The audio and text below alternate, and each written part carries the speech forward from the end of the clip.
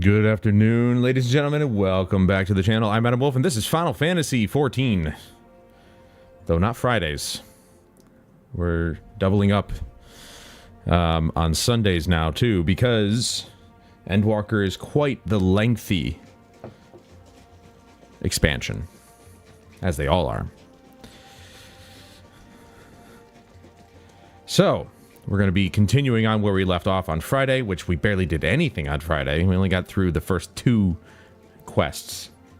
That was too quick. Need to loop that music a couple more times. Look. I think you need to calm down. It's in the game. You can hear it. We're going to be going for quite a while today. About, I figure 6 hours or so. I've made a decision because I look so dumb in this. I mean, look at me. It looks like somebody crocheted my jacket. That's what that looks like. It's just a jacket of yarn. I'm actually going to experience the expansion in its fullest instead of just having the most yoked freaking character the whole time. We already got that part covered. But I would like to actually experience the gear as we go along. So, I've decided that I'm going to wear the new gear that I gather as I go along. And I'm going to put this stuff on the back burner. Hell, we might even get just as good gear down the road later on.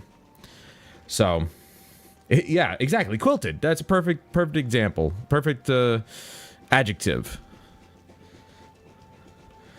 To basically convey what I'm seeing here. It is unlikely, but hey, you know, I'd like to actually see other gear. You know, how it literally has been since Heavensward that I've been max level the whole time. For every expansion after Heavensward, I've not had to even wear different gear. I just bought the new stuff from the market, and then that's all I wore the whole time. I want to look different. I want to experience the gear. So, the 2 pieces that we've gathered so far, I will put those on, and then I think what I'll do is I'll put on older gear that I have in my inventory. So, that way, we can actually really experience it. Would that be... Yes. So, the Gaja Grimoire. This is not normal. Shouldn't ever do this, but I want to. Let's sort this. Okay, that is sorted. Is this what we got?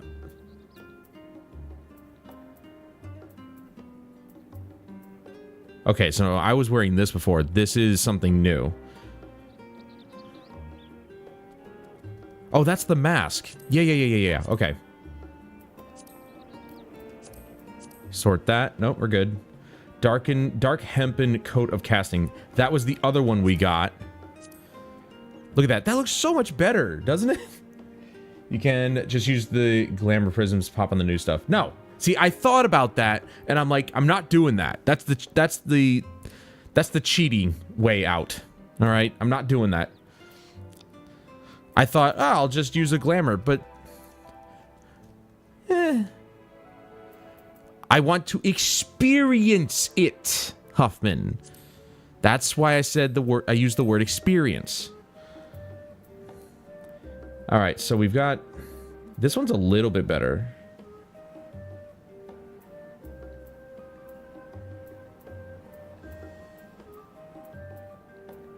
Yeah, okay. So this one's a little bit... I love how the sorting system just puts the best stuff at the top. That makes it so much easier to kind of just do stuff. Okay. Equip that.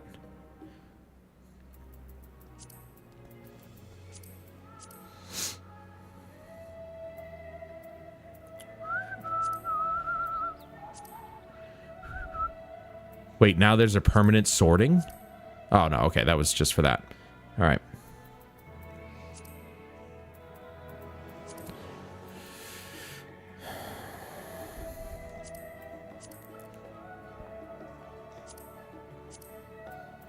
I just want to feel a sense of progression for, you know, it's been so long. It's been years. Crystarium is a Shadowbringer's gear. Yeah, but I haven't gotten everything to replace it yet, so that's what I'm talking about. I want to have that sense of progression, the sense of replacing the gear with every new quest that gives me new pieces. So what if it's level 80? The 90, I'm not going to get rid of the 90 stuff. Once we hit 90, I'll just put it back on. Or what's supposed to be 90. Or after the expansion. I don't know. Let's say after the expansion. Then I'll put it back on. I'm doing what I want! So I only have one of these rings. So I guess technically I would have carried over one of these because I only have one of the Crystarium rings. What? No. Stupid thing. Alright, there we go. Is that the better one?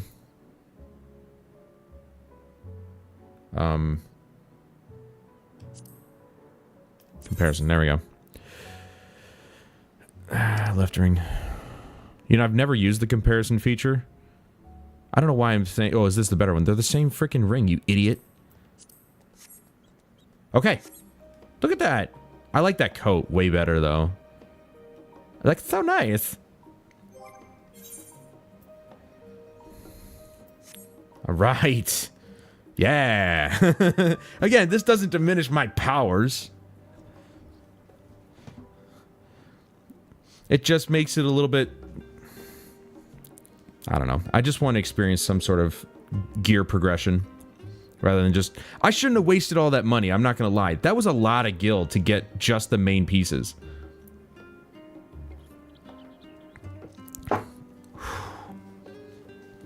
This is the last bit of my whiskey, so...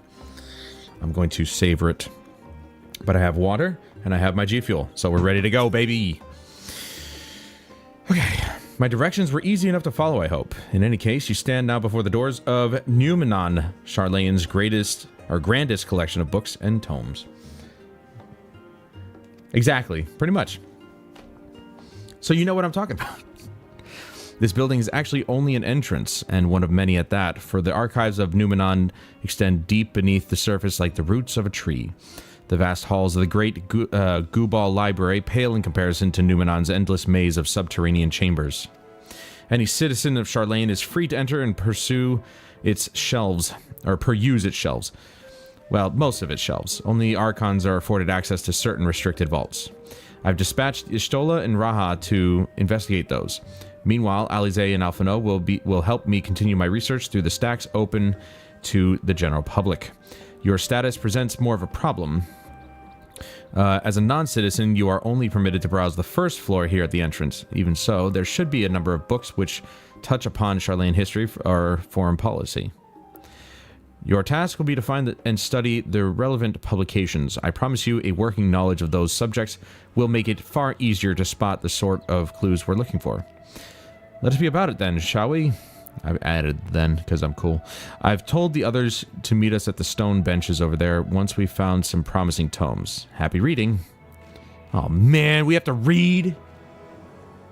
Who the hell wants to read?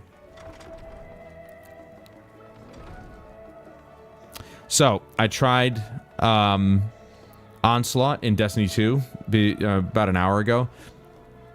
It's my kind of game mode, man. Just shoot things and grind.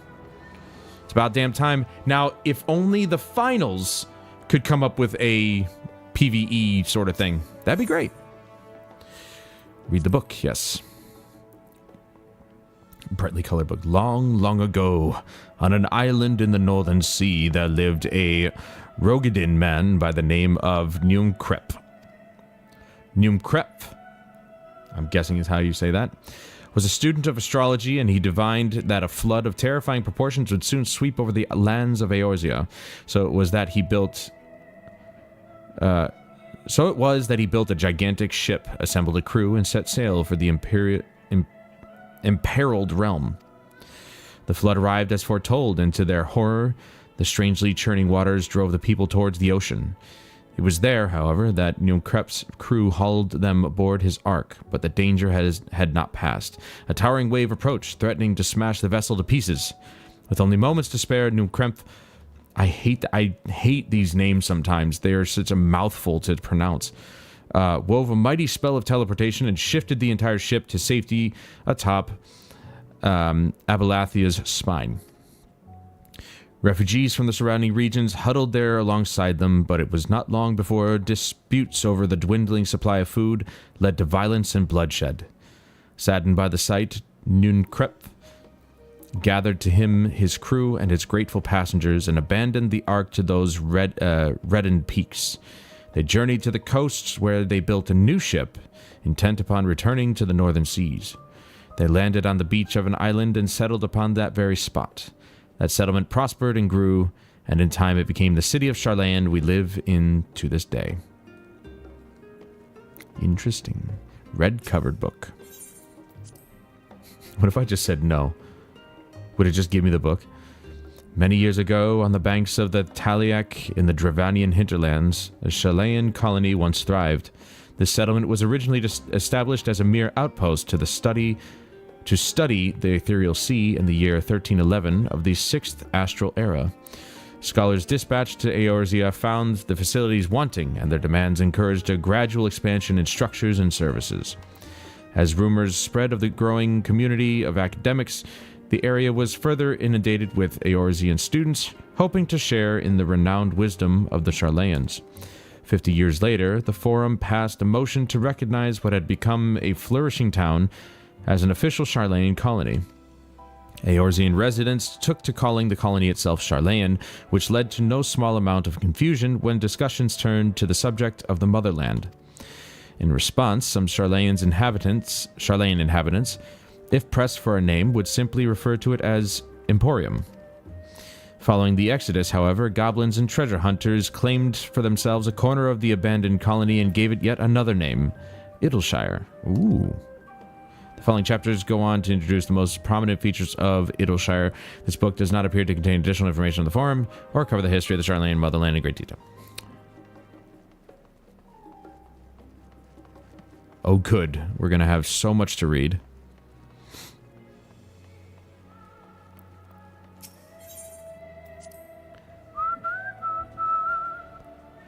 In the years which followed the founding of Sharlayan, civic policy and other matters of import were decided at the Ecclesia, a public forum at which every citizen was eligible to speak. As the city's population grew, however, this format became increasingly impractical. The larger number of participants gave rise to ever longer debates, resulting in significant delays of vital resolutions. Various measures were introduced in an attempt to curtail protracted discussions, but in the year 201 of the 6th astral era, it was ultimately decreed that Sharlayan would transition to a new form of governance. The nation would now be led by a body of 99 members, citizens chosen from amongst their peers by means of a nationwide vote. Thus was the Forum, as we know it today, conceived and created. Okay, that's number 2. Number 2.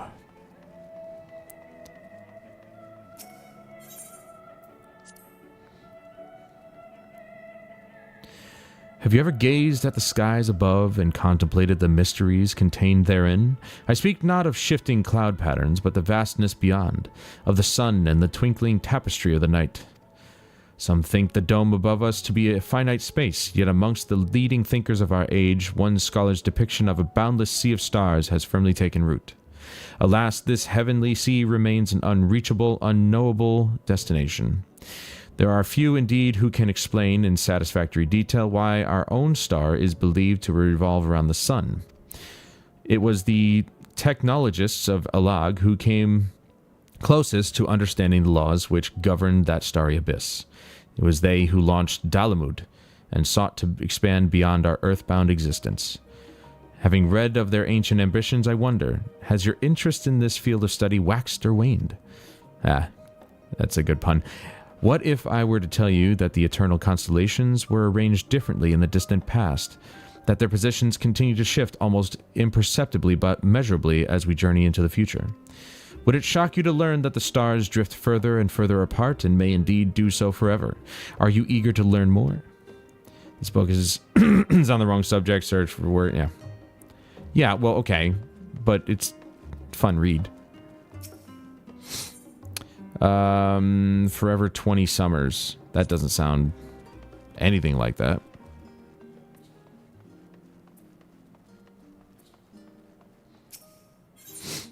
Stewards of Wisdom. Maybe that's it. During the chaos of the 6th Umbral Calamity, Archon Neumkrep, founder of Sharlayan, bore witness to the madness and savagery of men brought to the brink of despair. Upon raising a settlement on an island in the northern Empty, he instructed his people thus. I'm disappointed that the section doesn't inflict you with a status effect. Status effect of what? I become dumber by the minute for like 20 minutes. My intelligence just drops all of a sudden and I can't cast anything. Renounce the ways of war and pursue enlightenment through knowledge and reason. The Sharlayans took to heart the words of their savior and thenceforth served as stewards of wisdom. Upon a foundation of accumulated learning, they built a homeland unlike any other, a nation born from strength of minds rather than strength of arms.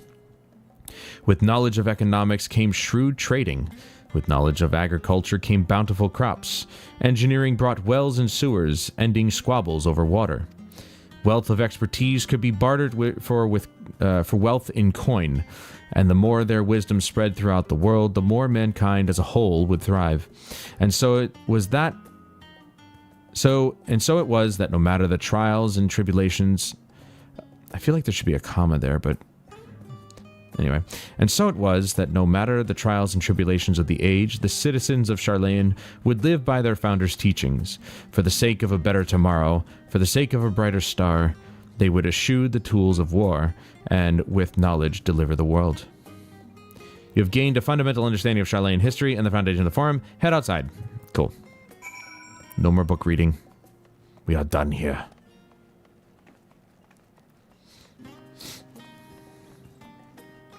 I have 3 drinks, and I'm like, which one do I go for?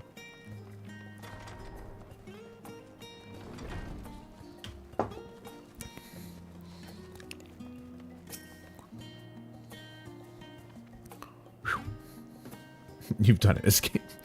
We gotta get out of here. I'm learning too much.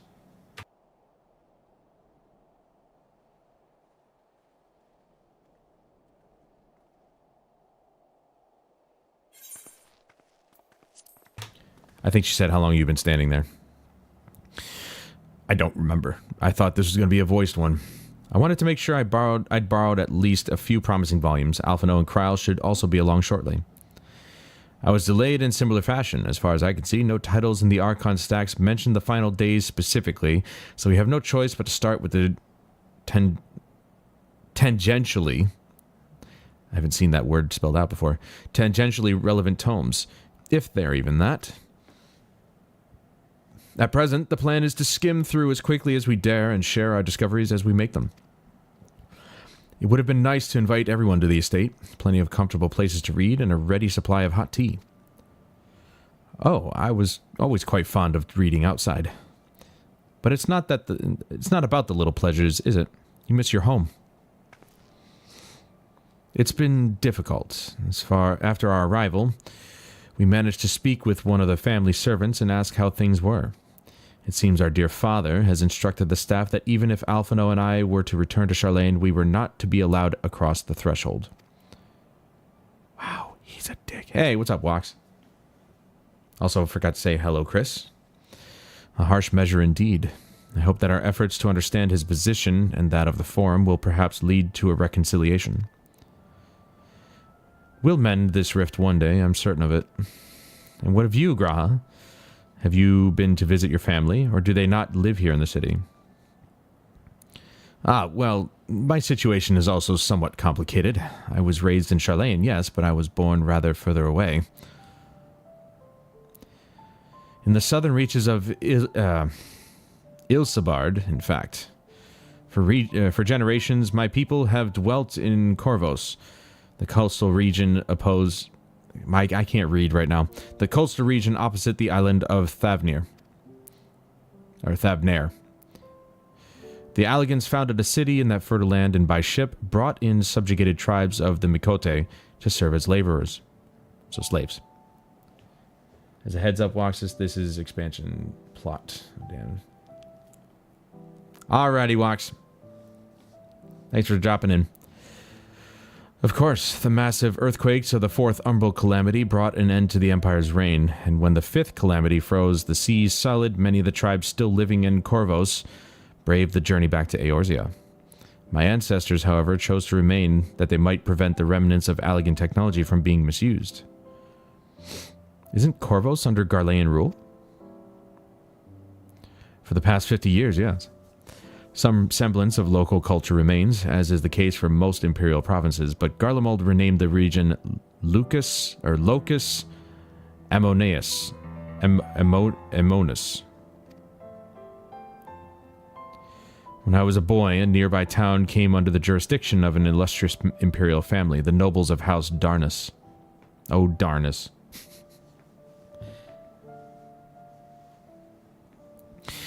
House Darnus demonstrated a singular interest in Allagan civilization, and so my tribe was forced to consider a plan of action. For some time already, voices had been raised in favor of abandoning our ancient customs. After all, the Allagan eye no longer passed to our eldest children as reliably as it once had. Fear of discovery eventually tipped the scales, and the decision was made to bury our ties to the knowledge and traditions of Allag. As the last child born with the Allagan eye, I was given over to the custody of friends and the students of Beldessian, who had me registered as a Sharlayan citizen. I never even considered. Forgive me, it was an unkind question. Even Thancred was taken in by Archon Louis Sois, was he not? Stories of adopted... Is that supposed to be wives? Waifs? Wives, I guess. And rescued orphans are more common among Sharlayans than you might think. Yet regardless of our origins, we are all provided with an equal opportunity to learn, and with a sufficient perspicacity?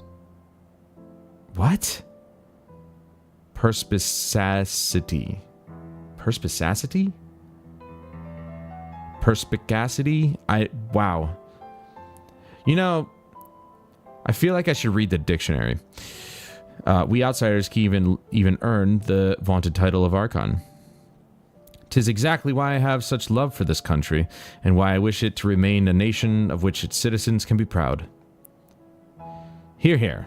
Another good reason to get to the bottom of the forum's stubbornness, aside from the trifling matter of our impending doom. Excuse us while we try to make some headway into these books, Valtamont. More company should be arriving any moment now. Waifs? I've never heard the term. Certainly never heard that word that he used before. Perspicacity? I guess? Perspicacity? I don't know. That doesn't sound right either. First one sounded more correct, I guess. The quality of having a ready insight into things' shrewdness. Yeah, I've never heard that word in my life. I don't even know how to pronounce it.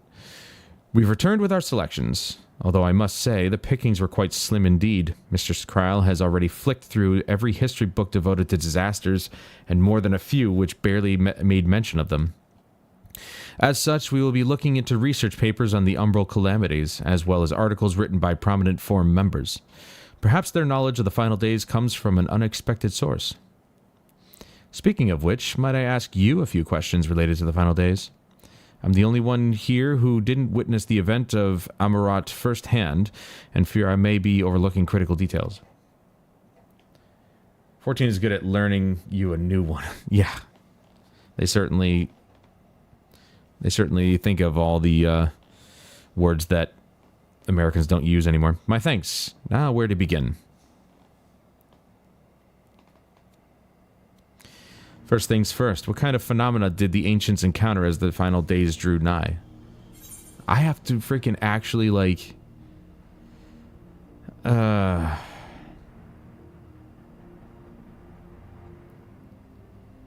have to actually, like, I don't remember any of this. I'm going to guess probably primals of unrivaled power. Primals of unrivaled power were summoned from the ether.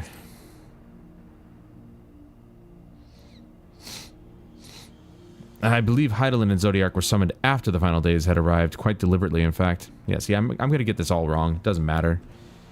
If we are speaking of phenomena caused by the final days, the chaos of creation magics run rampant is what first comes to mind. See, I was going to pick that one too. I chose poorly. Fear and despair manifested in terrible, tangible fashion. Meteors raining from the sky, fire erupting from the ground, indescribable abominations prowling the streets. That more or less aligns with my understanding. If only the arts of creation had survived until the present day, we might have had something substantial to analyze. To the best of our knowledge, however, those techniques were not preserved or passed on. Ishtola surmises that the closest known magic is that of the summoning rituals promulgated by the Ascians. Or promulgated? Promulgated? I don't know, whatever. There's another word! Was there aught else of note which heralded the approach of the final days?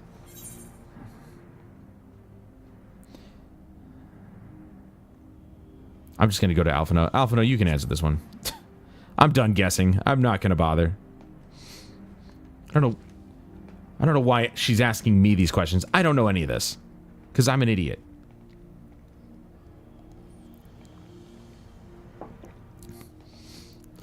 The Amortines were debating the cause of an anomaly which had been observed in the lands across the sea.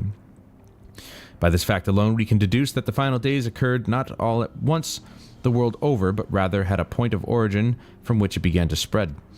Others also spoke of a keening sound rising from the land itself just before a region was visited by catastrophe. We never did hear this sound ourselves, of course, thrust as we were into the midst of the madness. So the ground was crying out, you say? To be considered the harbinger of doom, it must have been quite distinctive, and probably quite loud. You're only a book-learned summoner, formerly arcanist. Look, I'm a book-learned summoner for spells, not history. I'm a product of the stars. I'll have to speak with one of Numenon's mammoths and ask after any books which make mention of such a sound. Last but not least, would you describe how the ancients sought to quell this unprecedented calamity? What definitive action did they take? I'm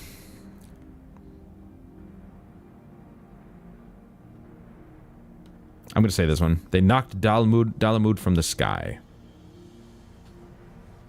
Well, I just got you. Surely you can't be serious. That was the 7th Umbral Clan. See, why am I answering these questions? Hardly an event in the distant past, and even if Dalamud had existed at the time, bringing down a moon of any kind would surely only make things worse. The ancients summoned Zodiac in response for the... I think it was just the first answer every single time. Because the first answer in the first question was the right answer, and then this third question also had the first answer being the correct one. I should have just picked the first answer. Many sacrificed themselves to bring him into being, with Elidibus serving as his heart. We do not know exactly how Zodiac brought salvation to the star, only that by his godlike will were the laws of nature set aright. Then, once the balance was redressed, the ancients offered up a further sacrifice to heal the ravages of the final days. Lives sprouted anew, and it was these fledgling souls they intended to render unto Zodiac.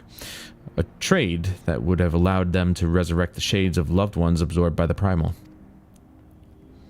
Or might have, had Venat and her fellows not manifested their opposition in the form of Hydaelyn. Thank you, both of you, for the detailed review. I didn't do anything. I don't know what she's thanking me for. I feel much more confident now in my understanding of events. With all that freshly in mind, it does make me wonder what the Telophoroi truly mean when they speak of bringing back the final days. We've seen what they're doing with those towers of theirs. Is forcing people to summon primals a kind of catalyst? Are they attempting to mirror the conditions caused by unstable creation magics? Pretty sure. So basically Zodiac, the one the Asians like, which I understand that part. You don't need to explain that. Was the one that saved everyone, but it cost 50% of the population to summon him. Heidelin came about to deal with that, technically. Yeah, so she's the yin to his yang, or vice versa. Or are they simply using the final days as a figure of speech? A convenient metaphor for the scale of destruction they plan to unleash. But this is all just pointless conjecture at this stage. Let us return to our attention to the forum, shall we? We should keep an eye out for Ishtola, but 'tis time we begin studying these research papers.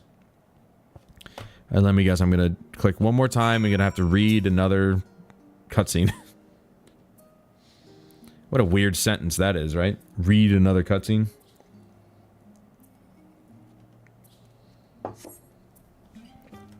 I just knew I should have picked the first answer. When in doubt, pick number 1. I'm the last, am I? Well, my extended research for the Archon stacks produced 1 or 2 possibly useful books. But I wouldn't get your hopes up. If you recall, Urianger learned of the source's reflections from the Gerun oracles. For its potential to cause panic and confusion, that tome was deemed apocrypha and sealed away in the Great Gubal Library. 'Tis even less likely that knowledge of the unsundered world, not to mention the horrors of the final days, would be left sitting on a shelf for any curious scholar to find. It stands to reason that my colleagues, be they archons or counselors, should perforce be largely ignorant of the subject. Yet when you confronted Master Fortunato with knowledge of the Telophroi and their machinations, he scoffed at the suggestion that they posed a threat. He seemed adamant that the Forum would know if the final days were truly upon us. Which only supports the conclusion that whatever privileged wisdom is guiding the Forum's behavior, it is being kept secret from the rest of the nation. That sounds a lot like our government. Not that I mean to excuse myself from reading duty. Whether they contain mention of the final days or no, these books could yet hold something of value. You weren't thinking of leaving, were you? There's plenty of work for everyone. What? What's she talking about? Where are we gonna go? We're on a mission here. Now suck my cock.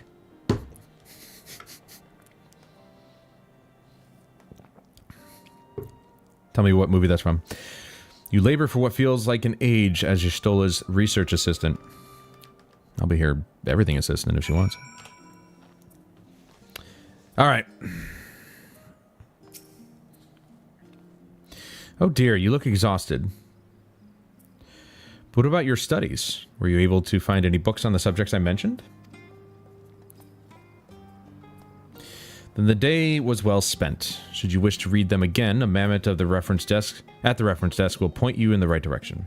For the moment, though, I suggest you take a well-deserved rest. We might be occupied with our research for quite some time. So I get to take a break, everybody else gets to keep reading. Sounds like our government, literally every single human being on the face of the earth. Yep. Don't know the answer to that one. You don't know you don't know what movie that's from? Dude, it's such a good movie. We got a new piece of gear, though. Hey-oh! We got foots. We got feetsies. Not that. Sold it. Oh, I have to open it first.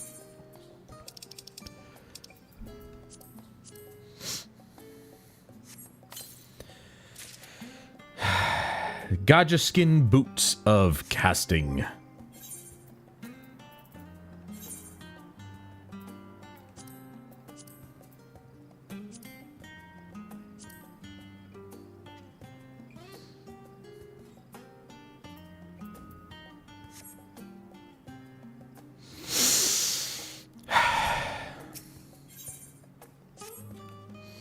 Ready for a tea break, Valtima? I know I am.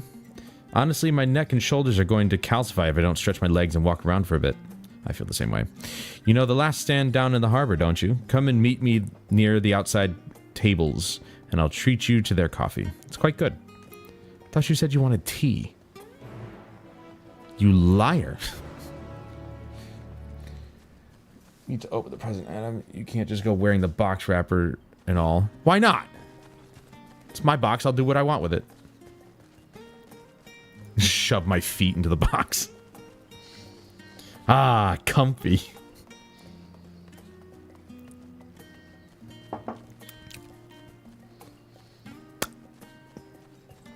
I guess I can't take a shortcut. I have to go across the bridge.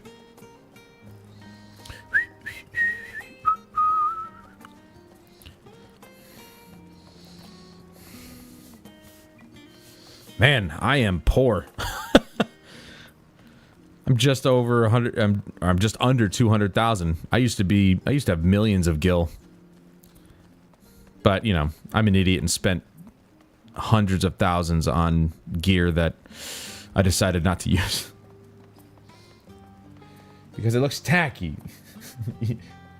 Your Warrior of Light would never be such a fashion disaster. Challenge accepted. Look at me now! It's all a disaster. I mean, just look at the level 90 gear. That's a disaster. As busy as ever I've seen.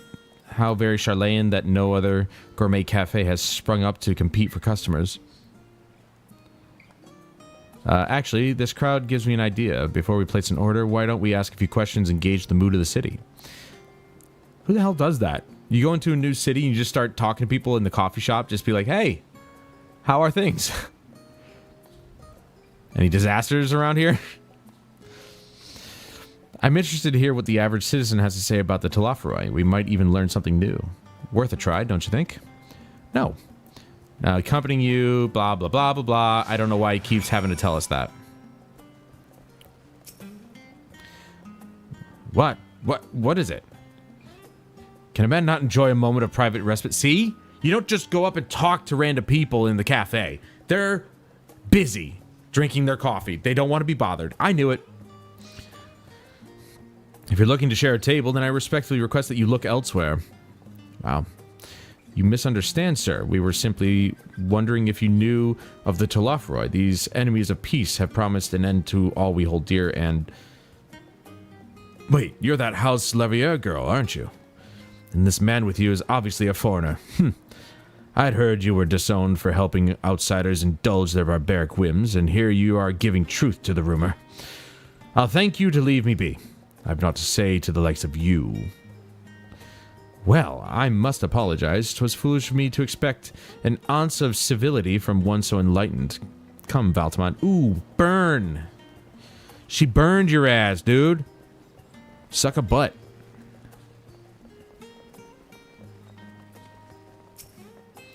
Yes, I don't believe I've had the pleasure. Pray excuse the interruption, but we were hoping you might share your thoughts on the Telophoroi and their unconscionable plans. My goodness, if it isn't the young Miss Lavieur. My apologies, but I work in the offices of the Forum, and if word reached Master Fortuneau that I was helping you... I see. We're sorry to have bothered you. Wow. Being disowned by her father has really kind of put a damper on the plans here. What's up, Dickon? Welcome, sir. What can I offer you today? Coffee. Wait, is that Mistress Alize I see there? My word, how long has it been? Far too long. Meet Dickon, the owner of The Last Stand. I used to frequent his cafe on occasion, in between lessons at the stadium. That seems like an age ago now. I remember hearing that you and Master Alphino had set sail for Eorzea, but then you never came back. Lately, there's been gossip about your father disowning the pair of you. Everything all right at home? At least he's being nice about it. It's complicated, and I hadn't expected complete strangers to be so familiar with our situation quite so quickly. Everyone has an opinion, it seems. Well, it is House Lavier. No matter how discreet Master Fortuneau may have been, news of your family's doings never stays secret for long. Things being what they are, what brings you back to the city now, of all times? We have questions, and only Sharlayan has the answers. Tell me, Master Dickon, have you heard anything about an apocalypse called the Final Days? What, like the end of the world? Nothing like that, I'm afraid, and that's what you're here to find? Information on this apocalypse? Yes, whatever we can learn. Unfortunately, your patrons appear to be unwilling to speak with me. I wish there was more I could do to help.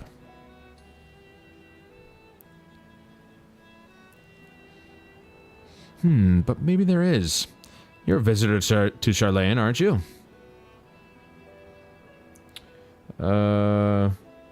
Get the vibe. Local rumors, gossip, so on. Honestly, yeah, Alize, you are just bothering people trying to enjoy some peace and quiet meal. Yeah. He just has some boxes of sugar on the counter in front of him. True. Well, you know, it could be good sugar.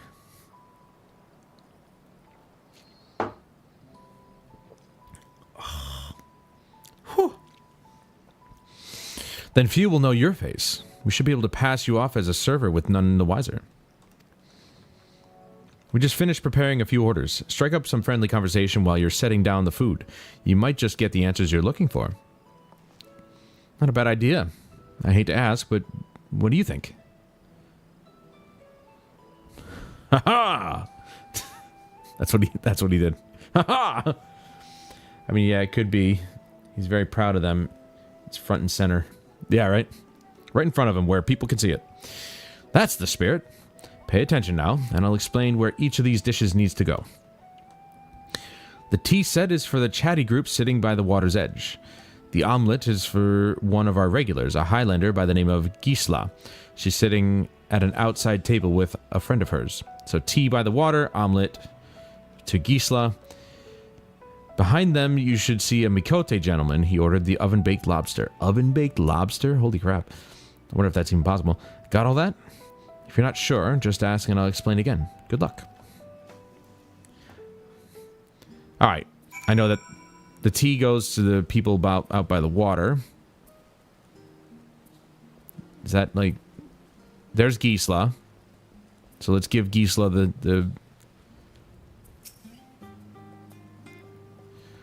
It's featured a piece call about a so-called champion of Eorzea. They say this barbaric hero has prevailed in a multitude of battles, like some avatar of perfected violence. And it's almost uncanny how closely you match the given description. What an odd coincidence. Yes, very odd. Apparently I can't give her that much, or her stuff yet. Gotta go one at a time. So this is the tea set. Oh, my tea set. Lovely, thank you.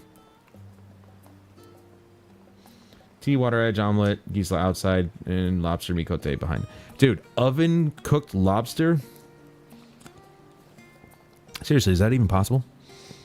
The Talofa who? I'm sorry, I've never heard of them or their final days. I forgot to change back to this.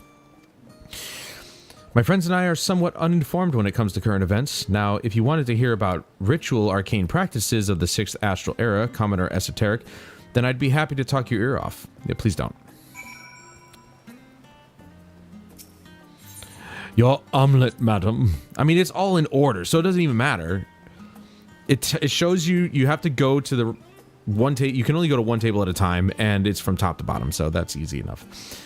Ah, finally. 2, 4, 6, 8. Let's dig in. No time to waste. Okay, that's a weird thing to say when you're by yourself, essentially. What? The Telophoroi? Yes, I remember seeing the name in the latest Gazette. That and some grand claim about the end of days. Same old senseless warmongering. When will these fools grow tired of spilling each other's blood? Best stay out of it, I say. The Forum made the right choice, and I fully support our decision to remain neutral. Well, aren't you just a bitch? Gee, I wonder. Urbane banter with a smile. That's funny. Boo, boo, boo. At last, the oven-baked lobster is mine.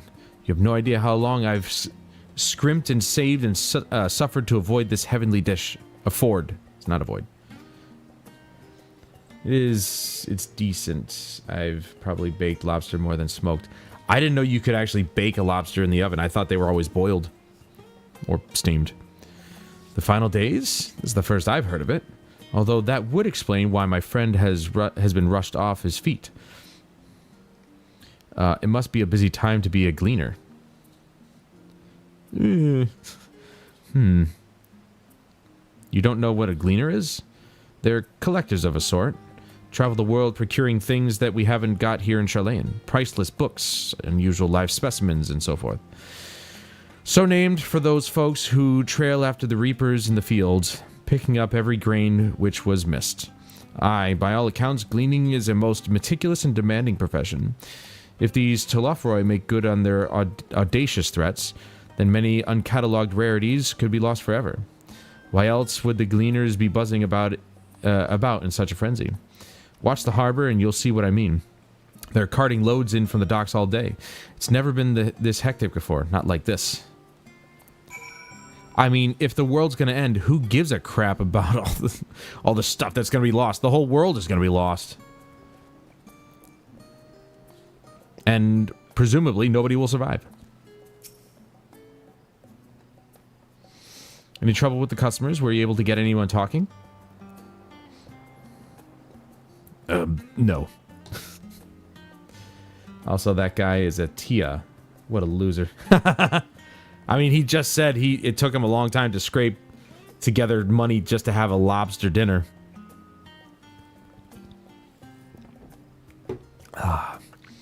Interesting. They seem unaware of the final days aside from whatever vague news the gazettes are printing. Even Dickon has nothing to offer. And he's the best source of gossip in the city. If the forum does have secret knowledge, then they've done an impressive job of ensuring no one whispers it in the wrong ear. In any case, thank you for playing the part so well. Here, that cup of coffee I promised. Oh, thank you, my dear. So good, I burned my mouth. But let's enjoy our drink somewhere else, shall we? Maybe behind the peristyle, away from the gossips and their wagging tongues. Ooh, we're going behind something?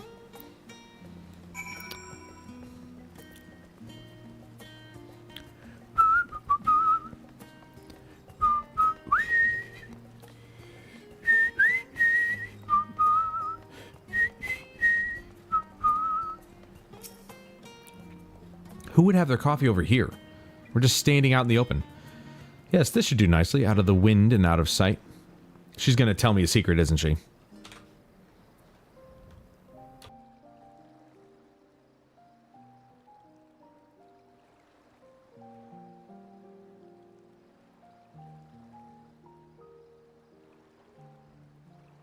When our father disowned us, I couldn't believe what I was hearing. It wasn't until much later that his words began to sink in, that I began to feel the weight of what it meant.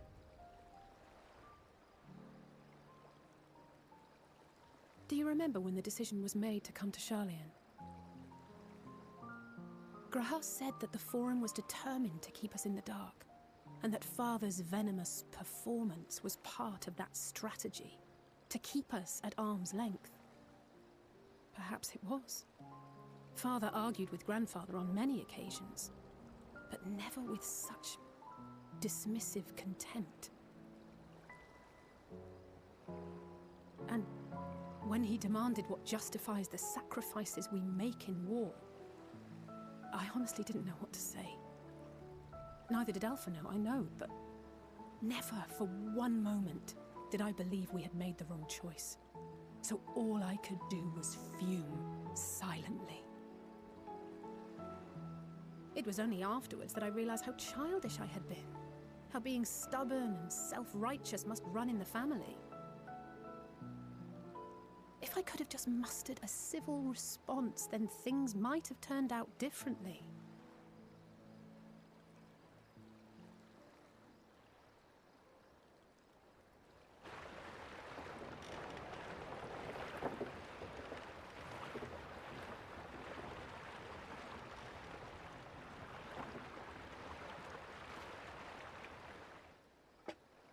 They must be ferrying goods to Labyrinthos.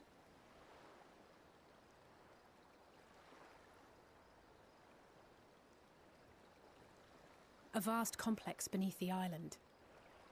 Sharlayan is famous for archiving knowledge from around the world.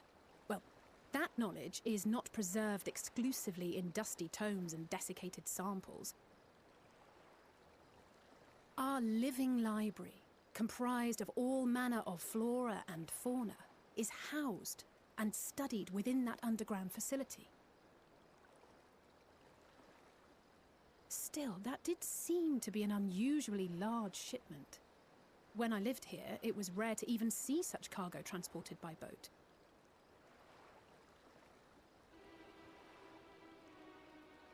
Wait! Didn't you hear something in the last stand about the gleaners coming and going more than usual? Well, I think they're the ones we saw manning those boats. And Gleaners answer to the Forum. If the appearance of the Telophoroi prompted this sudden burst of activity, then Labyrinthos may hold a clue as to what the Forum is planning.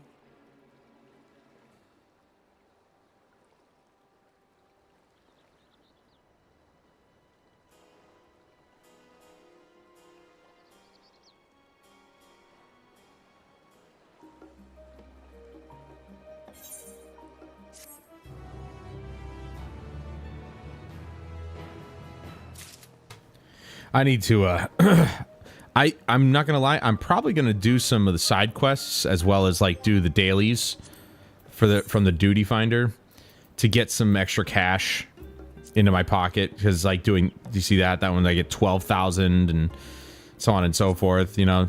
So I may not do the main scenario. I'm not gonna lie, I'm kind of sad that they only did one main scenario thing. Like it's just the one. It's the one area, and that's it. And that really sucks. They could have done something really good with those. But yeah, I'll probably spend a little bit of time doing that. There's the normal raids, alliance raids. Why is this locked? Average item level of 565 is required? Wow. Oops. Boy, they really don't want you doing these unless you're of the right level, even though it's a level 50 thing. That doesn't make any sense at all.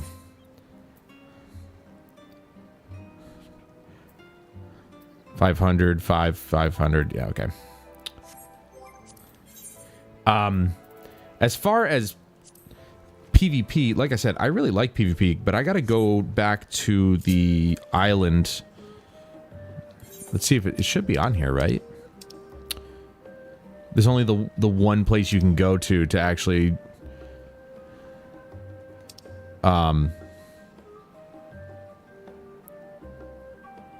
like choose your loadout for PvP. It's Wolf's Den, I think, is what it's called.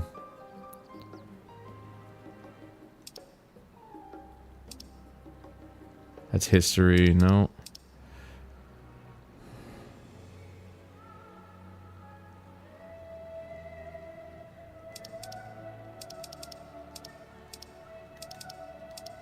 Wait, I don't know what that one is. I missed it, didn't I?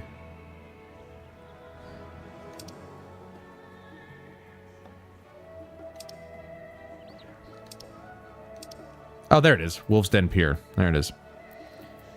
I don't know why that's the only place you can actually adjust your PvP loadout, but... Hold on.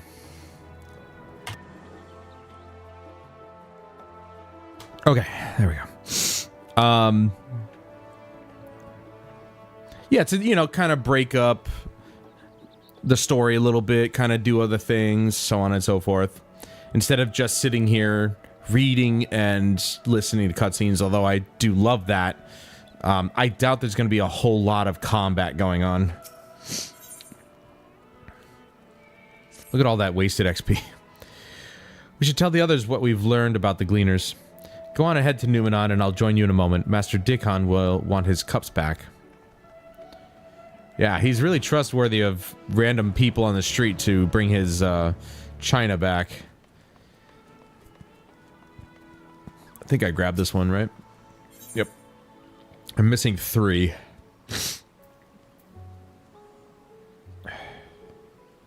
That's the one I'm at. I didn't pick up Journey's End or the Stadium. Right? Yeah, I thought I did. Weird. Anyway. Let's go grab this this quest up here. It's basically Sharlayan royalty. I mean, that's true, yeah. He doesn't know me, though.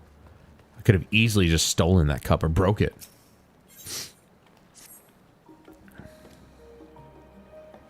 Obviously, I don't read these side quests. They're just here to unlock something for me. Let's go get... Let's go get this crystal over here. Alright, she's royalty. All right, we're not going to split hairs here. She is still royalty in my eyes. Her father's a dick. That's basically the long and short of it.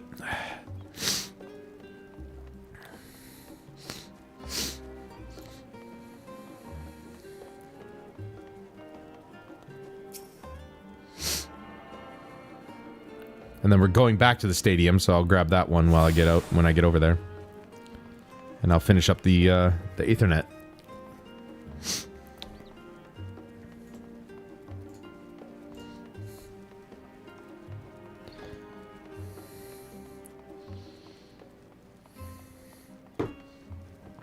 You drink and you pay for it. And he lets you just run off with it. It's a free cup. Yeah, right? I think it's fair. It's a fair trade. I spent money. What is that again? Oh, that's the market board. Oh my god, dude. There we go.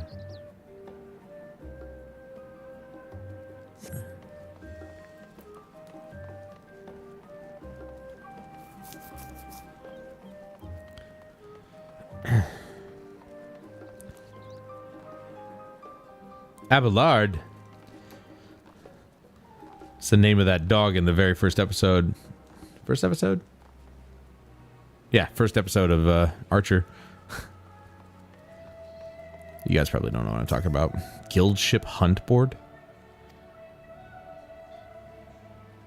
Whether you return with it or not is a moral question, like putting shopping carts back. Alright, well the shopping carts you didn't buy though. People who take shopping carts need to have their hands chopped off.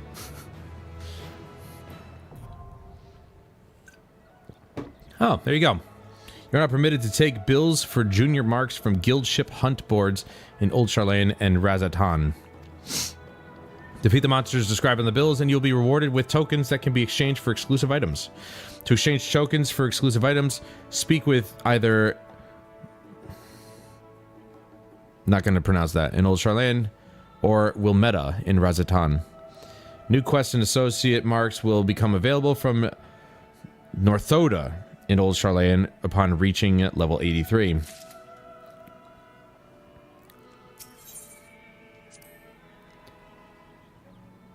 Certain conditions with the main scenario quest for Endwalker. Gotcha. Okay.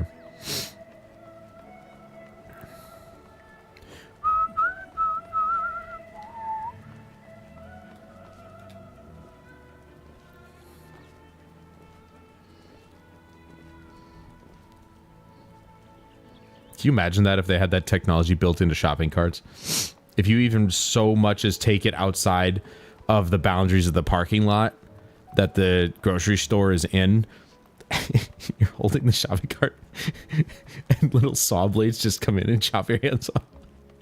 Ah! Oh, man. Take shopping carts. It's whether or not they return it to the spot or just ditch it. There is no consequences for or rewards either way.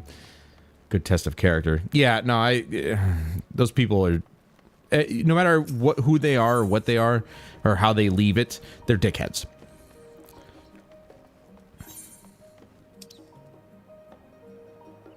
All right, I'm going to go up and get that shard and then we'll be good to go.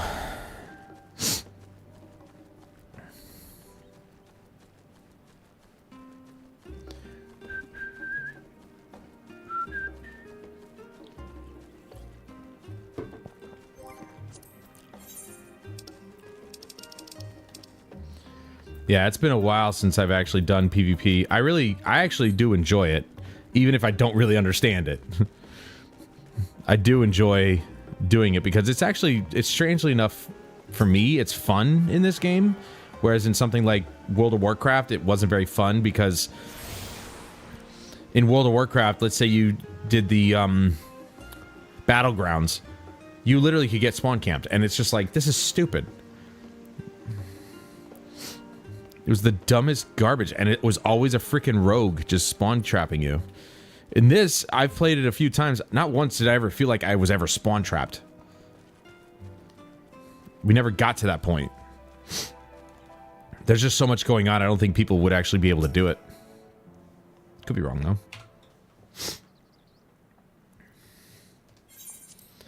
Welcome back, Valtamont. Been for a walk and cleared your head, have you? Yes, it's a nice sunny day. It started off sunny here, and then it just overcast. Then clouds out of nowhere again.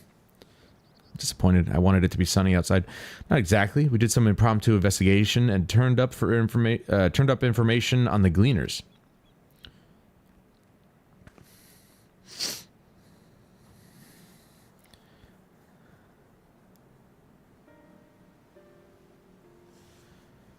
There was a 2-minute PvP match? I don't recall. I'll tell you what, though, watching the pros actually play PvP is something else, man. That is some wild stuff to watch.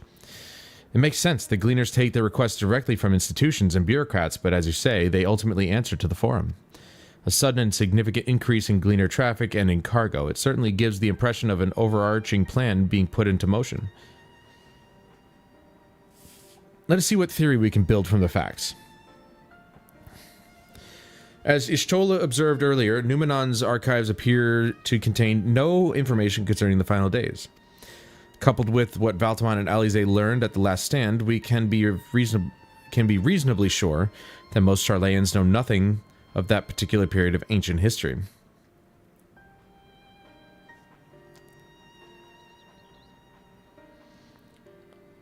Yeah, that's what the pros are playing. Yeah. I remember that now.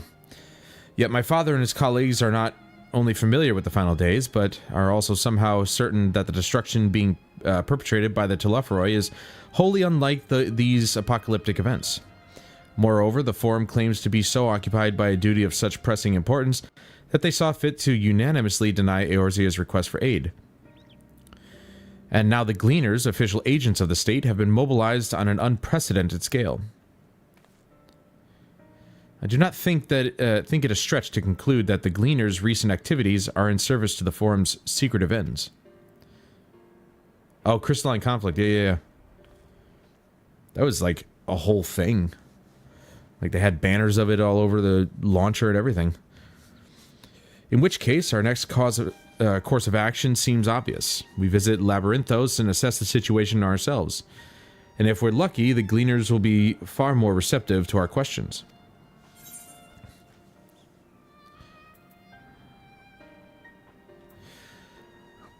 What should we expect down there? Modified the jobs.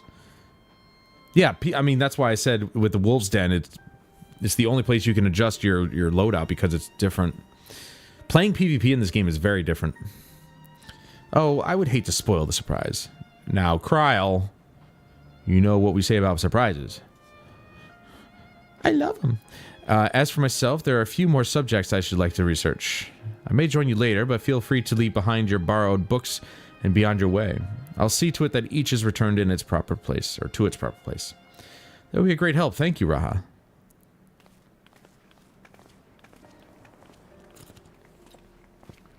I'm sure the jobs are like more streamlined in PvP. Less thinking and more doing. Did I maybe use this book? Just tossed it at her head, which is the book is like the size of her body. Let's head down the stairs over there and I'll show you where the entrance is. Boy, she loves spending time with your boy.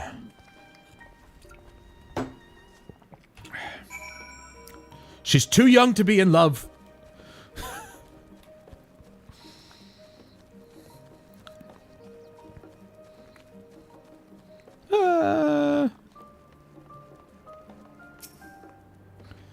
Ready? Labyrinthos is not too far from here, but you may find the path a bit disorienting.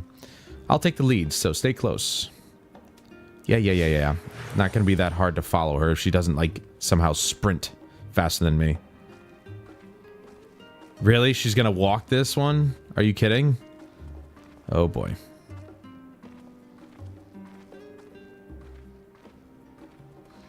Oh no. I'm falling behind. Oh man. Oh boy. Imagine if I just got on Torgal and just went whee. Speaking of which, I really need to pick up the because the next DLC is coming out for 16. All right, good. Now she's gonna run. I really need to pick up the first DLC. I gotta get back into that game. Somebody posted on Twitter and said, if you have 40 hours or less in this game, you're not a real Final Fantasy fan or something like that. And I was like, she's right.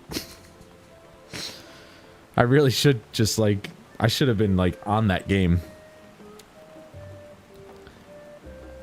Yeah, right? She just like we're not walking the whole way. Like, let's go.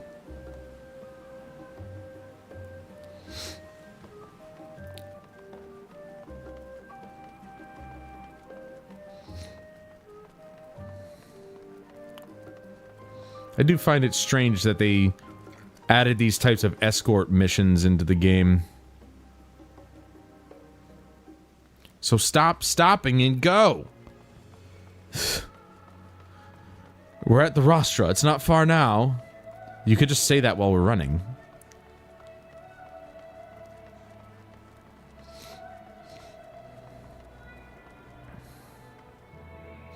Here we are, through this door and down the stairs. You did remember to attune to the shard back there, didn't you? It will make your life much easier if you need to come back in a hurry. Otherwise, we should keep moving. I already did it. Did it 10 years ago.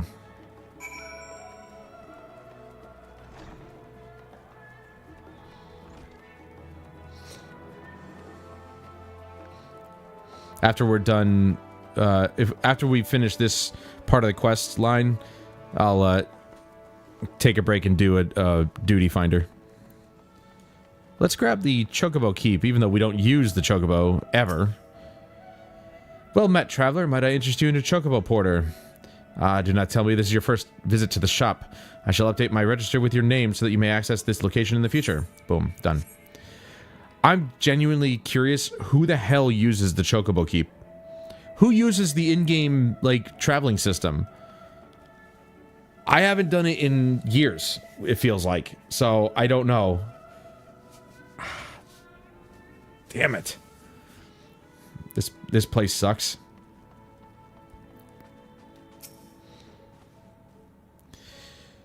We're all here now, yes? I've taken the liberty of securing permissions for our group's descent. Right, everyone onto the lift and down we go. Alright then. People that don't have a Chocobo. That's for like, what? 10 levels, maybe? Deep beneath the scholar's city shines a false sun within a fabricated sky. In any age exist those who consider the floor an extension of their bookshelves, and this vault's architects surely belonged to that special breed. If the stack grows too high, start a new one. If no room remains, then make more rooms. A simple solution at first, and then bit by bit, a profound transformation. Knowledge buried beneath knowledge, a growing, creeping labyrinth from which there is no escape.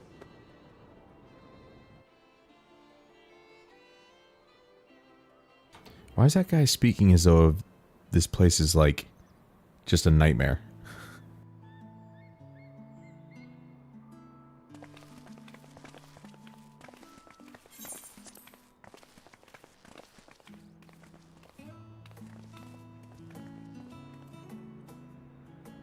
Not what you expected. I must admit, the artifice is very convincing. But I assure you that we are beneath Sharlayan itself. The breeze you feel, the flowing waters you hear, all created by the hand of man.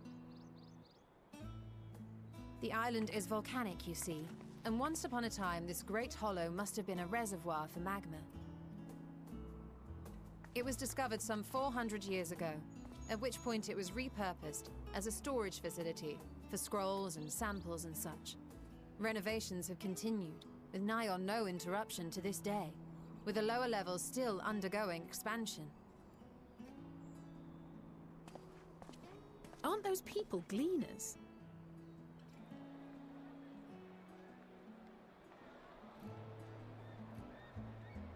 Aye, judging by their dress.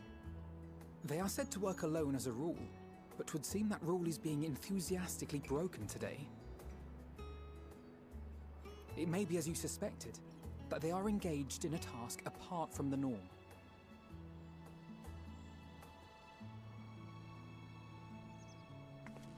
Let's spread out and get some answers then.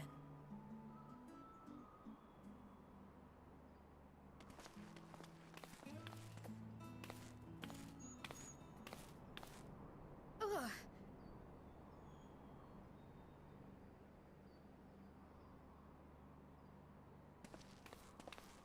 Did you call to me just now?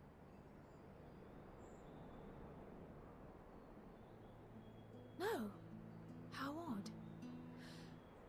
I must be a bit dizzy from the descent. I'll be fine, I'm sure. Let's get to work, shall we?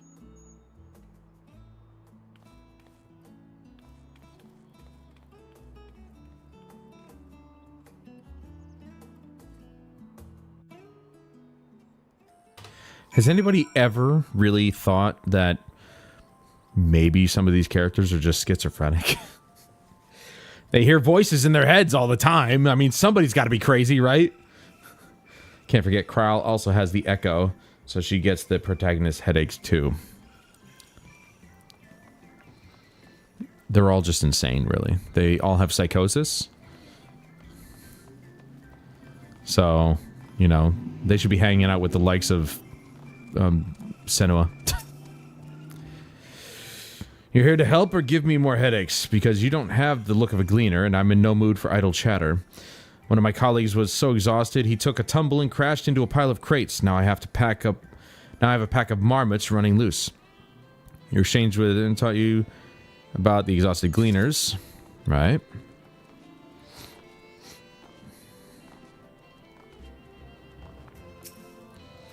Let me think. The Rhea seeds should be item 1058. Cumin seeds, 1059. Snurble the schnoz berries taste like schnozberries. 1060, or were they 1061? Ah, my head feels like it's stuffed with mako grass, or moko grass. Why more loads to take out? Why more loads to take out than carry in? Why do all this at once and risk mixing it up? What if someone mistakes the Kurthan carrots for the Abanian carrots? What then? Okay. Correct, you're an axe murderer. The fact that you aren't tied to a gurney with a muzzle is virtue of nobody strong enough to do it. I mean, I'm tall. I'm the tallest I could possibly be, so, you know. I tower over everybody, and I have the strength of 10 men. All thanks to Heidelin. You want to know what I'm doing? Hauling books and ore and fauna. If needs hauling, I haul it. Or if it needs hauling. Every decade or so, they take stock in labyrinthos. You know, sort and tidy up the inventory. Never seen an operation like this before, though. They just did one a few summers ago, even. Then, with no warning at all, this mess gets dropped in our laps. Orders from on high. Damned if I know the reason. Could be that they're changing the layout, eh? Preparing for the next big expansion. Okay, they're taking stock. Blah, blah, blah, blah, blah, blah, blah, blah, blah.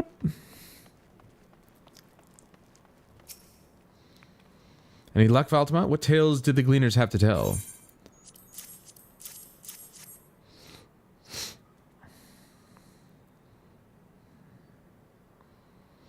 So this grand operation began without warning. And for every item they bring in, they're sending more inventory somewhere else. That would explain the haggard faces I've been seeing. We were right, the Forum is definitely up to something, and they're turning Labyrinthos upside down in the process. Alright. Ethernet destination is the hall in Labyrinthos. Okay. Hey, you can't just give all the credit to that primal. You're just a really cool person in a previous life. Alright, let's hit up the duty finder. The duty.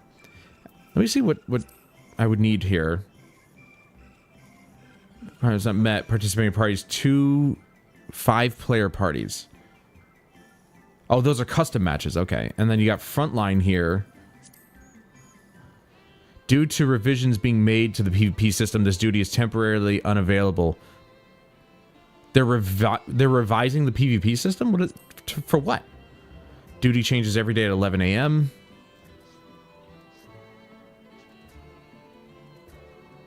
So why is it locked off? It's past 11. What about this one? Same thing. Oh, I see. Between these three. Gotcha. Okay. But this one is unavailable because they're changing the PvP system. Interesting. So that's frontline. I'm gonna have to read up on frontline because I can't remember what that is. And then we have this one is also locked out because of the changes. Hidden Gorge, Rival Wings.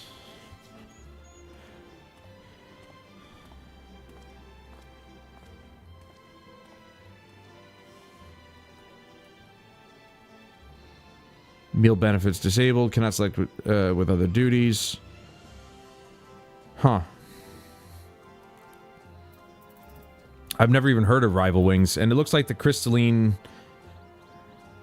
conflict is no longer a thing. At least as far as I can tell. Oh, I've never done the Savage one. I should really try doing the harder content at some point. Whoa, whoa, whoa, wait. Oh. Oh, I didn't unlock the stuff yet. See, that's why I was doing it. I've got a bunch missing. Then, ooh, we have the extreme. Extreme. You know what else? I don't understand why they stopped with guild hests either. Because, like, those were fine. Right? I mean, I thought they were okay. Little things here and there. Crystalline Conflict is what I would recommend if you want to do a quick little toe dip into the PvP. Well, I mean, like I said, I've done it before. I've never done Crystalline Conflict. But if they say no, then I guess I'll never touch PvP again. I don't know if it's there, though. I'm not seeing Crystalline... Oh, it's right here. Duh. It's at the first one. You got ranked matches. Will affect Rising Stars and Crystal Credits. Players with comparable PvP tiers and risers will be matched with one another. Parties will be sorted by role, tier, riser, and credit to ensure relatively equal averages. I'm not entirely sure what risers or credits are. Time limit 5 minutes. No consumable items. Current season is 11. Wow, I am so far behind. I mean, I've never actually... I'll play the casual matches to see what it's about. But I have to go to the island and figure out my whole thing first. Alright, let's take a breather from that. We got about 15-minute wait time as usual. It's average, give or take. Look at Mom, I'm dancing. I'm dancing.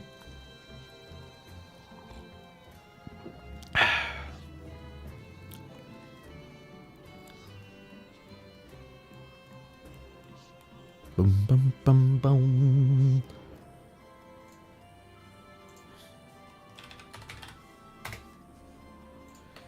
All right. We're still working on the old Sharlayan quest line. We're only on quest 4. So the quests are taking their time, but that's okay. We've got 4.5 hours still, so it's fine. But I did want to take a breather from the, I want to, like I said, I want to break it up so that way, you know, it doesn't become monotonous. 11, that's crazy. It was introduced in 6.1. Well, how long ago was that, though? Because they're on patch 7 now. All right. I think it's patch 7. Or patch 7's coming up. Or version 7, I should say, not patch 7. Anyway. Gonna go to the bathroom real quick while this finds me a match. I'll be right back.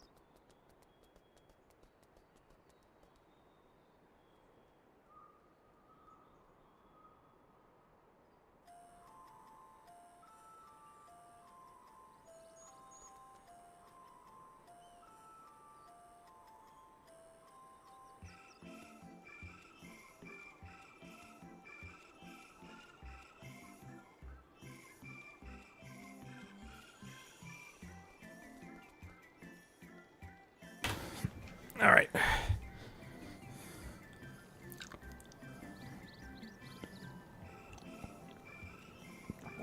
Taking some Excedrin to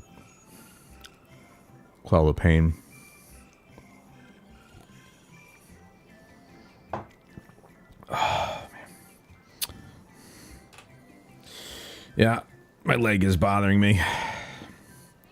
And my shoulder a little bit. I'm not sure why my shoulder is, but my leg is due to my back, so. 7 is next expansion. I think we're like 6.5 right now. I grow weary. I shall switch to mobile. Be right back. Alrighty.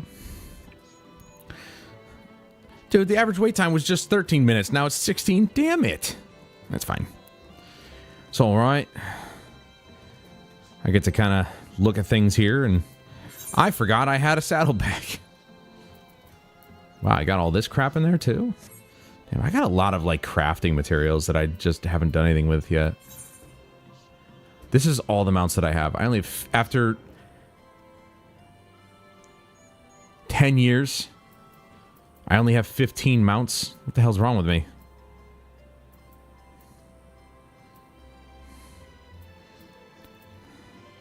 I love how it says he's terrestrial, but he can fly. I think it's really just the fact that, like, it's the type of mount that it is. Like, it's a flyer, but see, like, they'll never touch the ground. Like, if I call this thing in, how is it not going to just use its feet to walk around on the ground? So how would it be an airborne? It totally doesn't make any sense, though. You know, for, like, the behemoth to fly. It doesn't make any sense for Torgal to fly either. So, I don't know. I don't know why they label them as such, if it doesn't really matter. But yeah, I am hurting for cash in this game. I spent so much of it for no reason.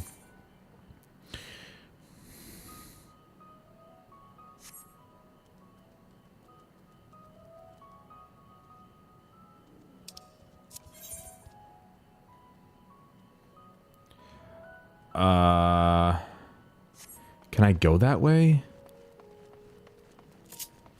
I can, okay. I can mount up here. It's so stupid. It looks so dumb. It always just looks so stupid. It's funny, though. Let me go back to the horse. That's more appropriate. Can't fly yet. Don't know if we'll be able to fly in this area, to be honest, but... Let's see if we can go over there. Probably can't.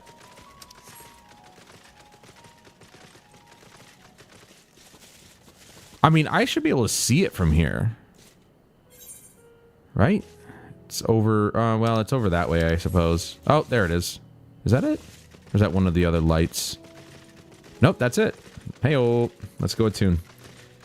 To the benefit or detriment of all. Well, how about both? The benefit that you're here and the detriment to our self-esteem as you break us down bit by bit.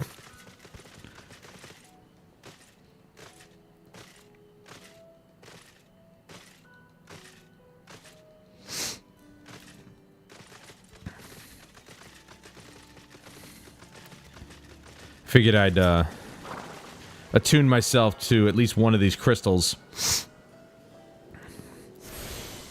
Because I want to make a journey over to... Nope.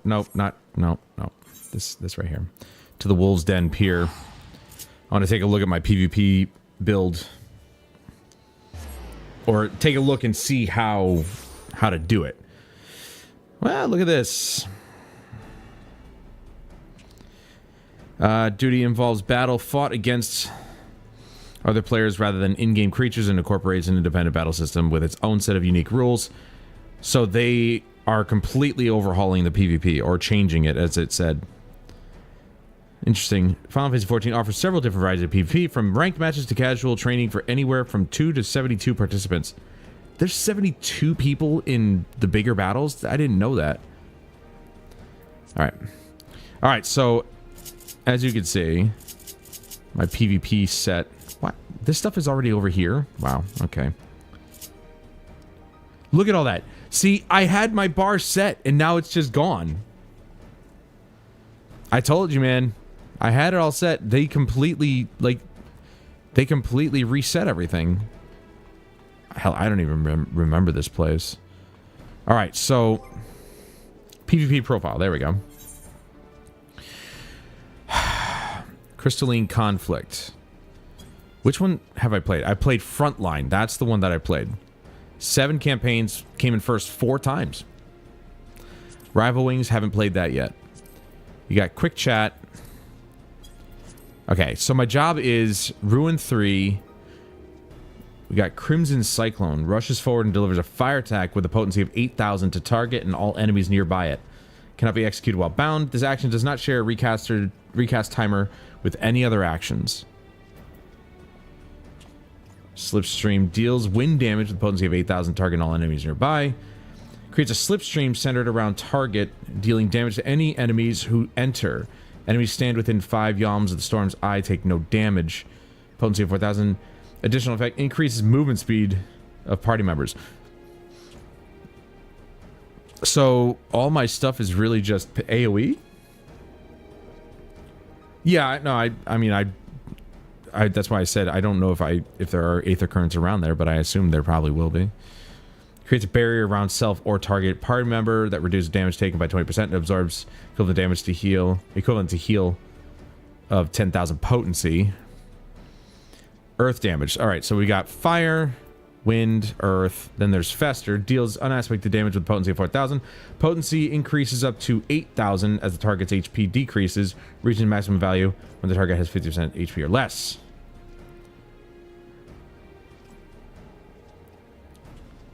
So, really, I should only use Fester on people who have half health. Sucks until you get to fly. So I can okay, so I am still summoning things, but there's Bahamut and Phoenix. Summons Bahamut to fight. Will execute Mega Flare upon... Okay, so I could basically... I would have to create another... I don't have to create another one. Actions changes to Enkindle Bahamut upon execution. Ruin 3 changes to Astral Impulse. Right. So, obviously... So, my only abilities are right here. These are it. That's kind of nice. Everything else is all just passive. Or, okay, no, okay, we got the elixir down here. Okay, so those are my main abilities, and then I've got passive ones here. Sprint, guard, 90% and grants immunity to stun, heavy, bind, silence, half asleep, sleep, deep freeze, and knockback and draw-in effects. Damn. And only 30-second cooldown.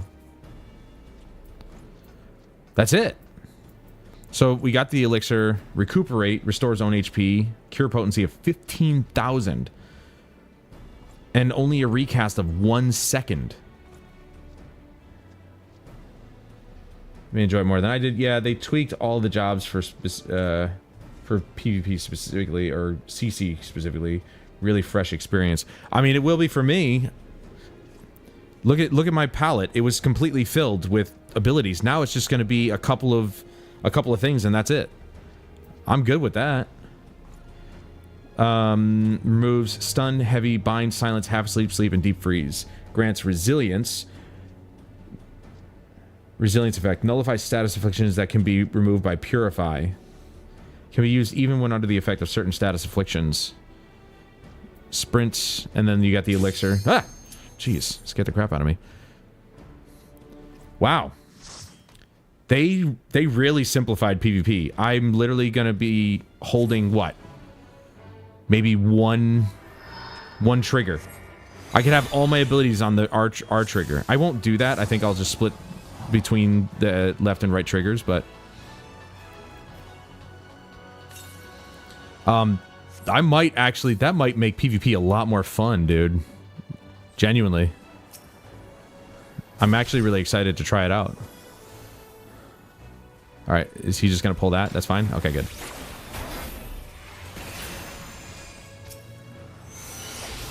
Well, that was a waste.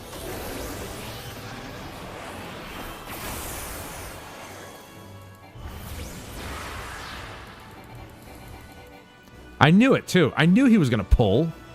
Why did I even bother starting my attack? I knew that was gonna happen, dude.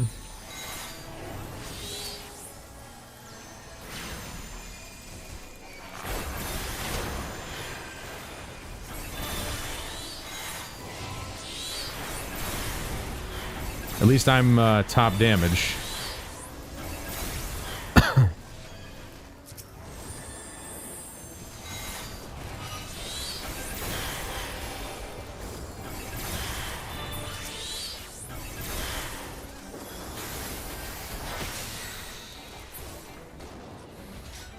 What level are we? 60.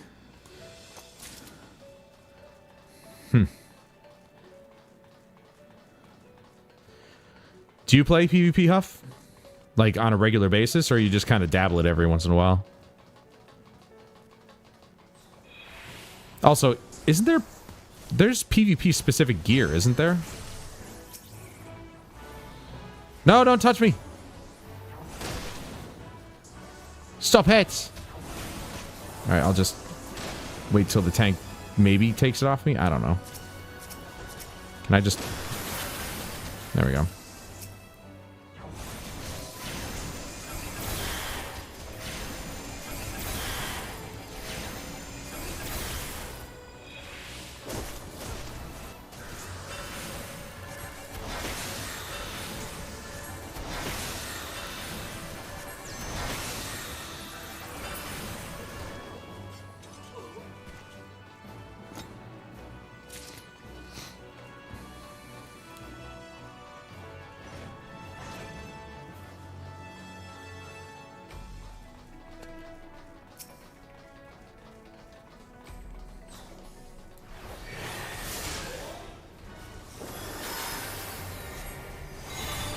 That's not what I wanted to do.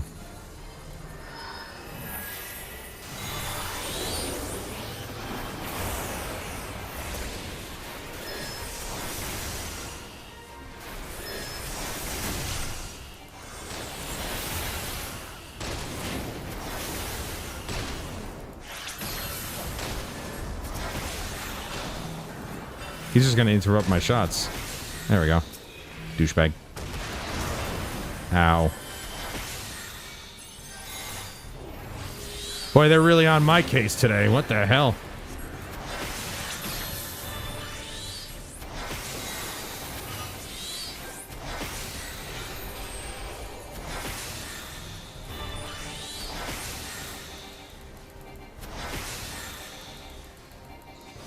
I actually don't remember this dungeon. It's been a long time.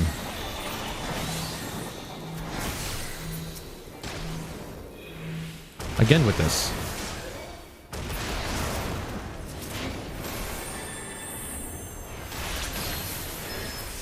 Get out of here.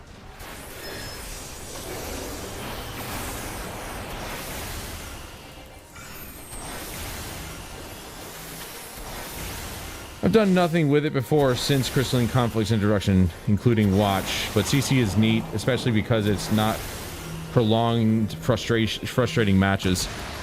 See, that's the thing. I actually really liked Frontline. Frontline was a lot of fun because it's just two massive armies just going at it. And I guess that's just my kind of game mode. Because, like, even if I don't do well, if my team does, then I can still win. You know, there are definitely people who are far better than I am at PvP, and I trust them to actually do well. I don't know why I'm even looking at that. You know, there are people who live and breathe PvP. I'm wondering if there's even people in this game who've never even touched the PvE. I wonder if that's even possible.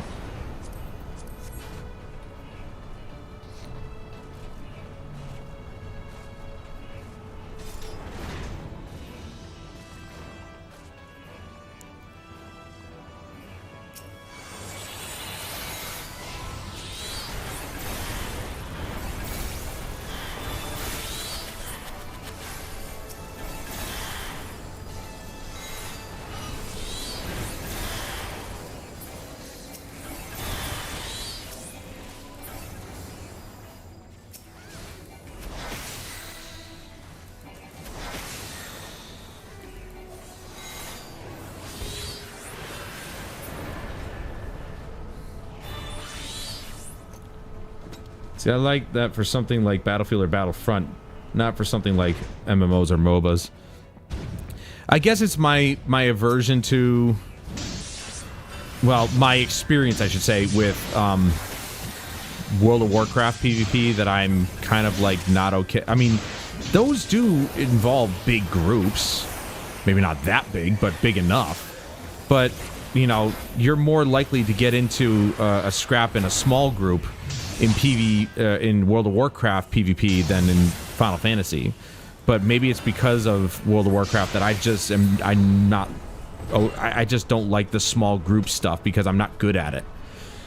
The larger group stuff will allow me to actually get used to it, and then maybe I'll go to smaller group stuff later on. That might be the way to go. That might be the reason why I don't want to, you know, do it at the moment. I'd rather do the large group stuff. So Frontline, as you saw, I only played 7 matches, but I enjoyed every freaking second of it. I was very surprised when I first played PvP in this game that I even liked it, even remotely, a little bit.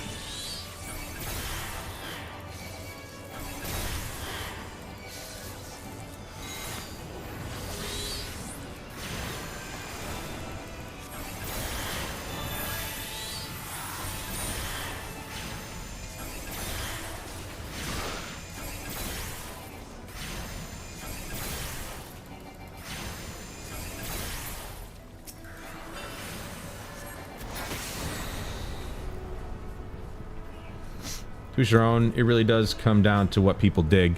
Well, and that's why I love this game. And I love the fact that I finally just decided to make it a part of the main streaming lineup, because it's just so, every time I come back to it, I'm just like, why did I ever stop playing this game? Even a little bit, you know?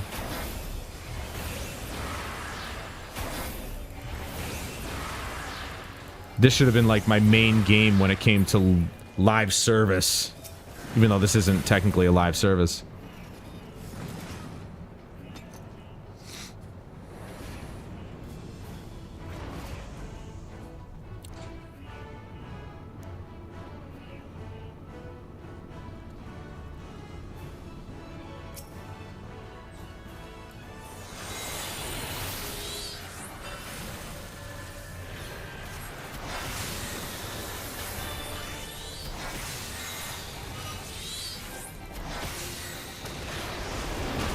Ow.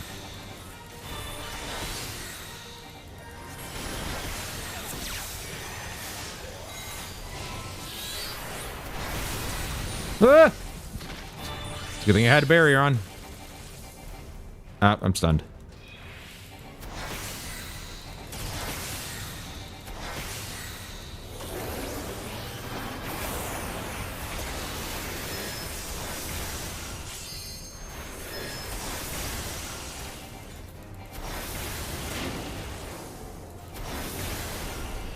Oh, perfect. Yeah, just hit me when I'm in the freaking circle, you little douchebag.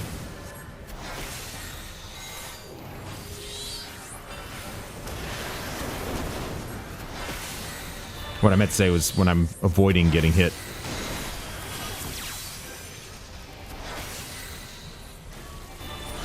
Up! And he's gonna do it again, dude. Why me? You're such a douche. My barrier wasn't ready yet. It was almost there. Sea of Thieves, I've been PvPing lately, and I really do like it. I'm actually really happy to see that one come into PlayStation. I'm not going to pick it up right away, as I haven't really picked up anything lately. I really want to get Stellar Blade, but yeah, I mean, again, $70 is a lot of money. Even though I know the game is going to be worth it, and I wholeheartedly trust the developers, because the guy put out a demo and it was fantastic. So definitely really excited about that one, but it'll be nice to see Sea of Thieves running on the superior console. Did I say that?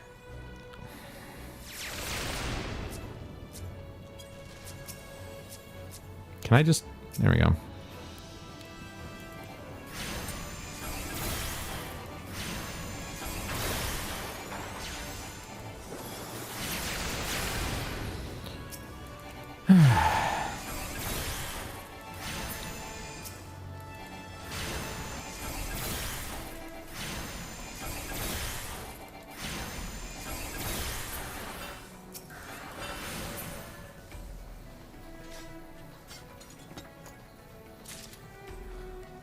Warm blood splatting on your face. I mean, what?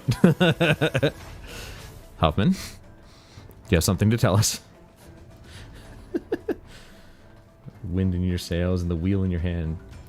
Banking cannon shots just right. Boarding enemies and cutting down 2 players like butter.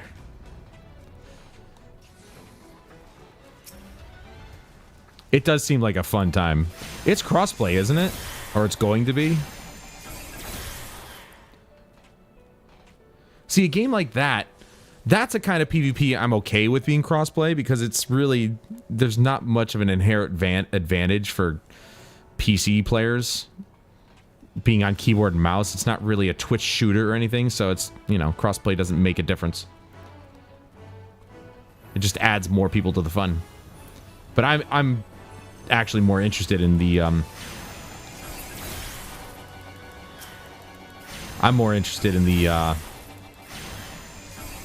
story and the quests and everything. I don't know if there's a story per se, but there are quests with their own kind of dialogue, which is nice. I think it is. I know it's between Steam and Xbox Game Pass at least. Well, once it comes out on PlayStation, I'm sure they'll add that in.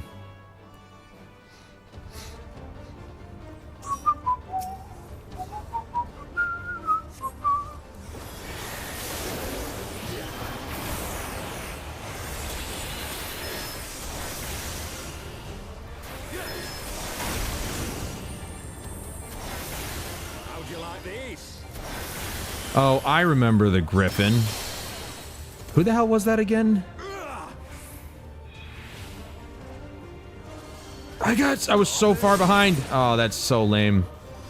I guess I'll stick closer to my teammates here.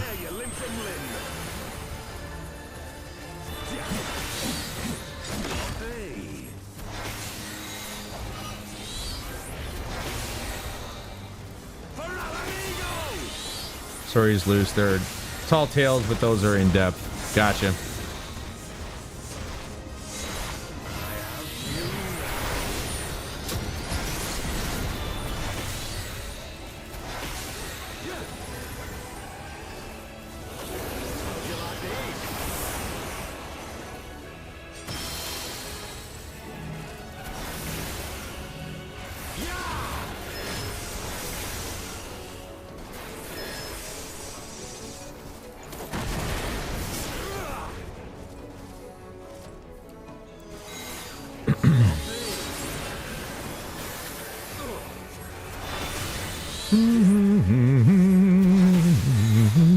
This is like I like this theme. One of the better ones for sure.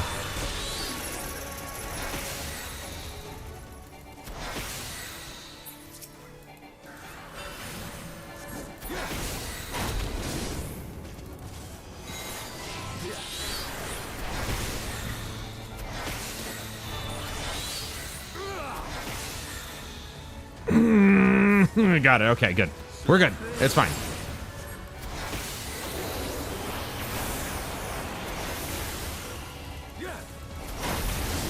My combo wasn't ready. I'll tear you limb from limb.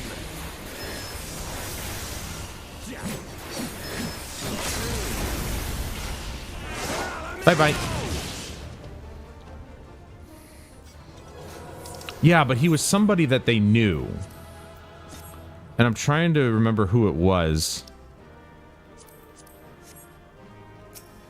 He was somebody that your party was familiar with, I think. Like an old friend or something? I can't remember. There is also Safer Seas, the co-op versus AI mode, which I think is great for learning the game. Reduced rewards, but good to do story stuff and learn the feel of stuff before dropping into the deep end. An Alamegan extremist or something. I don't think he was Ilbird. That might have been who I was thinking it might have been, was Ilbird. Okay, so that'll go there. Let's look at where all this stuff was. Bane, Outburst, Fester, Pain Flare. Like, look at all the stuff that was on the... And it's just reduced to all this. Just streamlining it, which I'm actually really happy about. You know? Just, let's streamline things here.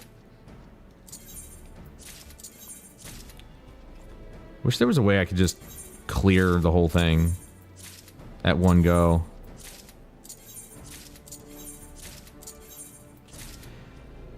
Okay, so now the question is, with summoning,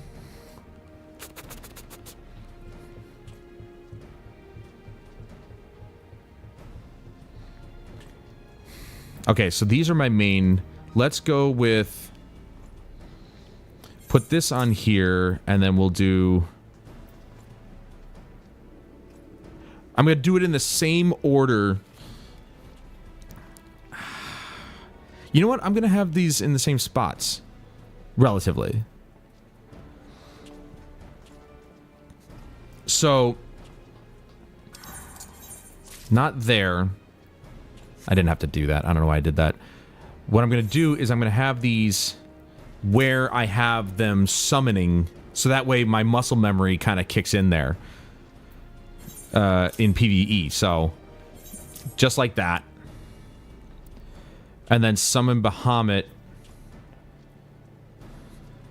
Wouldn't this just turn into Phoenix once you're done summoning Bahamut? Or they separated them completely here, I think, right? Because that's what it looks like to me. Now, as far as Fester goes, that's part of a combo, so...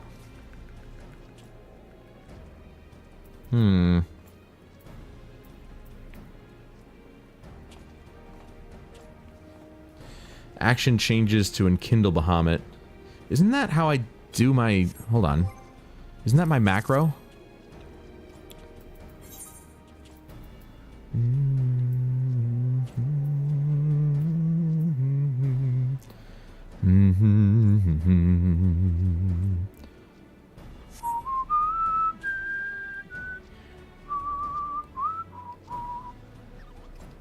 It's been a while. All I remember about Ilbert is treason and schloppy.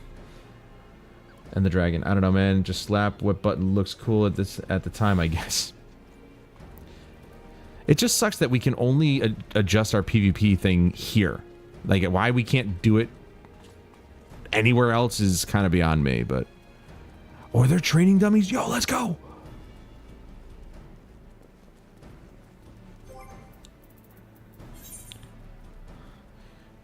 Okay, so Bahamut, he's supposed to be here, technically. Potency to all enemies nearby it. Inflicts first target with bind and all remaining targets with heavy. So if I go in, okay, let's say I do Crimson Cyclone, then I hit, oops, then I hit Mountain Buster. So I go in, Crimson Cyclone, and then smash with Mountain Buster. And on groups and stuff.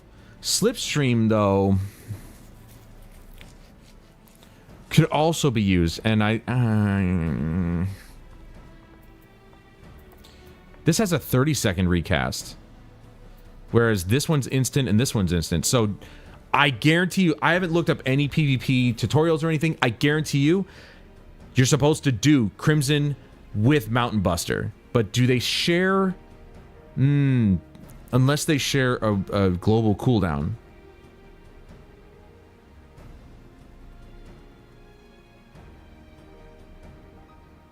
Yeah, but it feels like it's something that you would use to get into the group fight, don't you think? It's the same thing with Crimson Cyclone, to be honest. Damn it, dude. Zoning.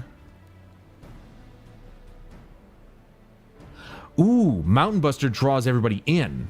That's an additional effect. So not only does it bind the first target, but it then hits all the remaining targets with heavy plus 75% and then draws in the remaining targets toward the first target. So it groups them together and really just sets them up to be hurt. For the... Okay, so this one's single target. So Fester's purely single target. But I think what I need to do, the combination would have to be... You know what? I might actually... I'm going to do this differently with this, because this is so different. This is going to go here. That's going to go... Nope. Sorry. There. And then this will go here. So I do boom, boom, and then Bahamut, summon him in once everybody's grouped together, and he just Mega Flare.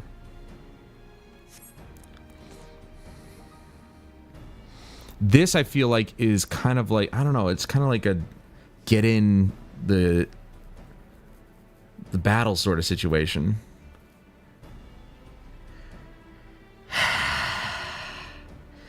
Radiant Aegis I might want to cast when I need to heal. If I'm like in a bind or something, I'm like running away to try and heal up or something.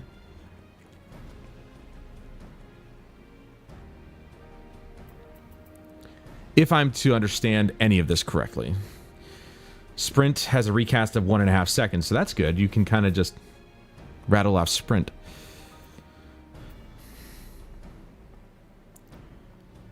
Absorbs damage. So I cast, if I cast, that's 30 seconds. This one is 20 seconds. So I can cast Radiant Aegis first, and then once that runs out, if I cast Guard, that'll keep me alive a little bit, and then I can recuperate.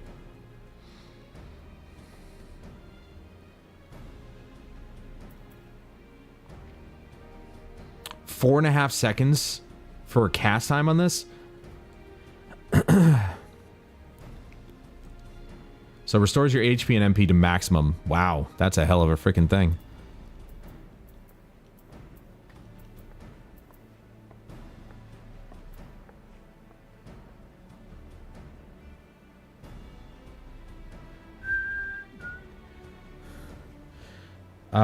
From the grapevine, they made Dark Knight like I imagined it. Dump health for big damage, risk reward, and lifesteal is back. Lifesteal it back. Everyone's at 90. I mean, this is just the PvP. First of all, welcome, Mikhail. I guess is how you say your name. Ulstos. Ulstos. I was just taking a breather from the story to do some duty finder, and we're gonna go back to doing story. I kind of got sucked into learning about PvP again because they changed everything, so I'm kind of just learning as I go here. This is gonna be fun though, the way that they streamline this. So we go boom, then boom. I can't, whoa, okay, but I can't call in Bahamut for some reason. I'm missing something.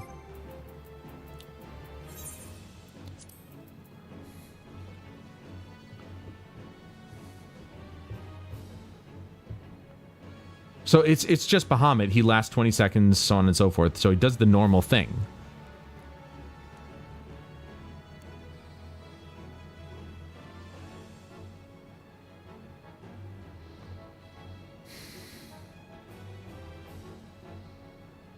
So how are you supposed to summon these then?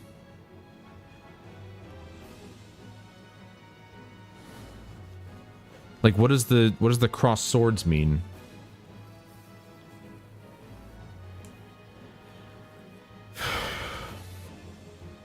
Oh, can only be... Oh, it's a limit break. Get the hell out of here. That's sick. Ah. They did that so you can't just keep spamming it. Okay, all right. All right, so Bahamut and Phoenix are limit breaks.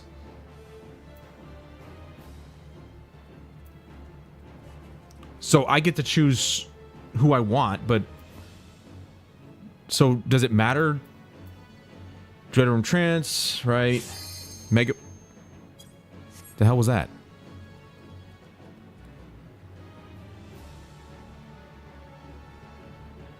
Anyway. All right. I'm not in combat anymore. Shut up. Stop.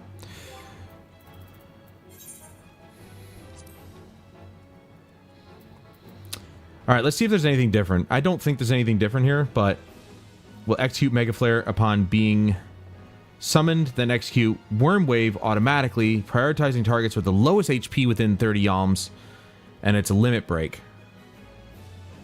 Action changes to Enkindle Bahamut upon execution. Ruin 3 changes to Astral Impulse, which is fine. Oh, wait. Oh, it was my limit break. Okay, so now we cast Ooh. I have to actually designate.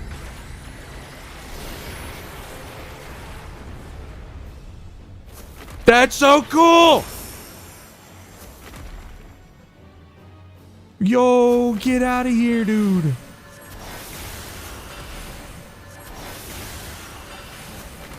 And for 20 seconds, I'm casting that. That's so sick. And your limit break actually goes quite quickly. I gotta check, I gotta adjust that HUD element. It's almost overlapped by the,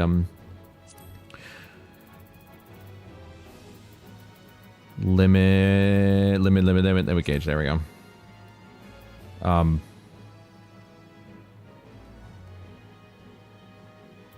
Here. I want to... How do I do this again? I'm losing my mind. It's been so long. I can even change... This wasn't here before, was it?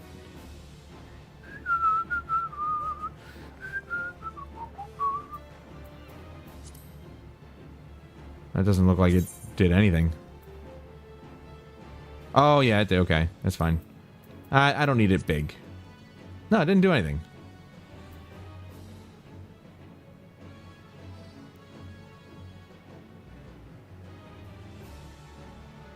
I'm trying to remember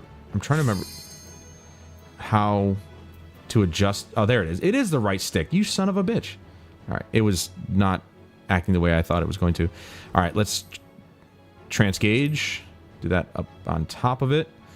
Aether flow gauge. Boop. And then save.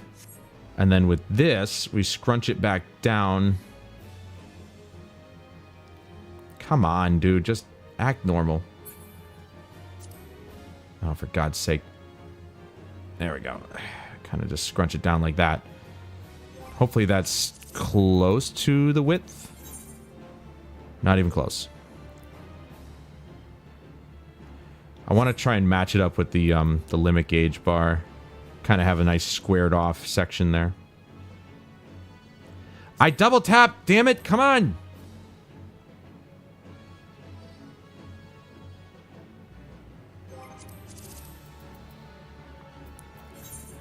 Close enough. All right, that's fine.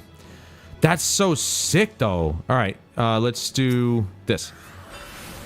So slipstream is... And then it creates that, which does damage around the main target. I thought it included the main target. Okay. Cast that first. So we cast slipstream first. I thought it was a charging in. Okay. Slipstream first, then... Okay, alright. Alright, I get it. Alright, that's fine. Alright, shut up. We swap those. Okay, cast that first. Then Crimson... Cyclone, then Mountain Blaster. Or Buster. And we just go in. So that's the combo. And then when the limit break happens...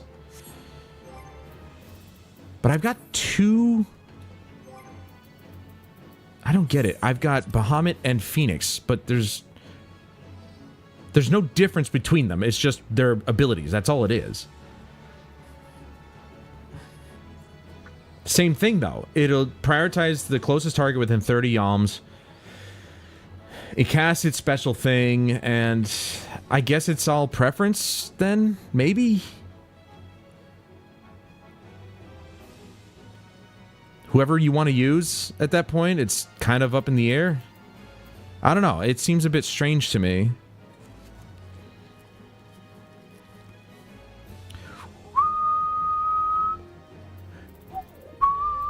And then Radiant Aegis. Don't forget to reset the targeting dummy enmity. Well, how?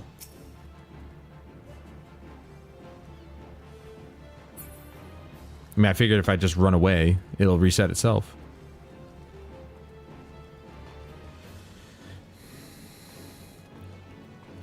I'm actually, dude, I'm actually really excited for PvP, which is weird. All right, so we got the combo down. Slipstream first, then go in with Crimson, then Mountain. Fester is only going to be used on people who are low in health. Okay. We're going to do that one here. I get 2 of those? Bro, that's like a finishing move. Like, they're below 50%. Smack them. Bahamut is going to go here. And then Phoenix is going to go here. As far as Radiant Aegis goes, I want that to be with the curing. So let's do this one here. All right. And then for the guard, that's going to be there. Radiant Aegis is going to be there. We got Purify. Recuperate is restores own HP. So Purify will go on triangle, and this will be the more common ability for me. So that's not bad. I mean, I like that. I like they've simplified literally everything, which I really, really like. I don't know anybody who would use these, but sick.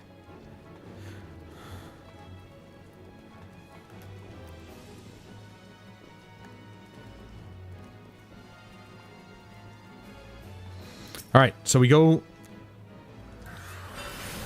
slipstream, boom, then we go in, boom, and then boom, or not. I can't cast Bahamut. Oh, there it is. Reset ring position, move ring. Oh, why wasn't that showing up when I was holding it? That was weird.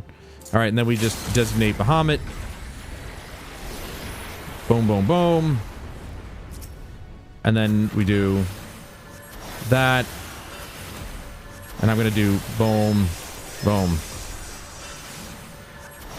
I might do that if they're below 50%. Specifically.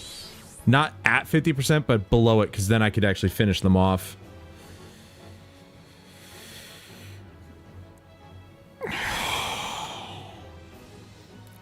Dude, this is sick.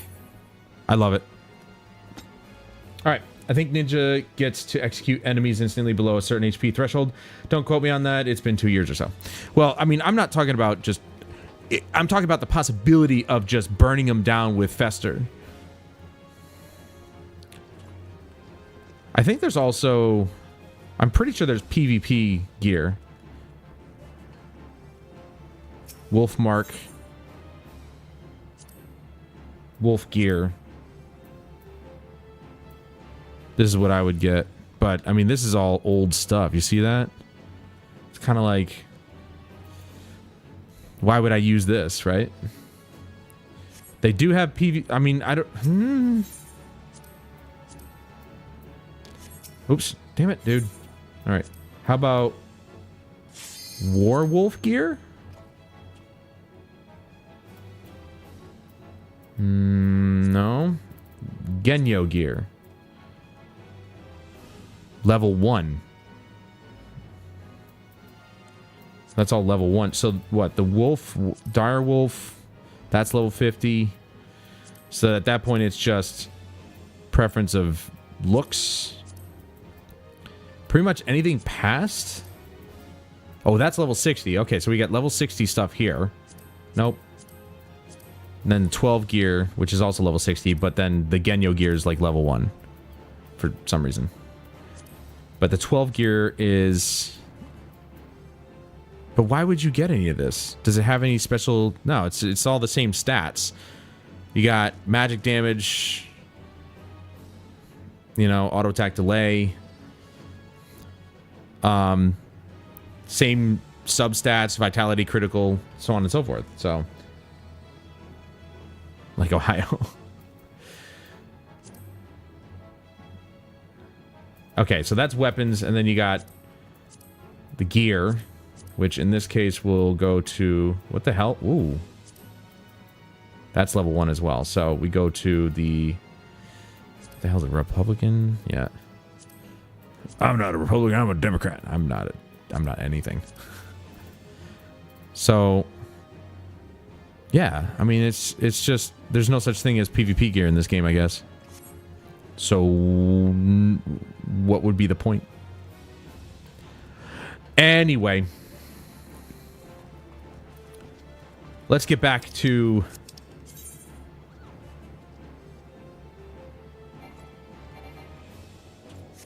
Oh my god. Great. It's because I'm in combat, right? So, how do I reset this? See, this guy's attacking it. Oh, it's another summoner.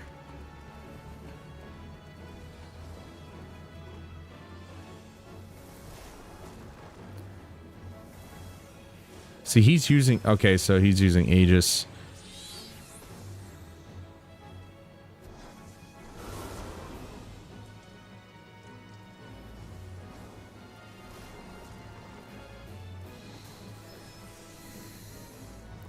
Dude, I gotta say, Summoner is really... it looks way more nimble in PvP than it used to be. Has it really been 20 seconds since he last cast that thing? What the hell? He's definitely on PC. He's going between targets way too fast. How do I reset?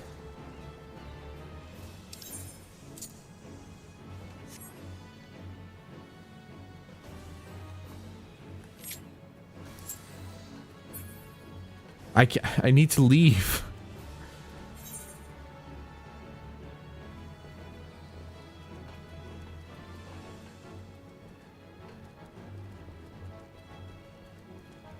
I don't know how to reset the dummies. Just let me leave. You, take me. Get me out of here. Jeez. All right, good. Jeez. We got a side quest here.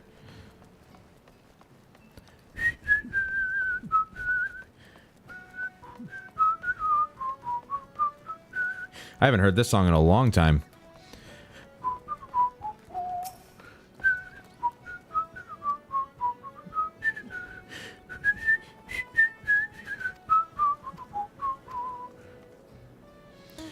Is it an island sanctuary? If the owner has forbidden access to the island, there is no one on the island question, or if the island question has already reached its maximum capacity. Furthermore, you must be in oh wait, hold on. Sanctuary of a party member, free company member, or friend who has unlocked the feature by speaking with Baldin in the Morabi Dry Docks. To unlock your personal island sanctuary, you must first complete the main scenario quest Endwalker and proceed through the quest Seeking Sanctuary. Interesting. So this side mission somehow tied to Endwalker. Weird. Which Seeking Sanctuary...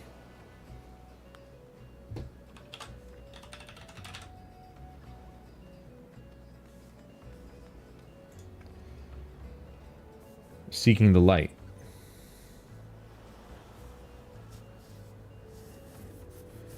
To unlock your personal island sanctuary, you must first complete the main scenario quest Endwalker. Which is... well, the very end, I think.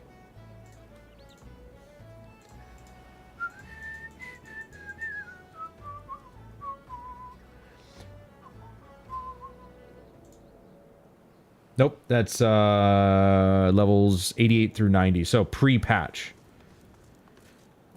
Or pre-post patch, I should say. So yeah, basically got to complete the whole Endwalker campaign. Which makes sense. That's why it's called Endwalker. Okay. While targeting the dummy according to good. Well, we're out of there anyway, it doesn't matter.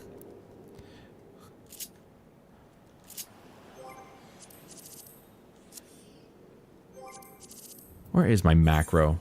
There it is.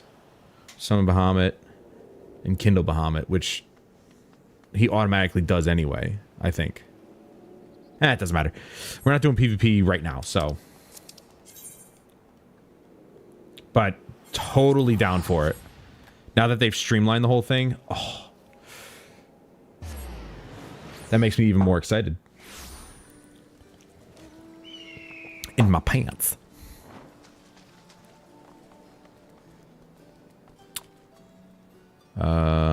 This way? Nope, not Torgal. It just looks silly. But see, Huff, you say that the Chocobo system is there for people who don't have mounts. But as you know, like, level 20 takes no time to get to at all. But also, they're all the way out here. Why would anybody under level 20 be in this area? So it doesn't make any sense for them to have the Chocobo system out this far in the game in the first place. It really should just be at the beginning with A Realm Reborn.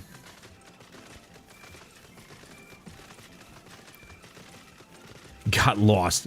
You have to really get lost to end up here, dude. Like, I don't even know if you can even get here being under level 20. That'd be a feat. I'd pay to see that.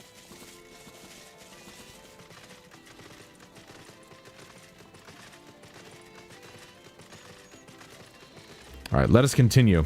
That was a nice little diversion, little combat.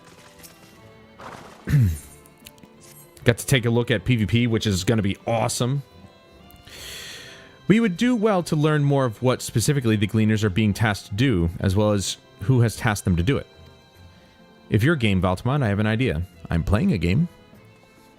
I kneeled down like she's a child. Didn't one of the Gleaners you questioned say something about escaped marmots? Perhaps if you were able to help him capture said creatures, he might be inclined towards a more friendly and enlightening conversation. You know, I had that same thought, actually. In the meantime, I will turn my charms upon this Gleaner here. We can compare notes afterwards. Happy hunting. Her charm. She's actually going to use the Force and Force mind him to give her the answer. Never used it. Is it just rent amount or is it taxi? I think it's usually just renting. No, it's a taxi. It kind of takes you to a place, places that you want to go. Same thing happened in the Crystarium. Except they weren't chocobos, they were griffins, essentially, I think. You wish to help me find the marmots? I have nothing suitable to pay you for your services, but if you're offering out of the goodness of your heart, I'd welcome the assistance. Yeah, sure, why not? I've got more money than you'll ever have, even at just under 200,000. The name is Aaronville, friend. Specialist in the collection of live specimens. That said, the capture of these Nagshan marmots is a trial I've no desire to repeat. Grizzled mice, they call them. For mercy, there are no other marmot species on their tier on this tier at present, so there should be no mistaking our little fugitives. If you happen to catch any, stuff them in this sack. Gently, of course. No, I'm just going to grab them by the neck and just... Texas, sometimes you want to see the sights. I guess so. That's probably that's probably the only reason they still have it in the system. Where to begin, you wonder? I'm not seeing any scampering around here, so we'll need to widen our search into the surrounding forest. Be on your guard. There are beasts out there that won't hesitate to prey on a marmot or you. Bum bum bum. You have no idea who I am, do you? I'll search the trees to the west. The eastern part of the forest is all yours. Good luck.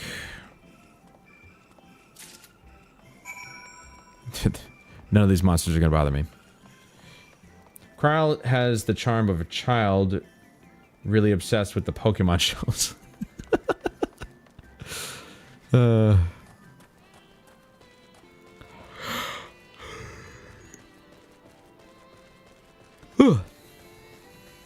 had a big breakfast this morning, and I didn't think I'd be hungry again. I'm not hungry, like, right now, but I could eat, like, some popcorn for sure.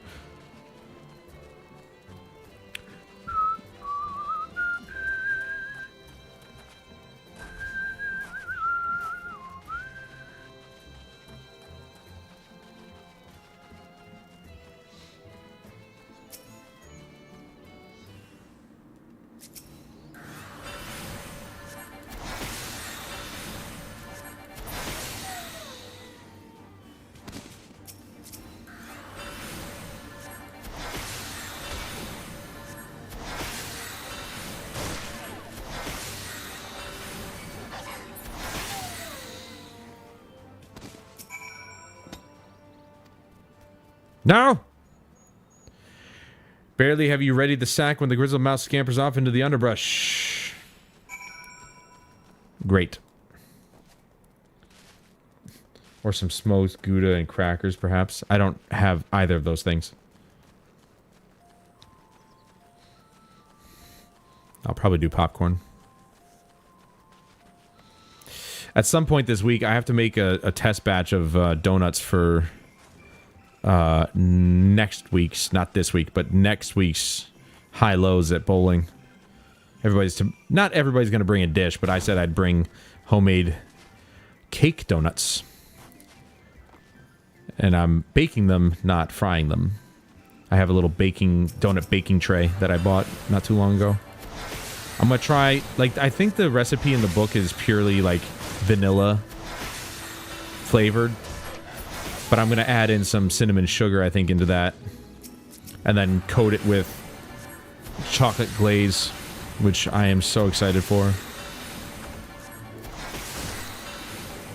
All homemade. I bought confectioner sugar, I bought powdered cocoa, unsweetened, all of it in. I'm gonna make my own stuff, and I'm really excited about it. I hope that I can do it. Ow. That one hurt. Oh, for God's sake! Speak of Pokemon, Huffman. Does this seem familiar?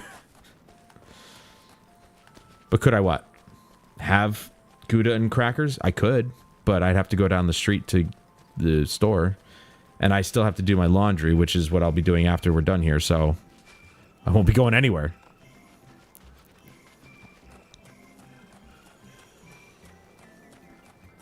All homemade store-bought? Yeah, I have everything to make it all homemade.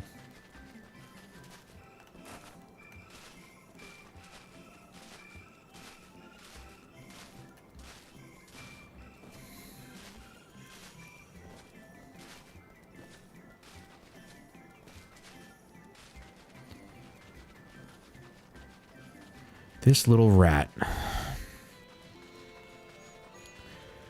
They can call it whatever they want. Grizzled mouse, whatever. It's a little rat. Making me run around all over the damn place like this. More prepared for its speed this time. You succeed in close attack. Oh, no. Good thing I'll need to do capture one. If you aren't butchering a cow yourself for that sugar, is it really homemade? Butchering cow for sugar. If you're not getting the milk straight from the udder, is it really homemade? Yes.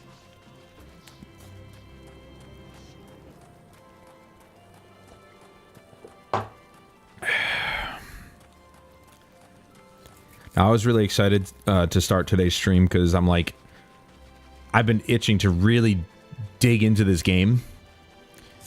Ah! What the hell? Oh, hold on. How did I do that? Oh, that's the noise it makes? That's funny. How did I do that? That's not what I wanted.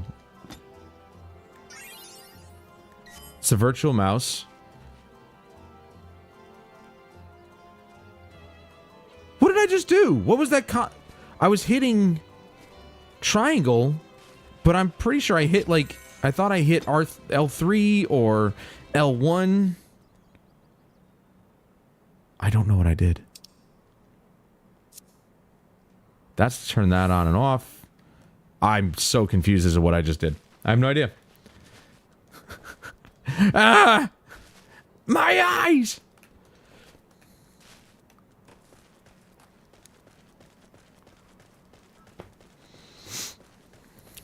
Boy, just like my hard drives, I gotta clean out my inventory. I really need to organize my drives again. It's been a while. And they're getting messy. Here, I found the rat for you. How did you fare? I tracked down 3 of the pack, which leaves 1 unaccounted for. Here, it struggled, but I finally beat its head in and put it in the bag. Ah, there's the odd marmot out.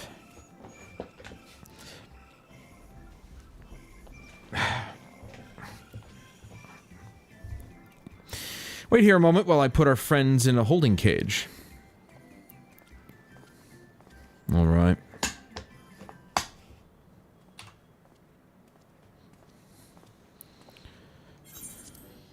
Thankfully, the marmots seem to be unharmed. They've held up well in isolation, but it's much too soon to release them into the habitat. It's a good thing we were able to recapture them so swiftly. You have my thanks.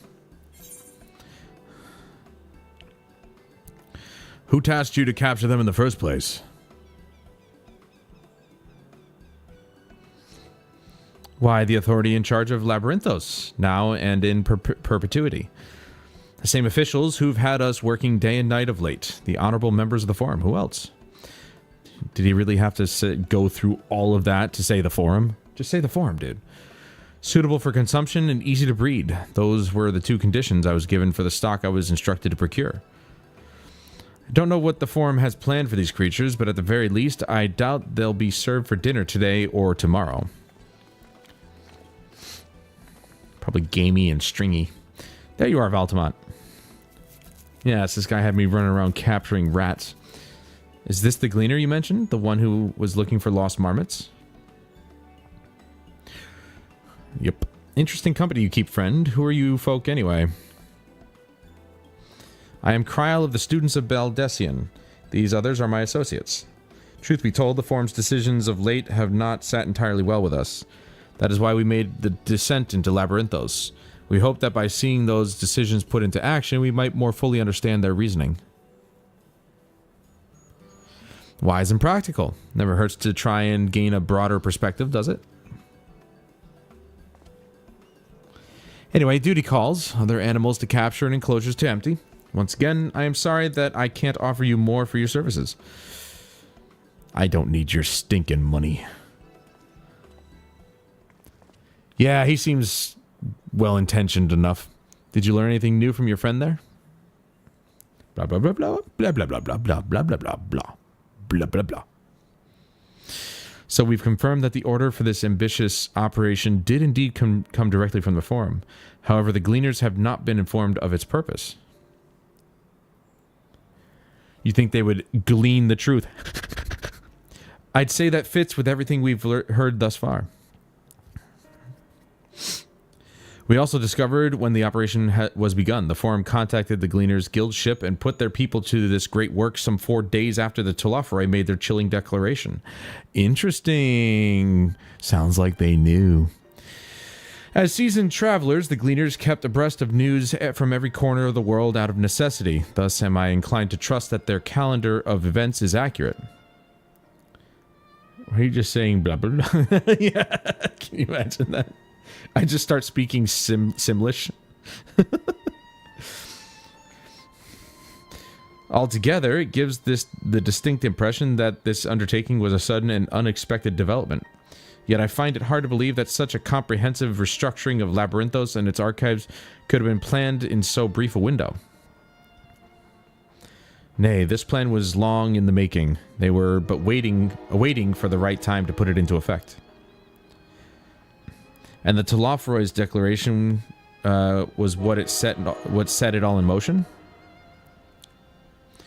Seems likely, but let us not leap to conclusions just yet. For the moment, I suggest we conduct a wider investigation of Labyrinthos. The more facilities we visit, the more pieces of the puzzle we stand to find. In that case, how about we head to the Archeon? From there, we can reach the lower...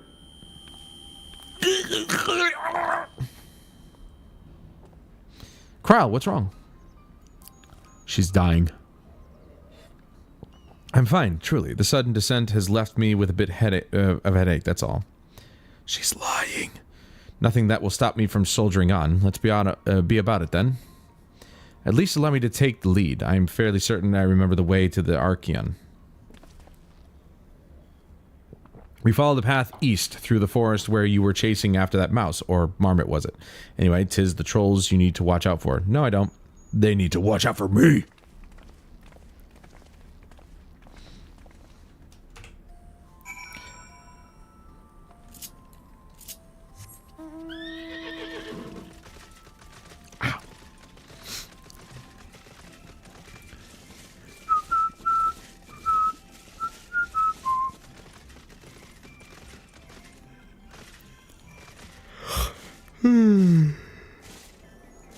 Yeah,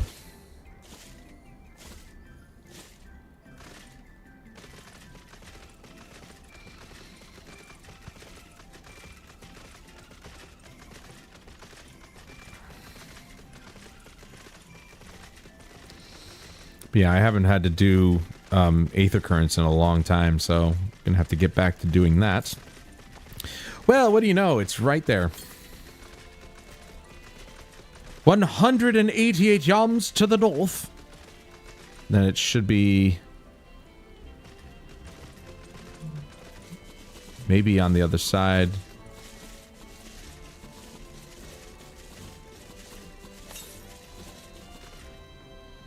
That way.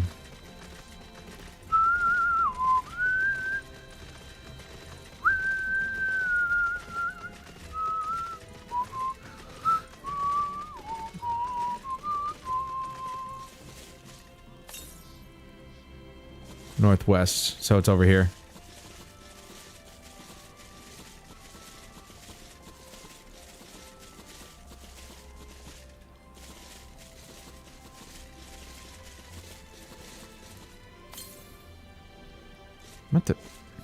It's up there. I was gonna say, I should be able to see it by now. What is that? Oh, that's G-Pose.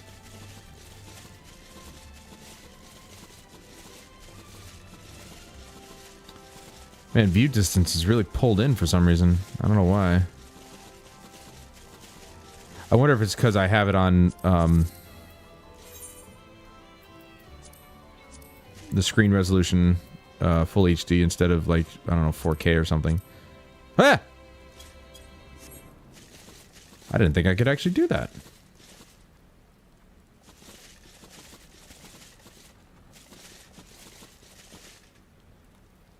See, that guy, he should disappear if I go back to full HD. Nope. I guess it doesn't pertain to enemies or something. I don't know. Excuse me, gentlemen. Oh, give me a break, dude. Alright, hold on. Let me get this right here.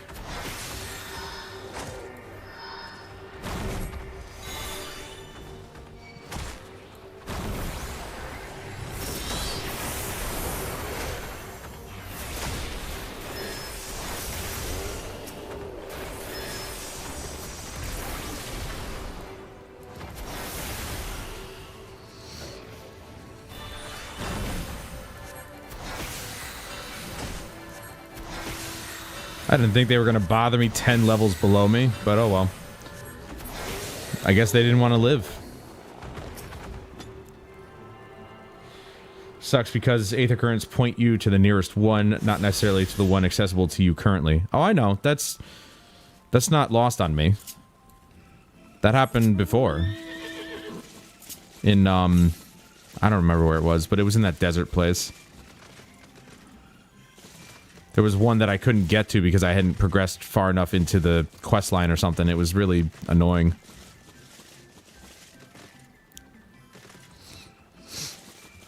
Saying to this one specifically just how they made some of the zones in Endwalker. Well, there was some, like I said, there was that one zone in Shadowbringers that was annoying. Next one's to the south, so I'll be able to get to it just now. Behold the Archean. I've already been here. As Numenon serves as Sharlayan's literary archive, so does this structure house the city's wealth of material data. Hold on a second. How is it raining? I just realized. How is it raining? I thought that the sky dome was a simulated sun. Are they simulating rain too? What a waste of water. You look up, it's salt water, and it's just... Ah! The architecture, too, is similar. This building you see is merely the upper entrance, an access point to the vaults carved into the cliffside itself. Within those vast rooms are stored countless samples and specimens, as well as the detailed records which describe them. In a manner of speaking, the Archean contains a physical history of Sharlayan's unwavering dedication to the accumulation of knowledge. Ooh, we get a new piece of gear! Well, we won't learn anything of value standing out here. Let us proceed into the main building and speak with the custodian. Is he the custodian because he sweeps up crime? I'm sure the people of Sharlayan are perfectly fine with you walking into their wildlife preserve with guns... guns and blasting away. Sorry, the stupid heart thing. I really don't know why this is on my screen. I'm not the one who has to heart myself. You know? Ooh. Yeah, see, I have to sign in to do it. Uh-oh, it ruined my chat now. Crap. Why do I need to sign in? I was signed in before. All right, fine. Screw it.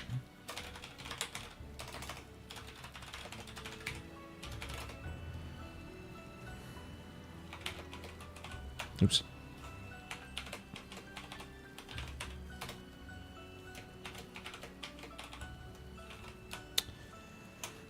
My fingers are fumbly. There we go.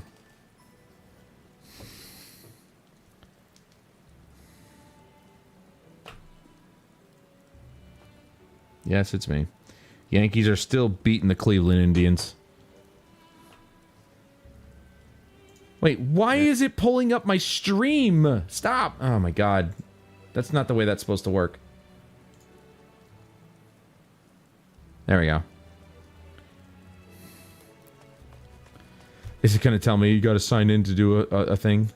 There, see, I did a little heart. Ooh. To myself. What is the point of those? It doesn't make any sense to me at all.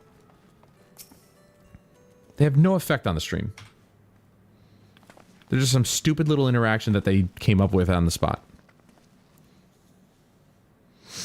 Greetings. We are here to peruse the Archean's vaults. Peruse? You are clearly not gleaners then. Might I ask your affiliation? We belong to the students of Baldesion, but is that relevant? I was given to believe that the vaults, those open to the public at least, were open to the public. Ordinarily, yes, that would be the case. At present, however, access is restricted. Only persons directly involved in the reorganization efforts are permitted to enter. You know, every step of the way, their father is screwing us. Not us, then. I suppose we had better move along to another facility. This building has a lift which connects to the middle tier, yes? Might we at least make use of that? Of course not. That service has also been suspended, I'm afraid. For the time being, priority has been given over to the conveyance of inventory. What, so this is as far as we can go? I apologize for the inconvenience. Please come again after our restructuring operation is concluded. By that time, it'll be too late, and we were so close to getting answers. We need to rethink our approach. Let us step outside for the moment, shall we? I forgot to finish. Earlier this morning, my breakfast consisted of students of Baldesion.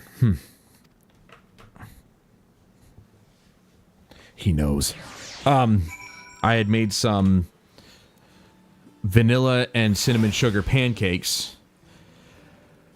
2 eggs, bowl of cereal, yogurt, coffee, and orange juice. It was filling. So that's why I don't think I'm going to be eating anything for the rest of the day, but if I do feel the need to eat something, I think I'm going to make some popcorn.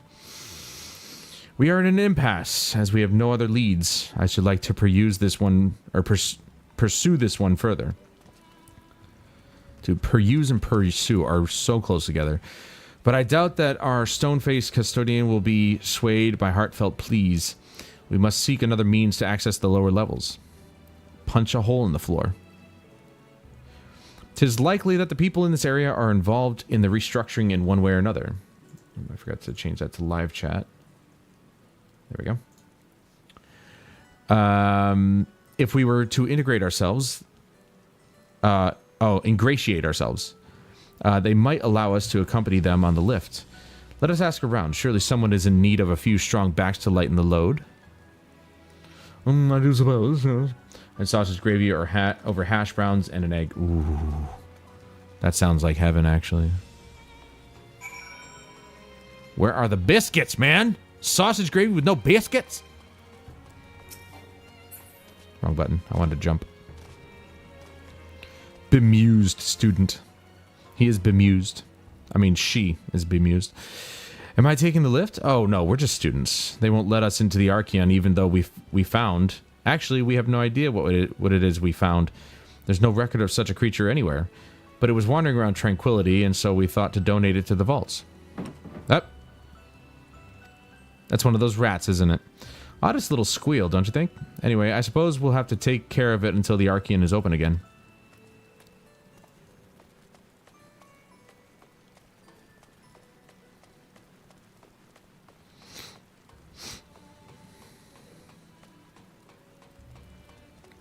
Bone-weary worker. This guy's gotta let us help him.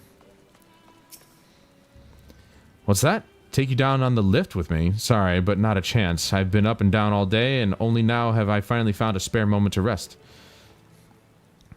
I did see a gleaner fellow heading out the gate there, though, shouldering a large pack, engaged in some manner of task. Maybe he'll be headed down below after he's done with whatever it is he's doing.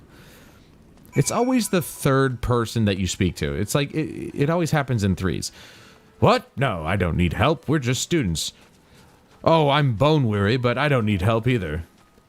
That guy over there, though, the third guy you're about to talk to, he looks like he could use some help. It's always the third person. Oh, it's Aaronville again. He's gonna be our ticket in, dude. Everything. Quiet, you'll frighten it away. What? What are you looking at? Worms? Ah, it's you again. I don't mean to be rude, but I'm in the middle of another task. The Cloudkin I need to capture is close. Very close. You wish to help me with this too. You spend your time in unusual ways, my friend. Still, 2 hunters are greatly better than one, or generally better than one. Very well. The canal here is a common gathering spot for birds of all kinds, but the one I'm after today is the hornbill. Its feathers are green, and its cry is a distinctive caw. Single it out and shoot it with this sleeping dart. Shoot it? No. The effects are short-lived, so I'll lie in wait down by the riverbank to claim our quarry. Be sure to hit the right one. So I'm going to do all the work, and you're going to sit around waiting. Cool. So, vulnerability made from... Yeah. Okay, it's one of these first-person shooter things. Nice. Hornbill! Would it be the big one there? That's a large red bird.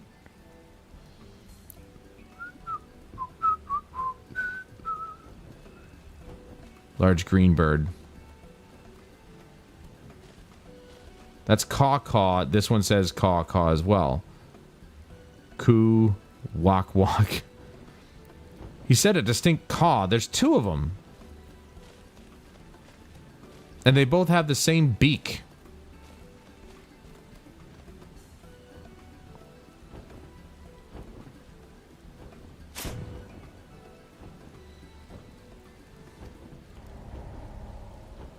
They're the same bird!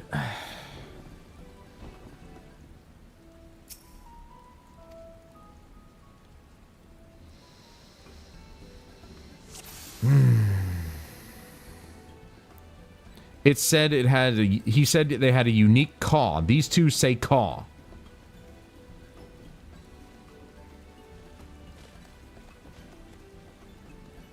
Oh, look for the green bird. Oh. See, that's why I don't read. But still, though, again, if that wasn't there, this would be impossible to figure out the one at the right, on the first try. Because they're both the same bird. Get out of here, stupid bird.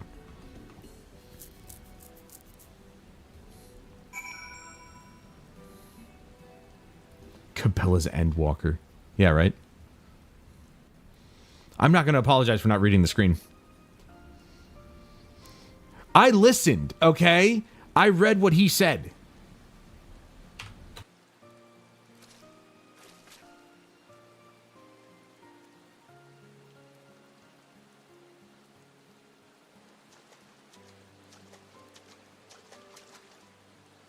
A Fair shot. Oh, it's actually voiced. Nicely done. Let me truss this one up, and I'll make my way.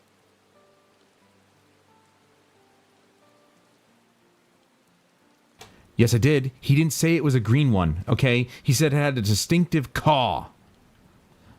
And there were two with the distinctive caw. There you are. Any new revelations?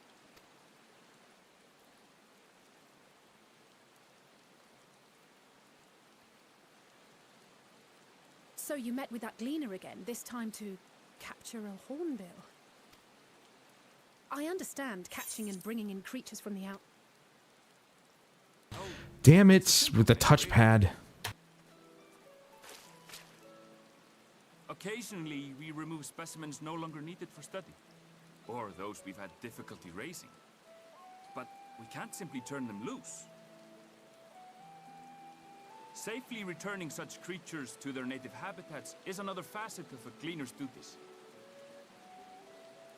But not in this case, I'm afraid. I've been asked to bring the bird below.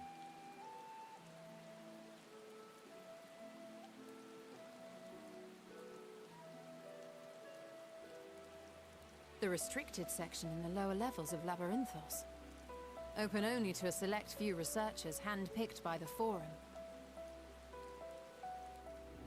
The projects down there are the subject of rumor and hearsay. Forbidden magics. Advanced technologies that can never be allowed to fall into outside hands. Even Archons are not privy to the truth. Those who are, the researchers involved in this secretive work, are not permitted to walk freely in the city, and are instead required to live in isolated quarters. What could a facility subject to such strict security protocols possibly need with a hornbill? An experiment? Possibly. I wasn't afforded an explanation. But judging by the requisition list given to me and my colleagues, I doubt it's for any kind of advanced research. I'd be more inclined to believe we were making preparations to migrate to the south. Mericidia or thereabouts. What? Why would you say that? Much of the flora and fauna we were asked to procure could serve as reliable sources of sustenance. They're comparatively hardy species too, able to endure harsh climates. And among them are specimens known to be effective in improving soil quality and purifying water. When you put it that way, migration does sound like a reasonable assumption. That's all it is, though. An assumption. Through our tasks, we gleaners glimpse only bits and pieces of the Forum's plans. Our prime concern is that our requisitions, be they living or otherwise, are properly preserved for the knowledge of future generations. Now, I really must be going. I regret that I cannot reward you as you deserve.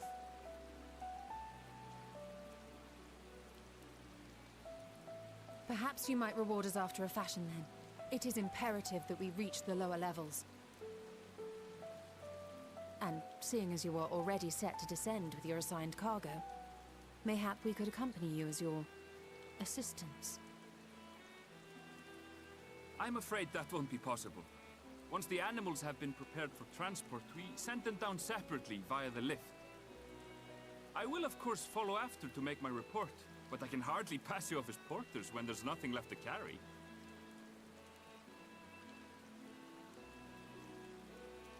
Indeed. Pray forget I said anything.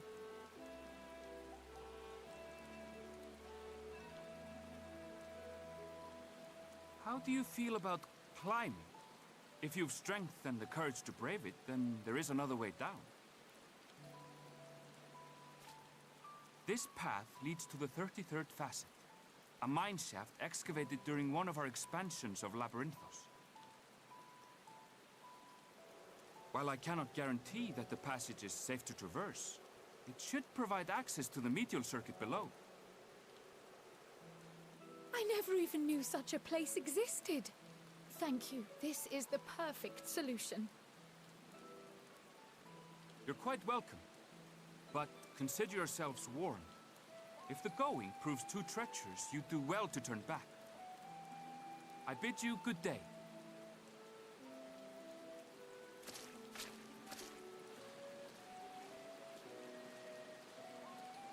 Well, turning back is hardly an option, not when we've come this far.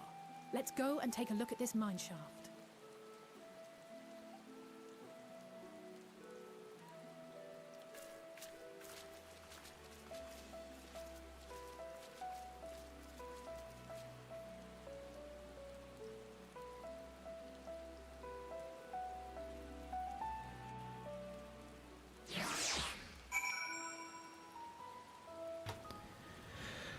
Alrighty, I've stood up, as you could probably tell. Maybe you can't tell. I don't know. Either way. I'm going to take a quick bathroom break. I also just remembered on Friday, remember when I mentioned that the Mithra, or the Mikote, never used to have male characters? The Viera used to not be male-oriented either. So there's two races, for some reason, now have male offspring. I don't know how, but I can't prove that you've ever stood. You're right. You can't. I'll be back.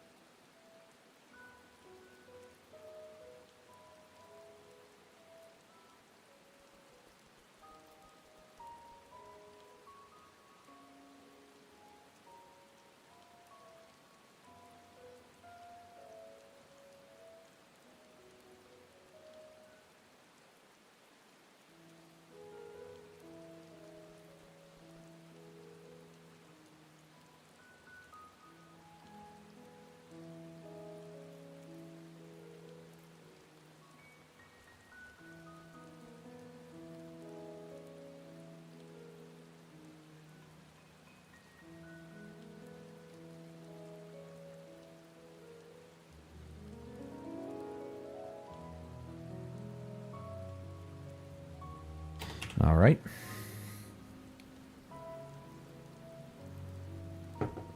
Is that transition mine or the game's? It's mine. Why?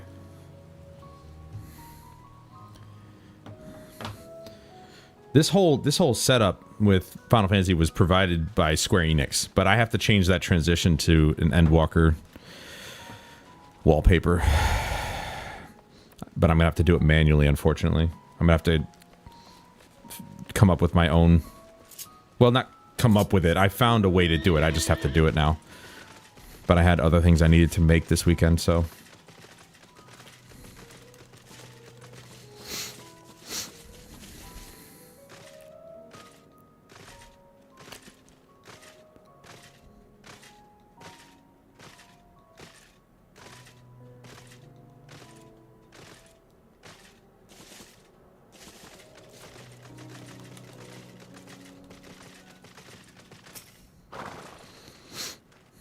This must be it, the entrance to the mine shaft. 'Tis faint, but I hear something moving within. Creatures homed there by the researchers, you think? Well, slavering beasts aside, we will...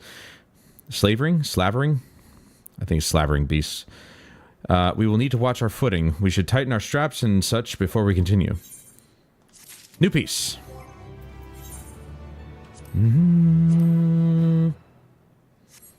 This is the headpiece.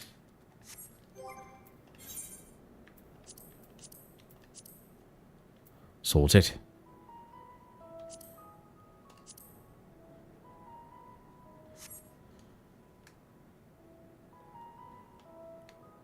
Yeah, it's a nice little bandana sort of thing. Not bandana, but you know what I mean. Head strap. Assuming everyone's tightened their straps and checked their gear, then I say we head on in. Given the terrain ahead, though, it might be wise to leave some distance between us. We don't want to be stumbling over each other if it comes to a fight. Take it slow and don't forget to check your surroundings from time to time. We can meet up again at the other end of the tunnel. Don't forget to tighten up my straps. Yeah, my boot straps. Because those are the only straps I have. I don't have strap-ons. You have strap-ons. That escalated quickly. Wow. It's a big freaking opening area here. Ah! Mushrooms! Ah! Boing. Boing. Boing. Look, we've already made it to the other side of the tunnel. What are we surveying? We're supposed to go through here, you idiot. Oh no. God forbid they attack me. Here they come.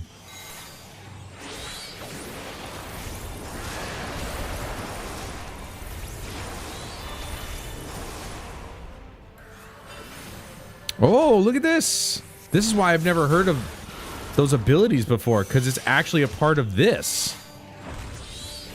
What? That's nutty. See how little I've seen of my abilities at level 90?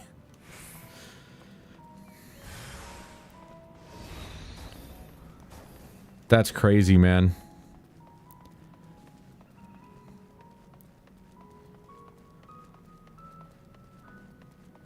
Yeah, right. Oh no, whatever shall I do? Oh, I can actually be riding my... Damn it, dude. I could be on my mount. Alright, let's get through here a little bit faster. Though I'm not entirely sure how much faster this really is.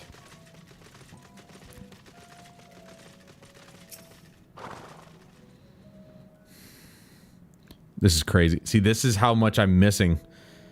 Ever since I've been max level, I don't really get to use my abilities at my max level because I'm always being level capped for certain quests and whatnot. That is tight, dude. Come on. Boom. There it is.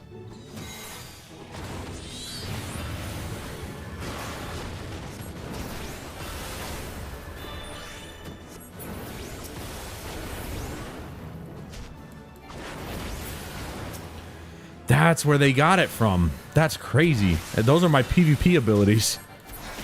That's so sick. Seriously, why are we stopping to just fight random stuff when we can just go through it? I don't understand that. Doesn't make any sense at all.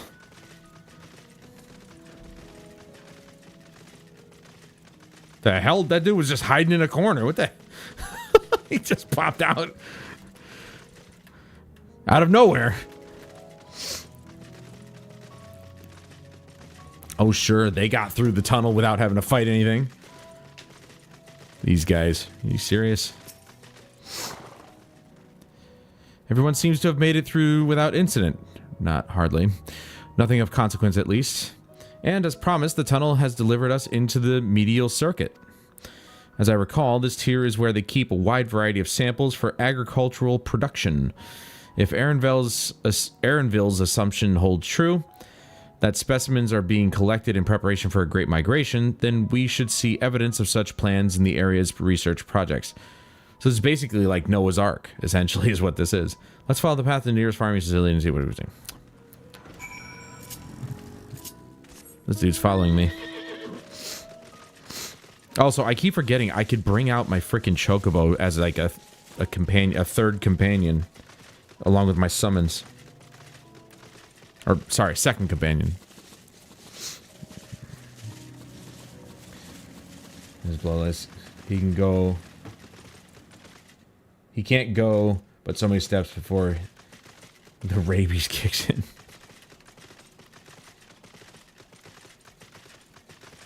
I didn't know he had rabies.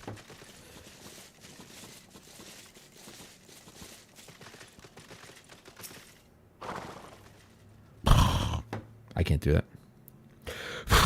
There we go. Nailed it. Is it voiced? There's the grapes that they're going to actually update. That's one thing they showed off in the preview to the next expansion.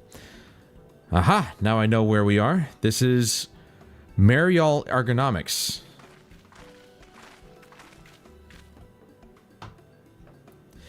Labyrinthos is host to a wide variety of vegetation, which allows us to conduct studies on cultivation methods utilized in foreign lands. That's a mouthful. And it is this facility which coordinates and oversees those efforts. The fruits of their research go to feed their Labyrinthos colleagues, or so I hear. More notable successes might make it to the Agora. Foods so exotic you'd be hard-pressed to guess their origin, let alone how they might taste. Indeed, mystery vegetables without a name, only a list of nutritional benefits scribbled on a card. Well, that'd be weird. I see no gleaners hereabouts, yet these workers seem to share that same sense of urgency. 'Tis possible they know something of the forum's plans and their underlying motivations. Worth looking into, wouldn't you say?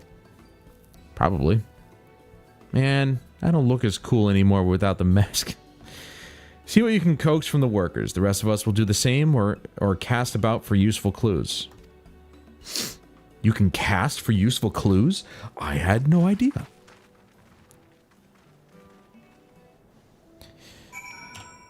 I am curious if, now that I've got it down to the 1080p setting in the game, remember when I tried a mouse and keyboard and I said there's some input latency? I wonder if that still holds up now that we're back down to 1080p, because that was when I had the 4K TV hooked up, and that tends to not play very well with keyboard and mouse because it's got its own input latency problems. Let me get my mouse.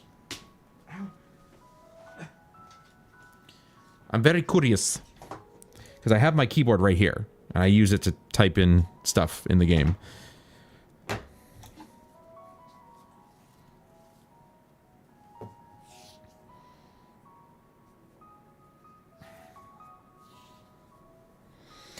Obviously, I can't use the advanced functions of the 2 thumb buttons, but, you know, still useful.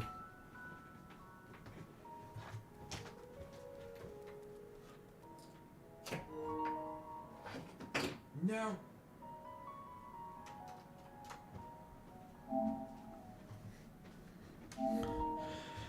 All right. Then we have to swap over.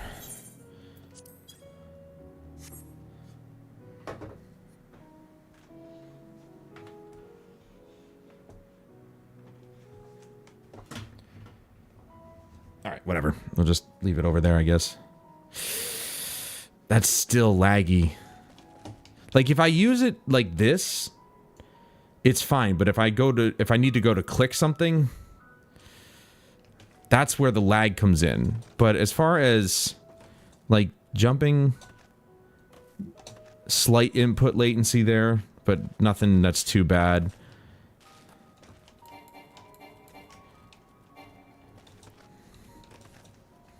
It's not terrible, but the cursor having the input lag is not great.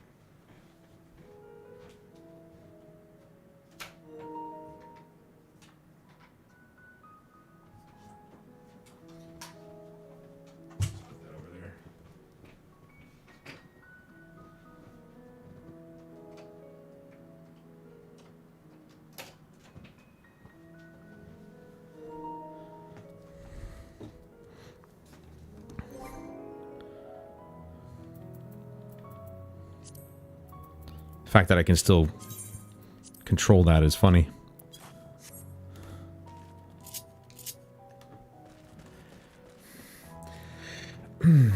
You you still have to do the entire other quest line with Thancred and Urianger to progress. Oh, I know. There's tons to this. And I say that it's like, what, quest line 80 to 81? Yeah. This is part 2 because it's so long. We already did part 1 and it was only the first 2 quests. And we still have all of the Thavnair quest chain, plus after that, then the main quest line continues. And then we get into 82, 83 level. So, it's going to take a while.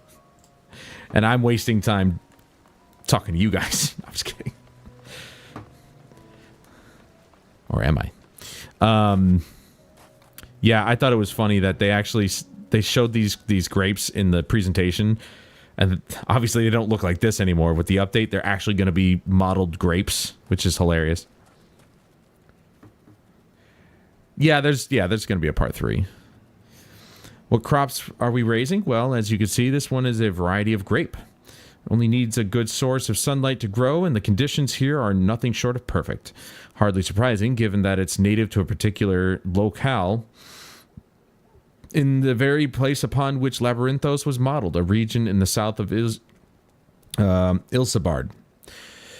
It boasts remarkable habitat diversity, allowing for myriad flora and fauna to thrive. Chilly peaks in the north give way to swaths of temperate plains, which in turn transition into a hot, humid coastline.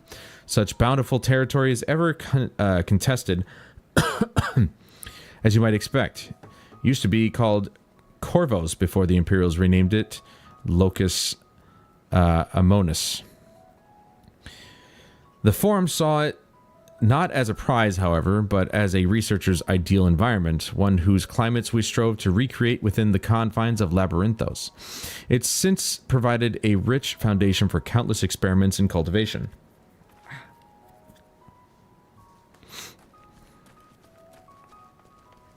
Overwhelmed laborer. Well, that sucks. I imagine the input lag on the mouse cursor is probably due to VSync being a thing, so. Do I have ought to be taken down below? More than I can carry, and then some. Most of our stock is sent off via the cargo lift, but some has been embarked for aerial transport, hence the stack of crates atop that hill over there. Gods, hauling the lot up that slope was a job and a half.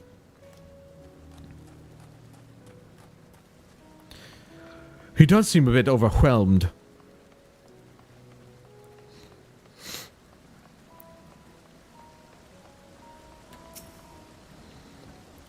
Oh, hello there. We weren't expecting visitors, not with use of the lift being restricted. How did you make it down here anyway? Oh, that's a secret. The mine shaft. Damn it, he told him. Well, you're a much hardier soul than I. Under normal circumstances, I'd reward such tenacity with a guided tour of the fields, but I'm afraid the Forum has us filling order lists a mom long. Massive yet detailed requests, literal wagon loads of crop samples, and hardly any time to put them together. When I first heard of this grand reorganization, I assumed we would be shuffling around old stock to make room for the new. Then came the orders for ridiculous quantities of seed we've already thoroughly researched. Passing strange, hey? I pressed for an explanation and was met with vague assurances that all would be revealed in due course. Not the most satisfying answer. No, it wasn't. They're lying to you. Wake up, man!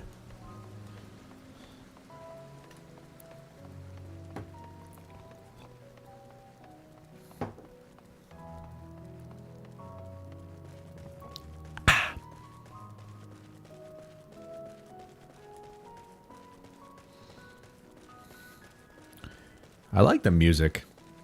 It's so nice.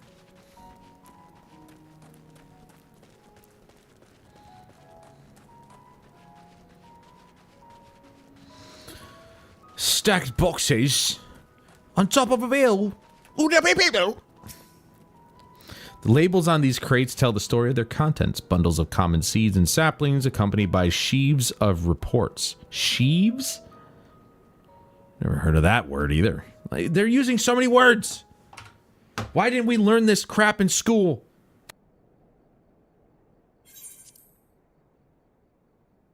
I imagine this is voiced, but who knows? Lunar flowers.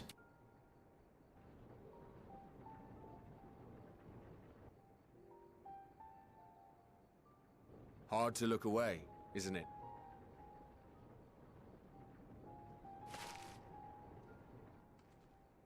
But they're more than pretty flowers.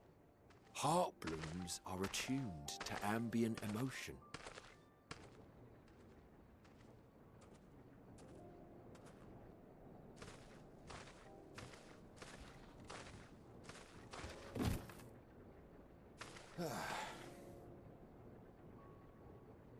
You don't seem convinced, but believe me, it's true.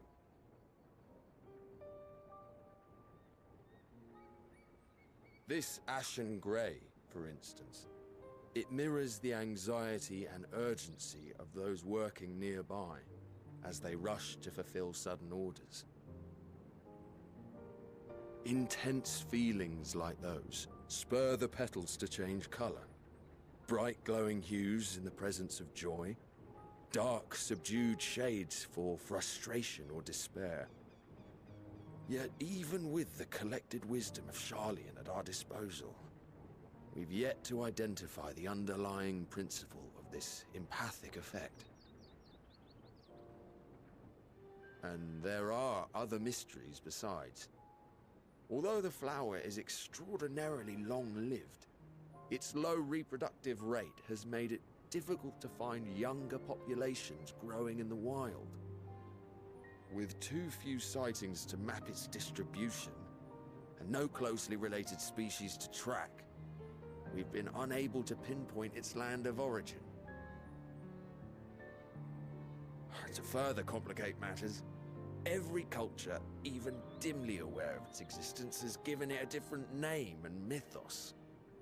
Our attempts to study it via the historical record have been an exercise in frustration.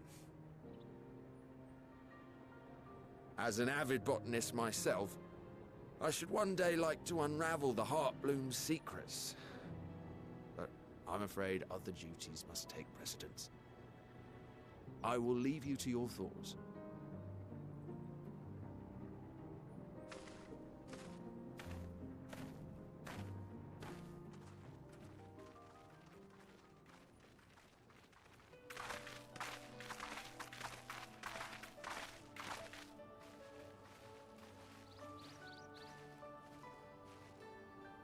Have you learned aught of interest?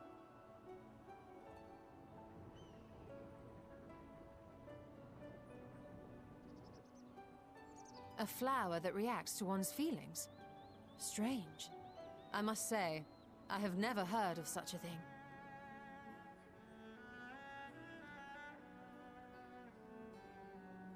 This is all very fascinating.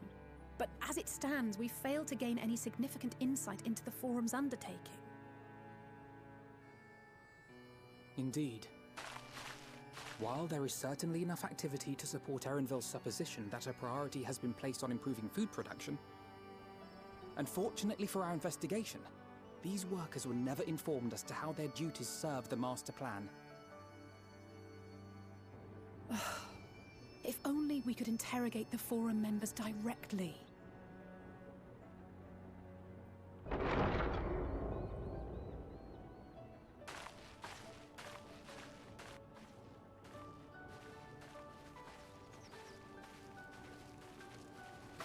Isn't that the entrance to the Archaean?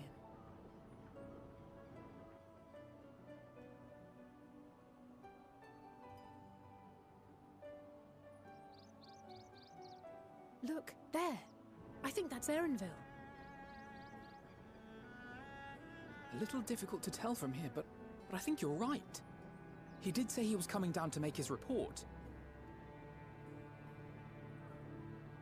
Erenville receives his orders from the Forum. Would it not follow, then, that the superior to whom he reports is a Forum member, or at least a close associate? You mean to eavesdrop on their conversation? What of the risks?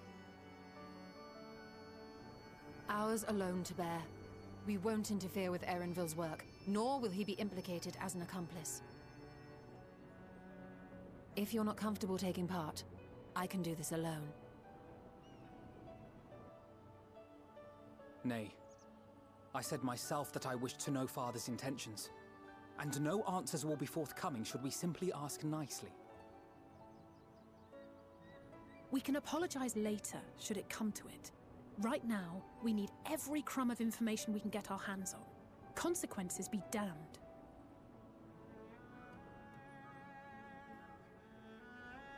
It might be best if you came along as well. In fact, we should all...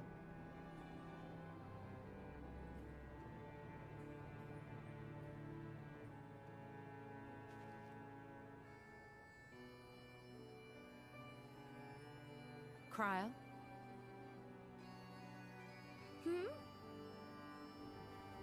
Oh, yes. That certainly sounds like a plan. I'm glad you agree.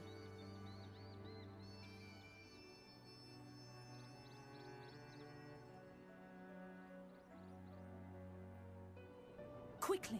Erenville is on the move. We need to get closer before we lose him.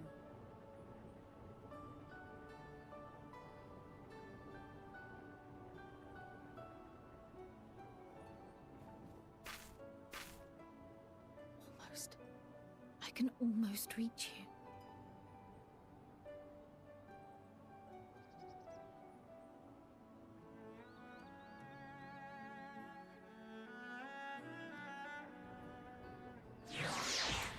Well, that's interesting. Wonder who she's talking about. Also, how do you like Ishtola's very passive-aggressive way of saying to Alphino, hey, if you want to be a little bitch about it, I can do it myself.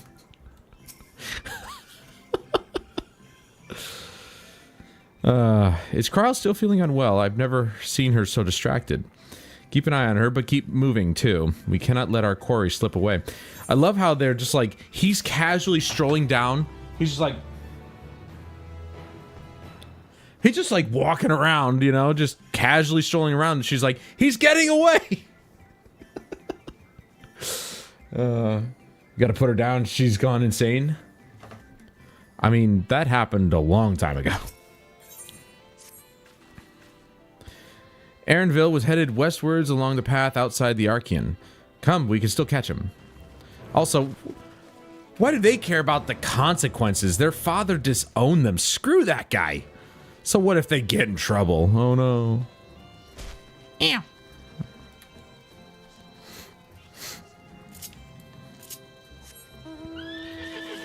Like, why is Alphino, or yeah, why does Alphino care? What, eavesdrop? Yes, eavesdrop on them because he disowned you. Screw them. Like Alize said, we got to get all the information we can. No, not Alphino. Jeez.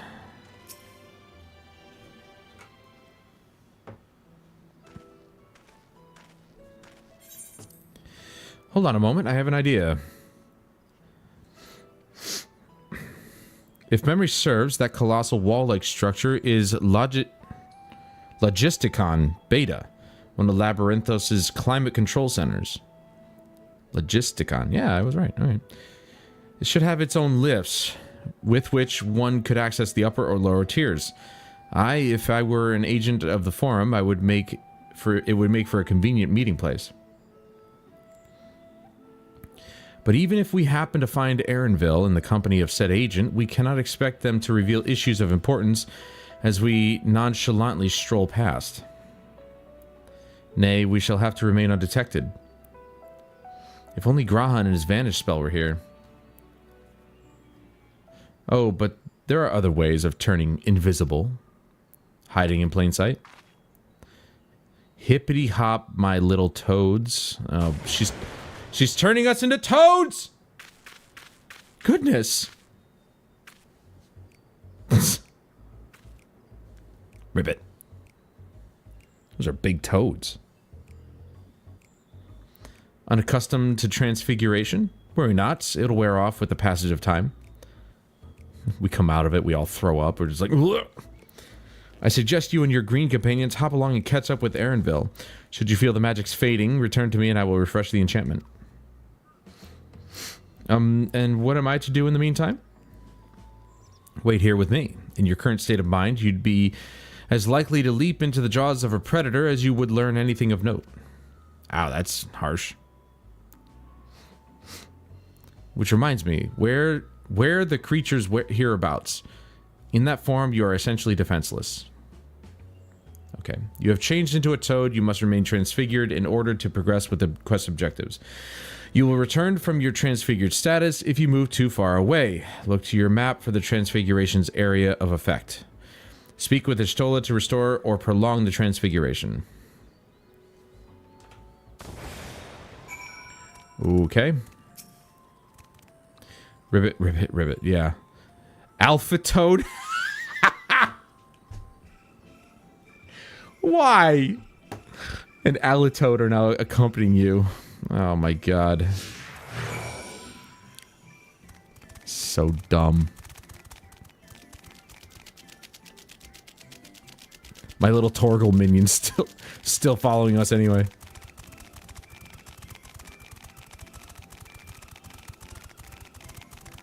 I mean, where's the timer? Oh, there it is. Half an hour? Pfft. That's not a problem at all. Oop, let's move away from that. Those are bigger toads.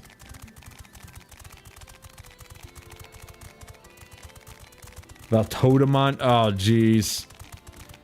Getting in trouble here probably means shooting your way out or being arrested. Nah, screw it. It's fine. It'll be fine. Valtodamont.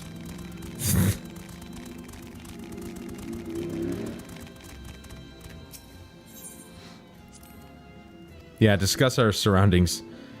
Turns to face the north. Perhaps she is suggesting you cross the bridge. Well, no, duh.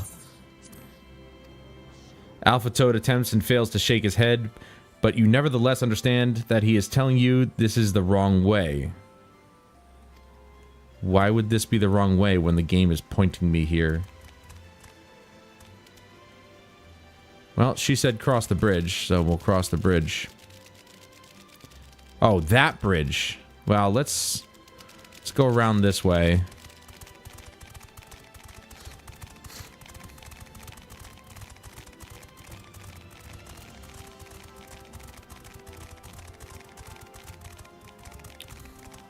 I don't know if these guys will attack me, so I'm gonna have to wait until he turns around. If he does. Any day now. Thank you. Jeez. Take forever, why don't you?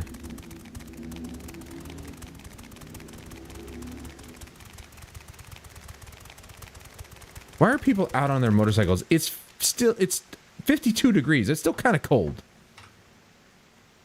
And it was 40 something yesterday, so these idiots are still oh, let's go riding. I hope you freeze.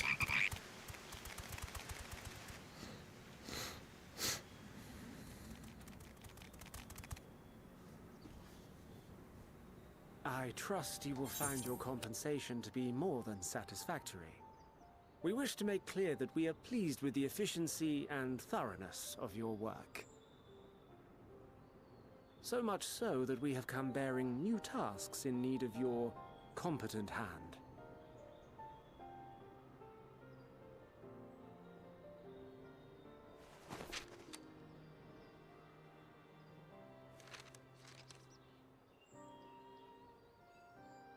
Another lengthy list. If I may speak frankly, the Gleaners have been pushed to the point of collapse by your unending demands.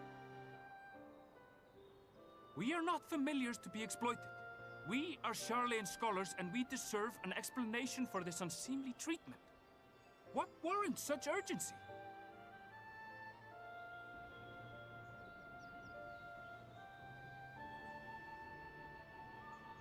In an age long past, Sharlayan was charged with a momentous duty.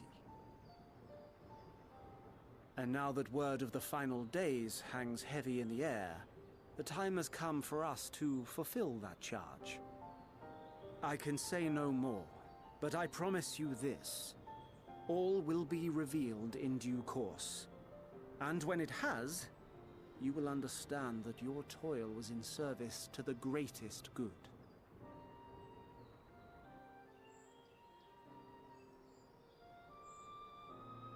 Then I will do your bidding. For now. But unless you wish the Gleaners to rise up in protest, I advise you to offer tangible improvements for our working conditions. Your promised revelation does nothing to address present circumstances. A fair point. Your concerns will be conveyed to the Forum.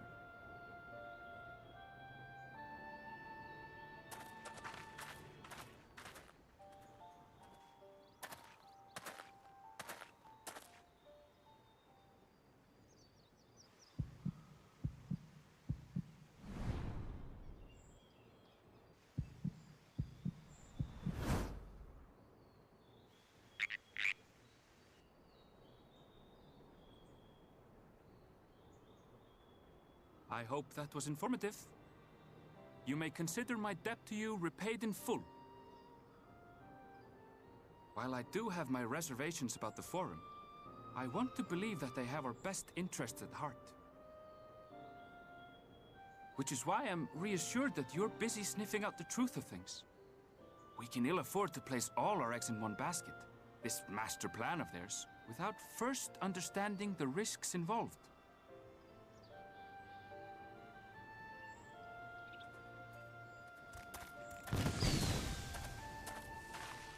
Wait! How did you know it was us? If you mean to impersonate a toad, try studying the real thing. And don't try to fool an expert. Good point.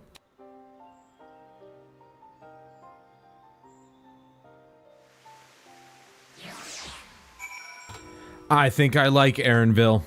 He is, he's just like, hey, if you don't want us to come in and beat your heads in, you better improve the situation. And again, the guy gave him the same excuse. All will be revealed in due time. Shut up. Take your excuse and shove it. I suppose we should have known a gleaner who specializes in animal procurement would not be so easily deceived. Yet he seemed inclined to put his trust in us all the same. More importantly, perhaps we've discovered a new piece of the puzzle, this momentous duty the Forum agent mentioned. Sharlayan has been called to action, and the Telophoroid's declaration was the catalyst. Whatever charge it is they hope to fulfill, they deem it of sufficient import to disrupt all of Labyrinthos, not to mention ignore Eorzea's request for aid.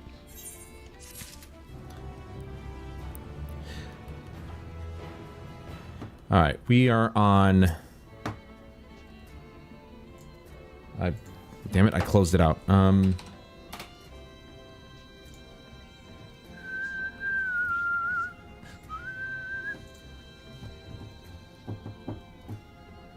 I assume that was the medial circuit, so we're probably on third to last quest in this entire line here.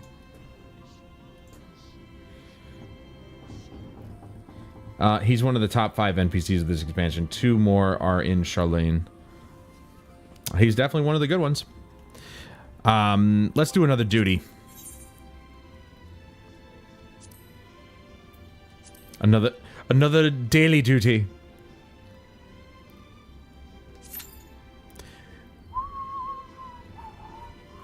Six minutes? Jeez.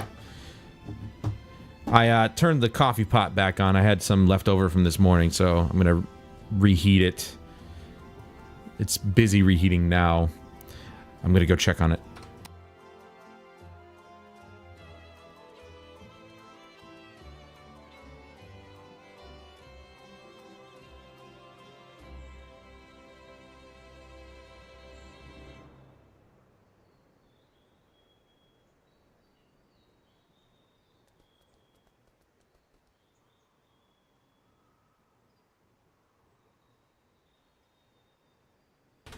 It's only warm.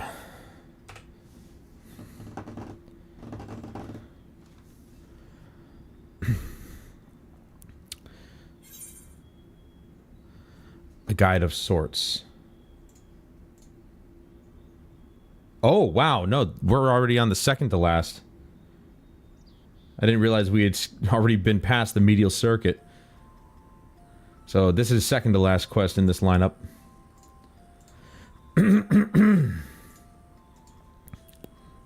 Well, it'll probably pop, so we'll just grab the quest. What duty could warrant the direct involvement of the Forum and the commitment of all of its resources? Judging by what we just heard, none of the gleaners were offered any kind of explanation. At this point, it seems abundantly clear that we'll learn nothing new by pressing them further. We should head back to Y'shtola and Kral for the moment, see what they think of this. We started right at the beginning of this questline, right? Yeah, hitting the books, yeah. So, I'll probably rename this stream Old Sharlayan Quest Chain. Though, given that we still have 2.5 hours, we're going to be going into the Thavnir Quest Chain as well. So, I don't know. We'll see. I might just leave it the way it is. Part 1, Part 2, yada, yada, yada. Actually, I just remembered some more. Let's say top 10. You get back, and Kral is sprouting tentacles. I mean, she was trying to talk to the damn flowers, so... Maybe she ate some spuds. You come back, she's just like... Jeez, what is that thing? You go up and kick her. Punt her across the field. It's what you always wanted to do.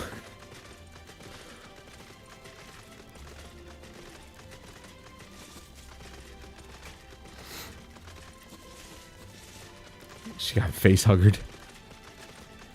It's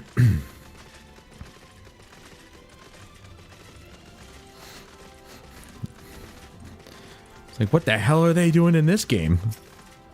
I didn't know the James Cameron crossover was happening. Welcome back. I trust you found Erenville then. Oh yeah, Kral is just gone. What the hell? Interesting. I had a feeling you would learn something important, even if that something was simply a confirmation that no one knows much of anything. We should share this with Kral, then discuss how we'd like to proceed.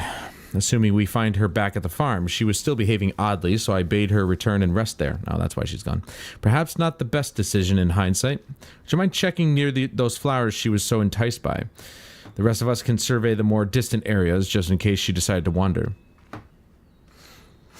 Yeah, okay. I guess I'll do the legwork as always.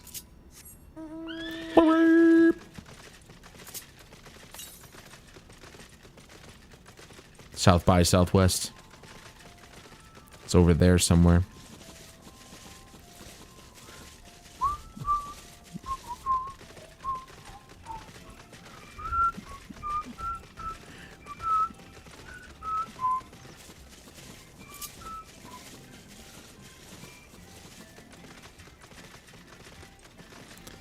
Waiting list number 15.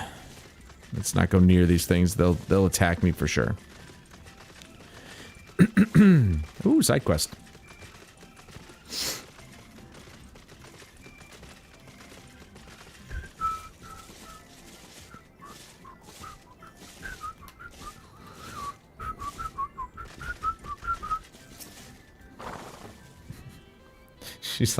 She's standing over it and reciting, like, you know, Full Metal Jacket 762 Full Metal Jacket.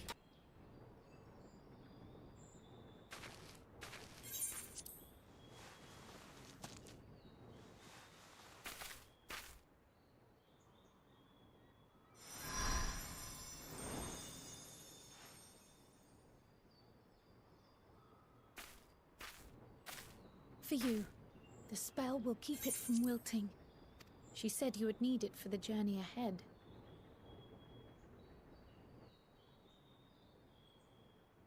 She was talking to Hydaelyn.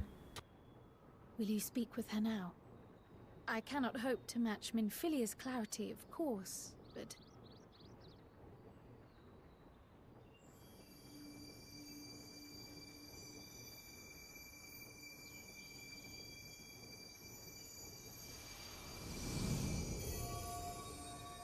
Thank you.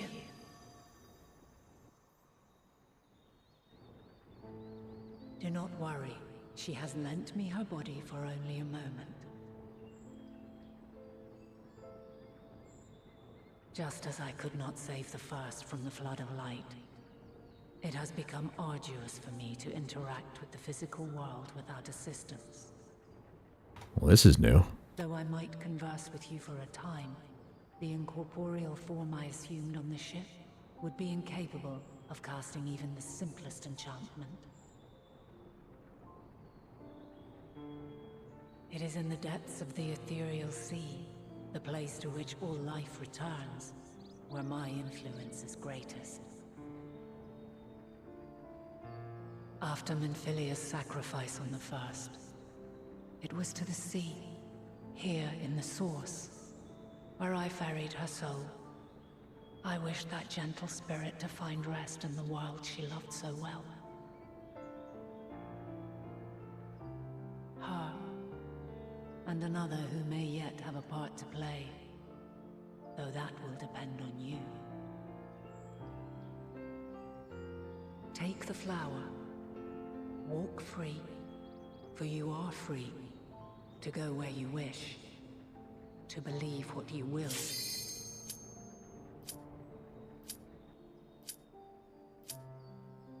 That bloom will be your guide, test and proof of your conviction. In darkness, seek joy. Surrender not to sadness, and see beyond despair. Walk free, and bear the light for others to follow. Together, raise it aloft and let it shine, till the end, blinding and radiant.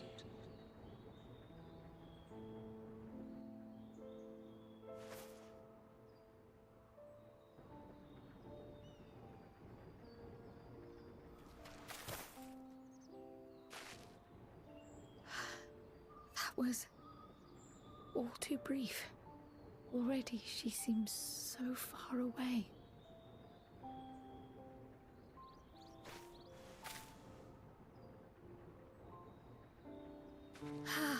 My apologies if I startled you. Ever since we began our descent into Labyrinthos, I had sensed another's will, straining to reach out. Even with my particular talents, though, I was unable to make a connection at first, so weak and tenuous it was. Once I took hold of that wispy thread, imagine my surprise to discover it was Heidelin herself. Needless to say, it seemed wise to learn what we could before letting go.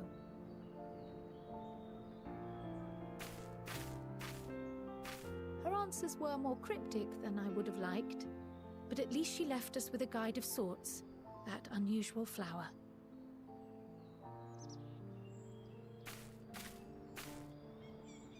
Yes, we are definitely making progress.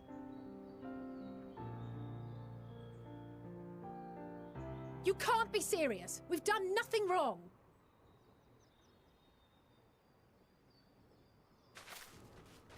All right, there's no way we heard them from that far away.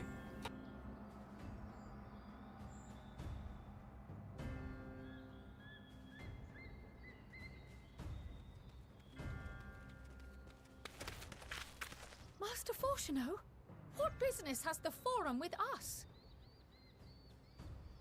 Obstruction and suppression, apparently. Mistress Baldessian, our records show you facilitated the Scions' entrance into Sharlayan by claiming them as assistants for your organization. We are aware of your investigations. After alerting the major institutions to the presence of potential troublemakers, we received word from an Archean custodian. A group operating under the auspices of the students, skulking about that Labyrinthos, douchebag in the upper tier. clandestine behavior. Clandestine? We may not have entered Sharlayan as Scions, but we did naught to conceal our identities. Our only purpose in this city is to seek the truth. I can think of no reason why our actions should warrant the Forum's intervention. 'Tis not our way to discourage the pursuit of knowledge, but the timing of such pursuits must be considered, not to mention their potential impact. With the world in chaos, we, the true caretakers of wisdom, have committed ourselves to an undertaking that demands the utmost discretion. And we will not risk its success by turning a blind eye to disruptive foreign elements in our midst.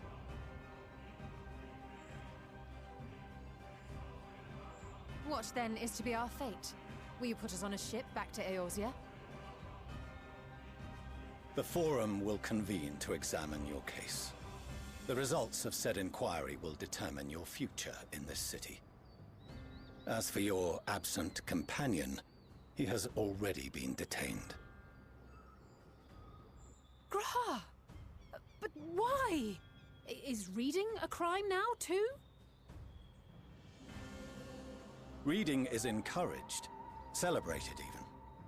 Not, however, of the volumes shelved in the restricted section of the library.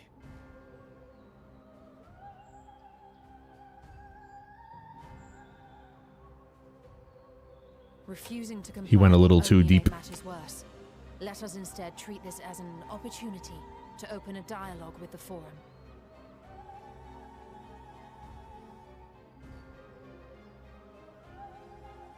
Silence is often one's best defense. I would advise against prolonging the proceedings with frivolous discourse.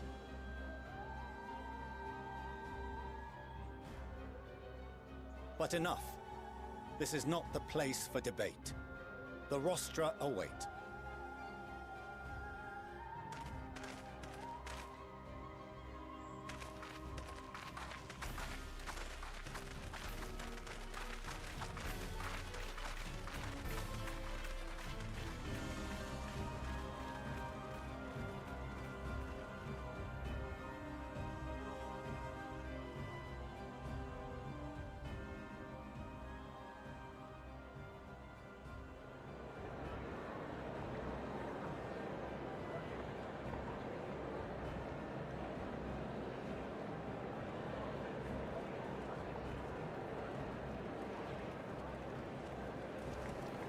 Dude, we could have taken them.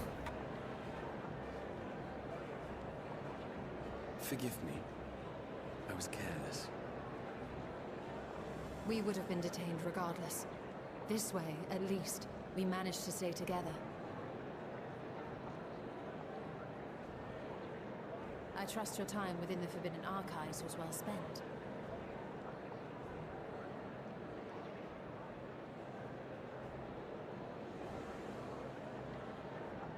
We still have no idea where Asinian and Urianger are. This inquiry is now in session. As Speaker-elect, I will be presiding over the day's proceedings. Master Fortuner, would you be so kind as to restate the matter which compelled you to summon your colleagues with such urgency?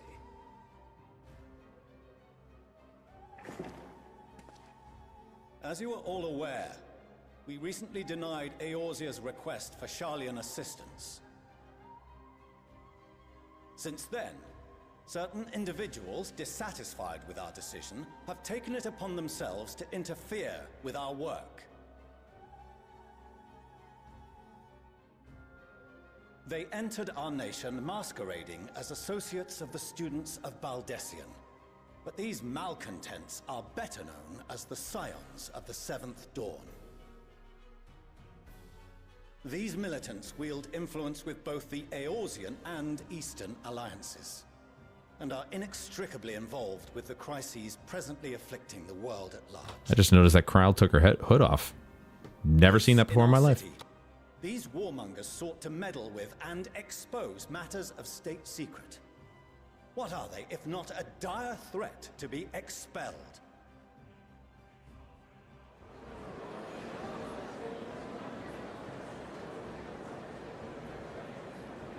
You have tarnished the good name of the students. Galuf would be ashamed.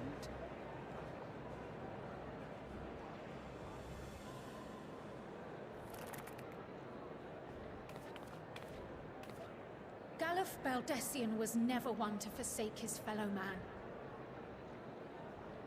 Even if this nation closed every door and retreated from the world, he would have found a way to help the Scions, help every soul of this star fight back against the coming doom.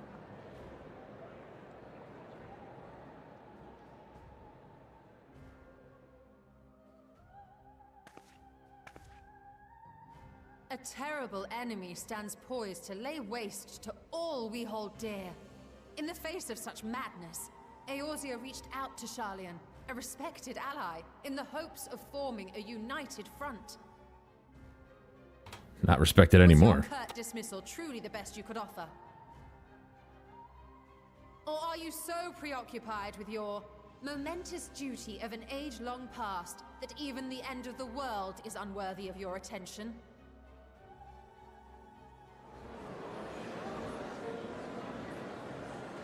Whence came this revelation?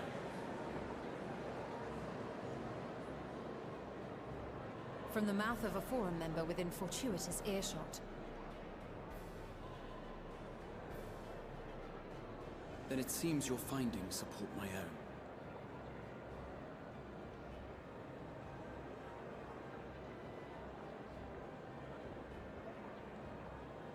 The reason I visited the restricted shelves was to study records of the Forum's policy-making process, to better understand the historical trends underlying their most major decisions. At first glance, the positions of neutrality in war and the accumulation of knowledge above all else appear constant and consistent, the unchanging pillars of Sharlayan society. And once upon a time, I might have left it at that. These days, however, I am more attuned to the subtleties of governance, and so I noticed something odd.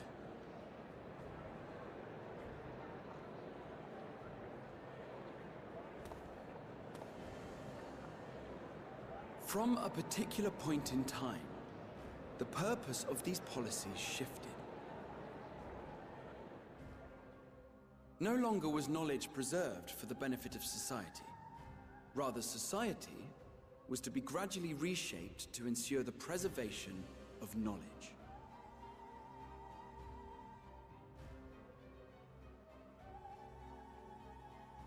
The most conspicuous and telling change was the one which befell Labyrinthos. Once little more than an oversized storehouse, an enormous allocation of funds saw it transformed into an advanced research and archival facility. I also discovered a fascinating account on the finances of our Dravanian colony. The settlement attracted students from far and wide, and the connections and tuition fees thus acquired were funneled into further improvements for the archives. Now, there is no question that our nation's progress is tied to the acquisition of wisdom. Nevertheless, the vast resources diverted for this purpose borders on the obscene. But returning to the matter of when, our change in course appears to have been made some 270 years ago. The very same period when Sharlayan scholars in the hinterlands began a formal study of the ethereal sea. You found something, did you not? And whatever it was, gave rise to your oh-so-important duty. Mind your tongue, Archon. If you had seen... All of a sudden, Darth Vader pops out of nowhere. Yes. We are bound by a duty we cannot ignore. Knowing this, what would you have us do? Abandon our vital work and join you on the field of battle? We will never choose the way of the sword. We will fulfill our mission, not through strife and bloodshed, but survival. Come what may, we shall live on. We must.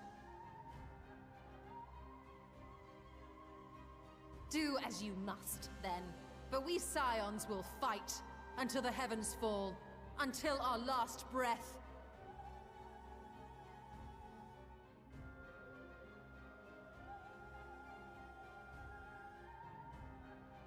Such misguided zeal.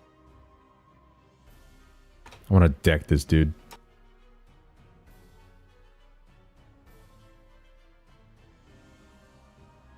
Father, Master Fortuno, I fail to understand the stance you have elected to take. But by the same token, I have yet to find a compelling argument to counter the challenge you put to us in Gridania. Still, in the midst of my uncertainty,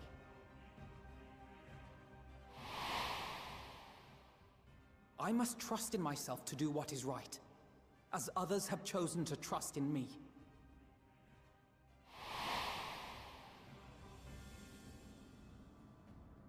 So I will continue, as I always have, weighing the consequences of my every action, and allowing my hope for the future to inform my decisions. That's quite enough. Have you all forgotten the reason for this assembly? Skolok Monteshane. He's the head of the Studium and an old friend of my grandfather's. Honestly, every discussion devolves into some interminable debate. Terrible habit. Let's return to the topic at hand, hmm? By their own admission, these scions have resolved to fight alongside the Eorzean nations against the doom which swift approaches. But there exists no evidence of an attempt to incite our citizens to do the same.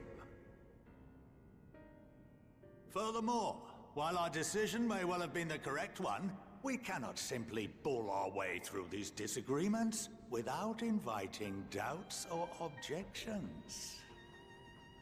Put yourselves in their place. Who among you would leave a tome unopened if an elder forbid you read it with no reason given? I like this one. No. If we're to quell further discontent, then we must conclude this matter with a fair and even hand.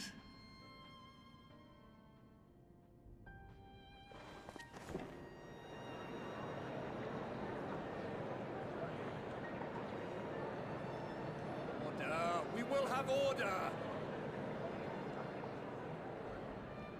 Master Monteshane raises some valid points. Keeping such concerns in mind, I propose we enforce the following measures. Until further notice, the students of Baldesion are to cease any and all activities within the domain of SHARLAYAN.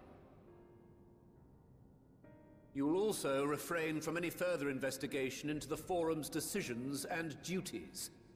Failure to comply with these restrictions will result in the immediate expulsion of your Scion associates.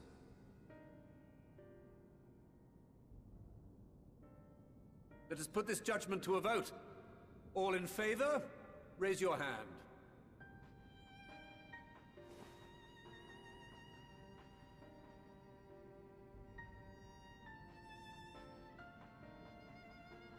Okay, there's no way that he's counting.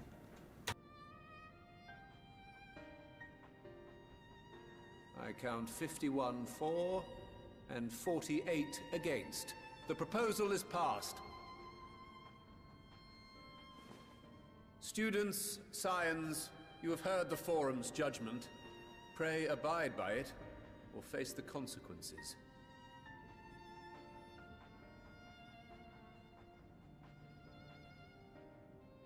Honored members, I thank you for your time. This inquiry is concluded.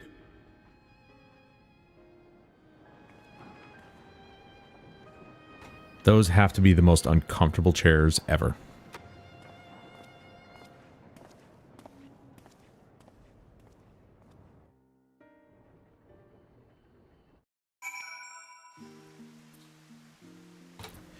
Well, that came to an unfortunate end. All right, my controller's turned off. That's how long it was. That's a 10-minute wait time for that to turn off. Well, at least we've been allowed to remain in the city, and our endless investigations have not been in vain. We now know that this mysterious duty of theirs began with whatever the Forum discovered in the Ethereal Sea. With our freedom so sorely curtailed, however, we will struggle to learn aught more of substance here in Sharlayan. Yeah, so let's get the hell out of here.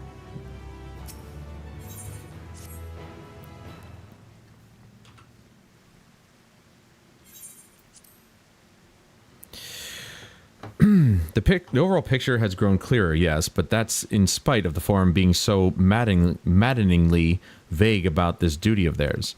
Why are they so reluctant to explain their actions in plain words? That's a good question. Except the old man. Could they deserve it? He probably has a pillow. Old man Jenkins comes to the rescue. Survival come what may. Is father's work so vital that it takes precedence over his own family? Yes, he disowned you. You're no longer his family. Alphino, Alize, it is you. That was the guy. Nope, never mind. I thought that was the guy that we just saw in the cutscene prior to this. When I heard you'd been dragged before the Forum, I came as swiftly as I could. I am so very glad they allowed you to stay. I knew it. It is their I knew it.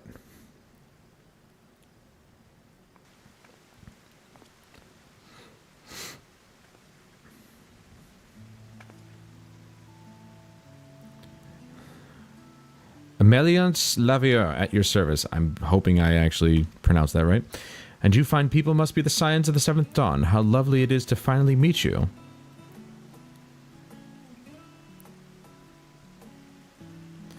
Typical. Father is a bad guy, mother's a good guy, blah, blah, blah, blah, blah.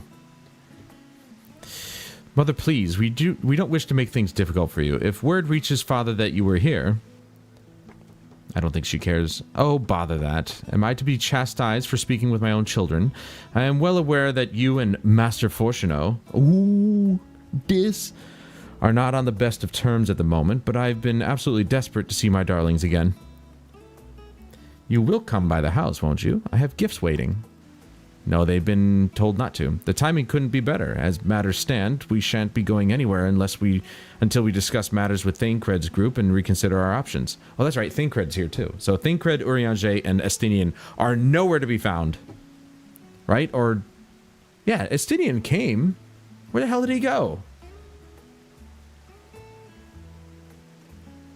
Oh, wait. No, that's right. They waited back at the thing. Never mind. Ignore me. They haven't been poking around like we have. Go, visit your home. We will be back at the annex when you are ready to rejoin us. They're taking a nap. I'm not sure Valtamont, what do you think? Valtamont? The Valtamont Portalane? Yes, that's me. I'll take you off your husband if you want. He's a dick anyway, come on. I'm also an elf. It works out. What a splendid day this has turned out to be. Champion of Eorzea, I insist that you join us. Ooh, free freaking dinner. Look at this. Ah, but we must be quick about it. Not for my own benefit, but should my husband return and find you enjoying our hospitality, the servants will be made to suffer the consequences. Well, that's not fair. Valtamont, if you would be so kind as to escort my children to the estate. And then she was gone, and with her an opportunity to protest. Indeed, the matter is settled. Enjoy yourselves, you three. Awesome. I get free dinner.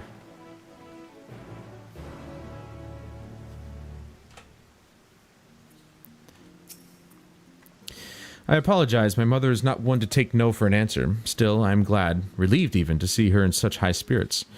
What say you, Valtamont? Though it seems we shall have little enough time to enjoy it, will you accompany us on our visit home? But of course. Fine, if we're going to, then let's get it over with. But be sure to stay in the entrance hall. No peeking into our private chambers, thank you very much. I'm not that kind of guy, alright? I'm not going to just waltz into Alize's room and start a panty raid. Why ever not? Your room was always perfectly neat and tidy. Everyone has things they'd rather keep to themselves, don't they? Cherished mementos you couldn't bring yourself to throw away. Childhood toys. I mean, Yeah, never mind. The Lavier estate is that way, straight down the stairs. Come on. Accompanying me, blah, blah, blah. Dude, why do they keep explaining that? Especially at this point, people already know that they got this whole escort thing going on now, so... You know... We understand the rules. We move too far away, they get lost, and the whole thing fails, blah, blah, blah, blah, blah. When Alize and I were little, this bridge was as far as we were permitted to wander alone. I say alone, but my mother or a servant was always somewhere nearby, keeping a watchful eye. And now look at us, traveling to different continents, different worlds even. As children, Alphino and I would often wait here for our father to come home from work. It must have been a day when his meetings ran long, because I remember growing restless and leaning out over the railing to watch the water rush by. Father, of course, arrived at the exact moment, came pounding down the path in a panic, crying out my name. Your dad has feelings? Wow, that's crazy. Yeah, Valtamont ain't no freak.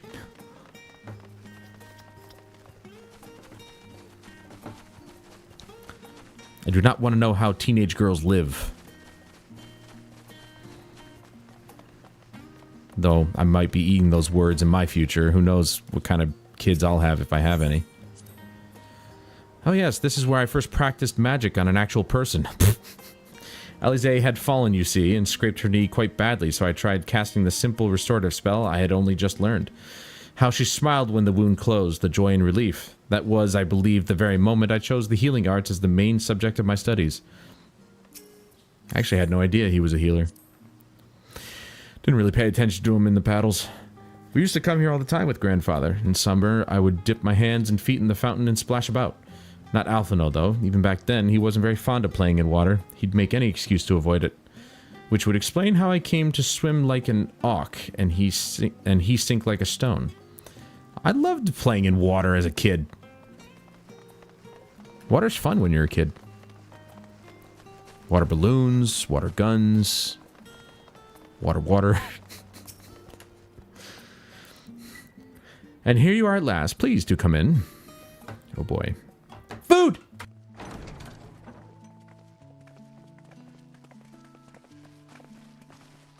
This is probably not voiced. Welcome home, my Oh, it is.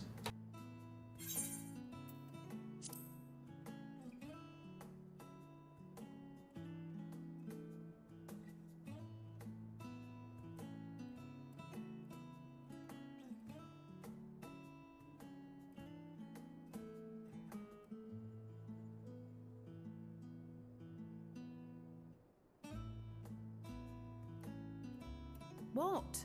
What are you gawping at? It's a mansion!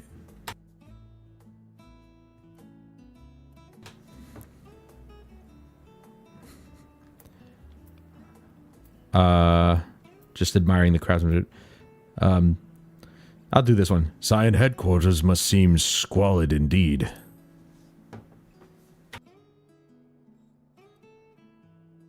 I'll have you know I'm quite fond of the Rising Stones.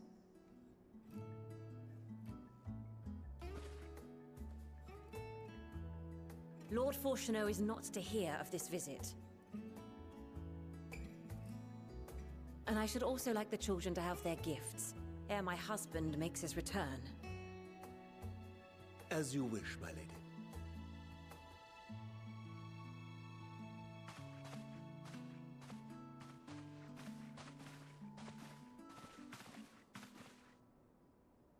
Master Alphino, Mistress Alice, if you'd accompany me upstairs. We shan't be long.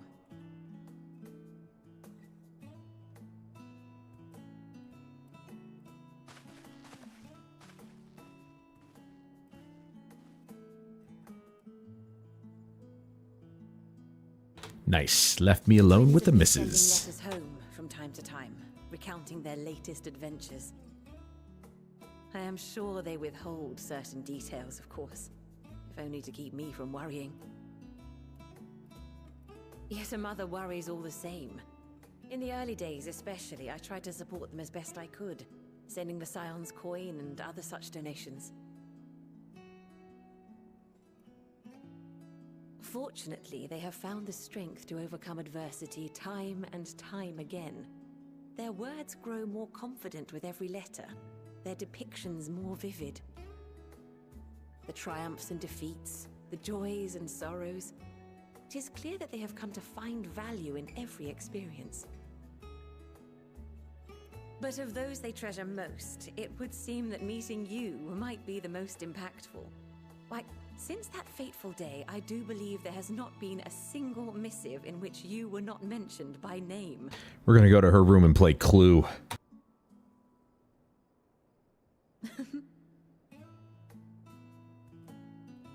'Tis plain they care for you, and I am glad they have such a steadfast companion watching over them.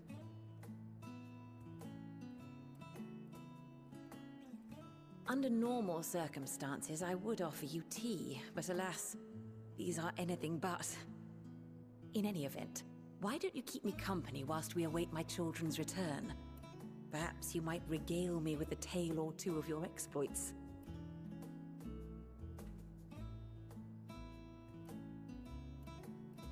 She's very trusting of me.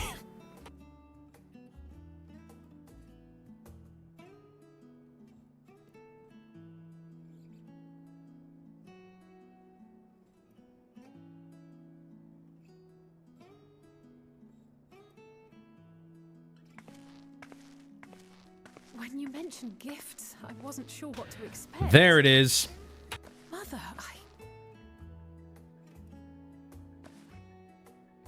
Oh, look how well it fits you. And the style is to your liking. I was wondering when she was going to get around to getting that outfit. It's perfect. Exactly what I would have chosen. The previous one was better, for sure. Tell me you had something different made for Alphino. Naturally. You are hardly little children anymore. And while I shall miss dressing you in those precious matching outfits, I must respect the individuals you have grown to become. See for yourself.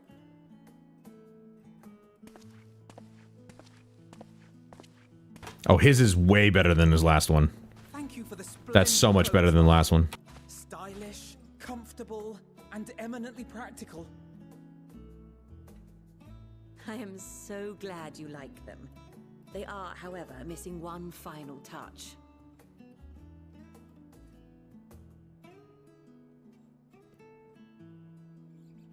If you'd allow me, Master Alphino.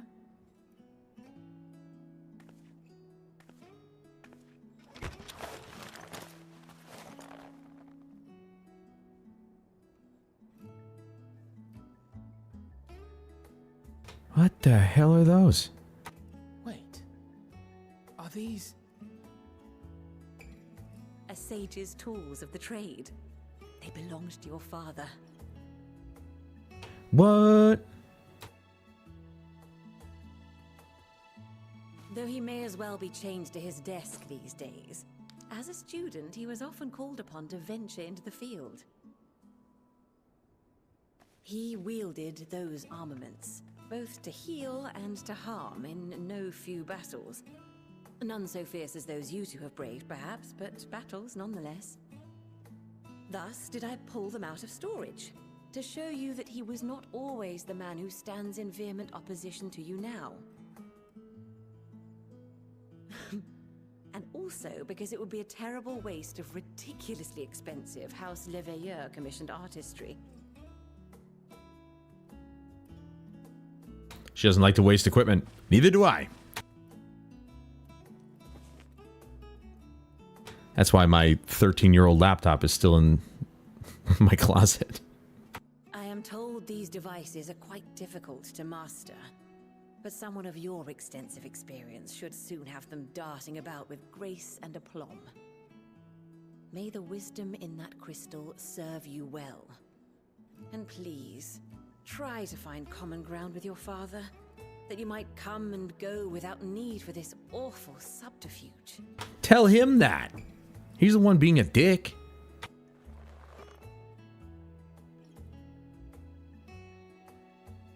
We will, Mother. I promise. He gets so excited he squeezes it too hard, breaks it. My final gifts to you before you run off are an observation and a suggestion. Firstly, Fortuno has ever been a serious man, but it was only after you were born that he truly lost himself in his work. I may not know the Forum's inner workings, but I know your father's. The timing of that change in him holds some significance. Secondly, do not seek to best your father with words. Far better that you simply show him. Let him discover the merit of your actions, after they cannot be undone.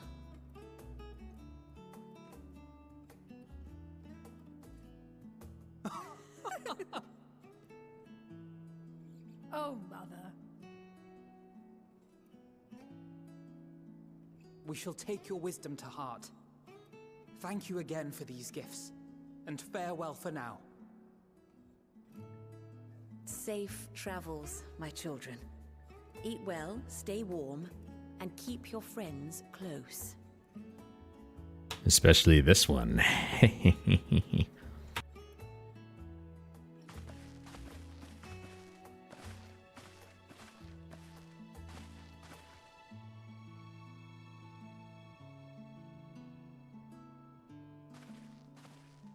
Oh yeah, she wants me.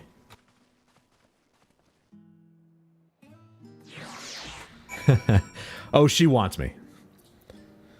Also, if she's a red mage, she needs a feathered hat. It's non-negotiable. She gets to, you know, special treatment when it comes to outfits, apparently.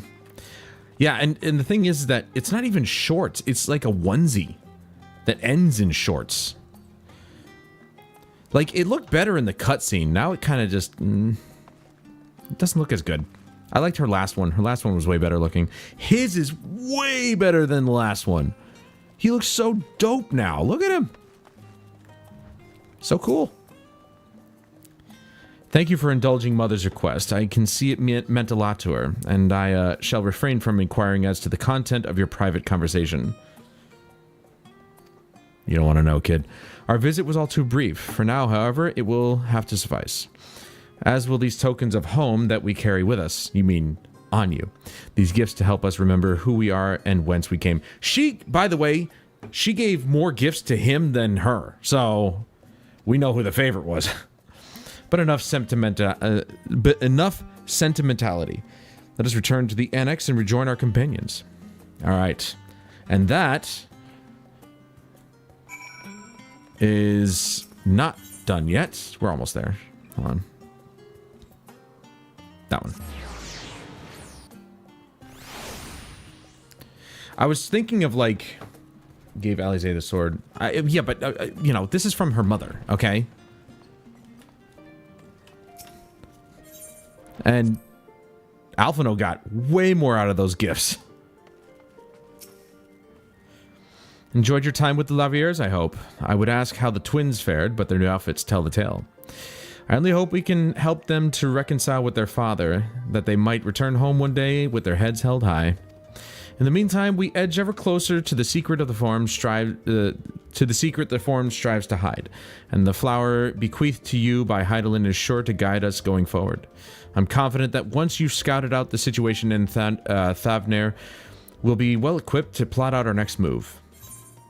And that brings that whole quest line to a conclusion. Holy crap, that was long. Of course, we took that minor break to do some, you know, dungeon and, you know, PvP stuff. We didn't even do PvP. I was just setting my stuff up, and that was probably a good hour. So we kind of cut out an hour. If we just kept going, we would have been done with it forever ago. Basically an hour ago, maybe. Correct, but Alize got the most important gift of all, a potential new father should fortune... Yeah, right? Let's just say, for the sake of saying, somebody knocks him over the head in the wrong spot. The coffee should be ready. I'll be right back.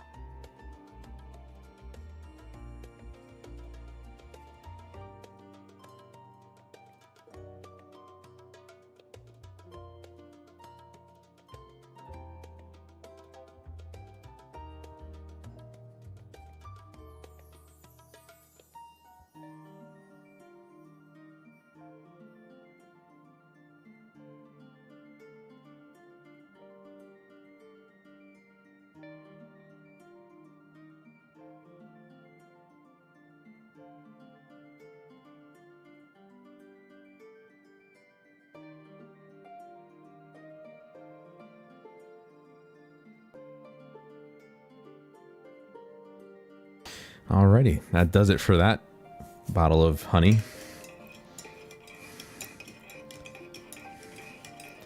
My faucet takes forever to get hot water.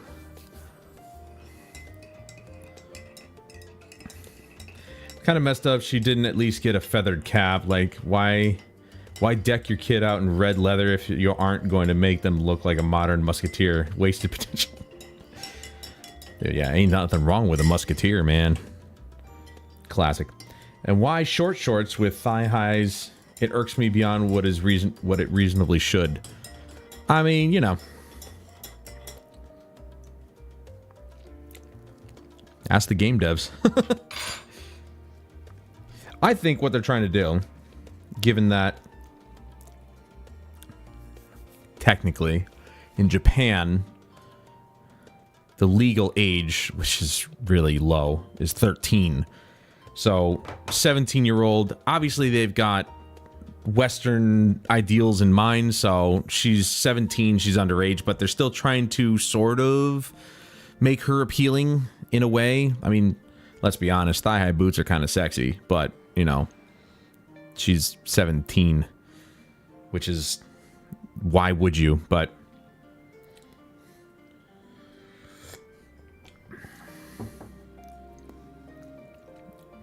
or like a Star Wars comma, that kind of cool combat half skirt thing that looks badass. I don't agree, and let's get off this conversation.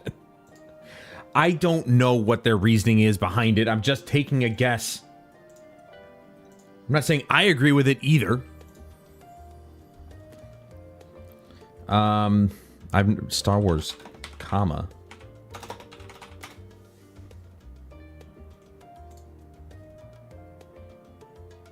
Oh.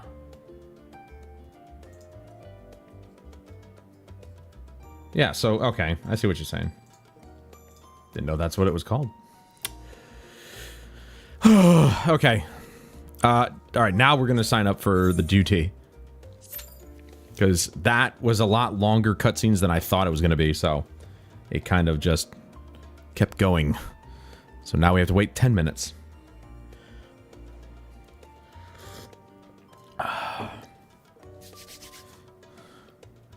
Hands are a little cold.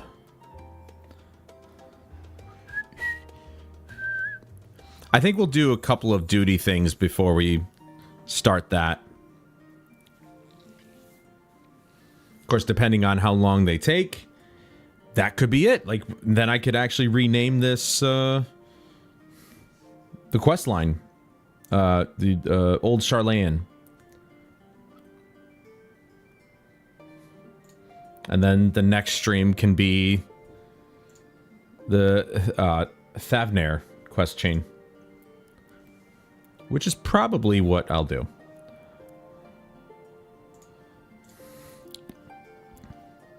I think that's pretty good progress. 4 hours in and we got one major quest chain done.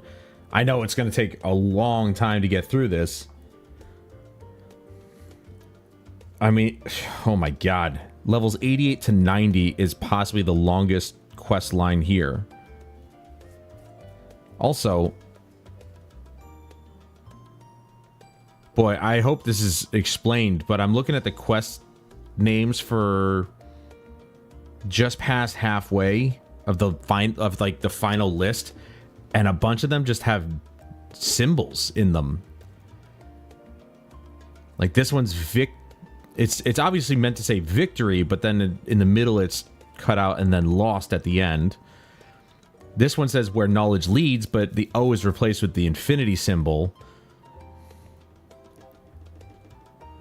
I'm guessing this one is supposed to be either fresh abandon or it can't be flesh abandon. That'd be weird. Fresh abandon. Roads paved something sacrifice. I mean, and it's just like, it's just a bunch of symbols. So that I assume will be explained. Or it will make sense. Certainly moving forward. Worst case, you can just devote 3 days to it a week. Try not to look too far ahead. Well, I mean, none of that makes any sense to me, so, you know, it's not really gonna... But I would say the final stretch of quests is the longest amount, and it's a big list. It might be Flesh Abandoned, don't think about it. Yes, I'm sure we'll find out. Anyway, I was going to say, I've been thinking about the next class that I wanted to level. And I'd want to go back to the good old days of Paladin, but it's not the same. You know, tanking in this game is just like tanking in World of Warcraft, which I did do. It wasn't terribly difficult. But I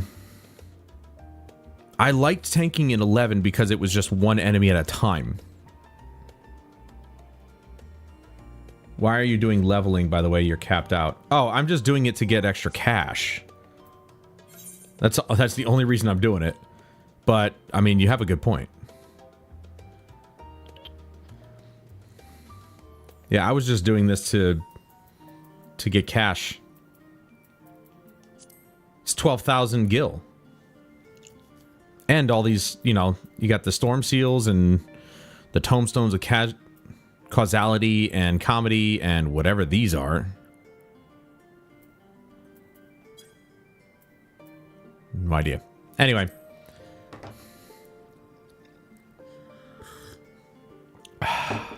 Ooh, that's nice and warm. Like, I could have easily thrown this in the microwave, but nah. I like it being heated up slowly. Get a nice even heat instead of just scalding hot, you know what I mean? Like, I don't know how long I'm supposed to put this in the microwave. At least on the coffee pot, the hot plate just gets hot and, you know, it gradually brings it up to temperature. A reasonable temperature. A whole 1/10 of a single equipment you shelled. Yeah, I know. I know. All right? I shouldn't have bought the stuff. I'm kicking myself already, you know, thinking about it. Don't you dab on me. It's fucking rude.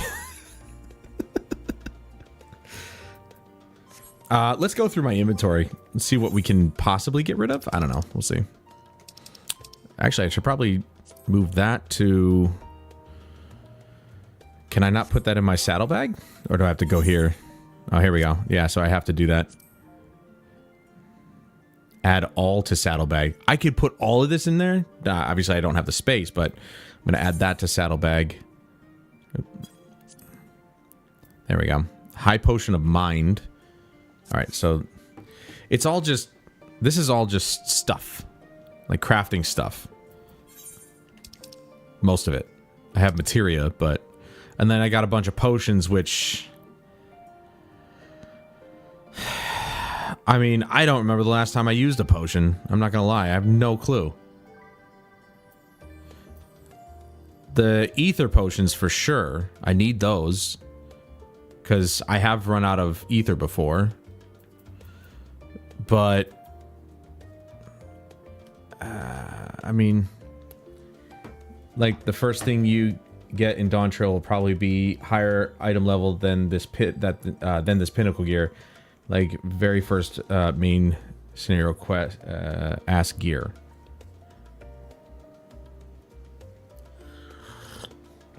Probably. Yeah, so like most of these potions I can just put in storage. Cause like I don't remember the last time I had to heal myself with a potion. Potions are almost entirely meant for like melee classes because I can heal myself.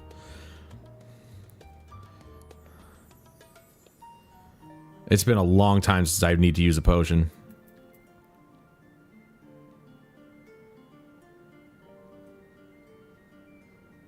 Intelligence plus 8%. Temporarily increases intelligence, but for twice the duration of similar potions. It only lasts for 30 seconds. Enhances the rate at which your equipment gains spirit bond. Speaking of which, I should really repair my gear. Some of it's kind of busted.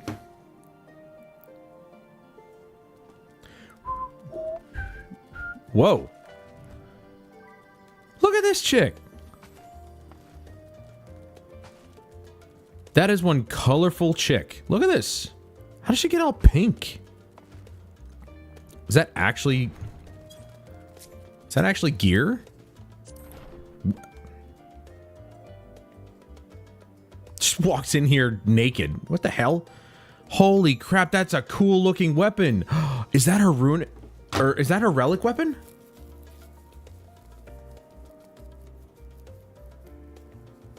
Yeah, it is. Holy crap, that's sick looking. Ah! Kupo troop, that's funny. That's a cool looking outfit, man.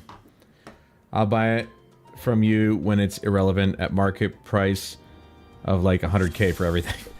You know what, Huffman? I'm tired of your snarkiness, man. You're hurting my feelings.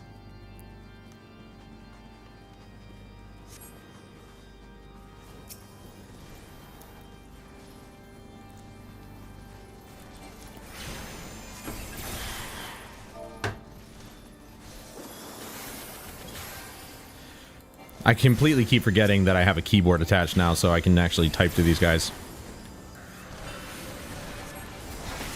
I can at least say hi. You know what I mean? I mean, usually that's what emotes are for, but you know. But anyway, so back to what I was saying. I was thinking about going back to the old Paladin, but I really like Red Mage, especially now. Like, Red Mage was, back in the day, was just basically like a black/white mage that could do melee damage. Now it's even more complex. It's more interesting, to say the least. Got a Dark Knight queuing in a dungeon. How many times have, how times have changed? Do Dark Knights not queue dungeons?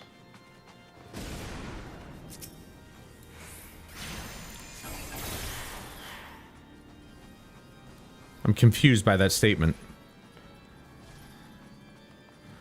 Why would a Dark Knight not queue in a dungeon?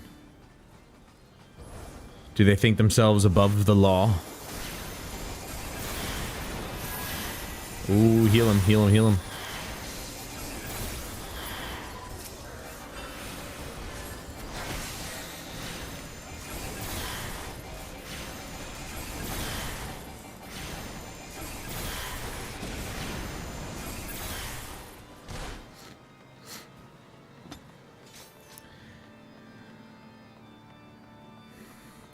Well, I'm not familiar with that.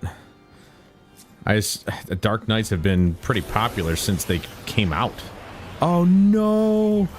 I can't do the thing!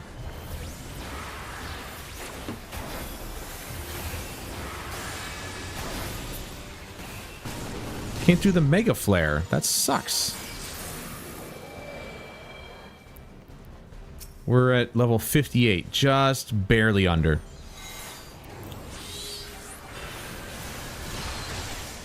Ow.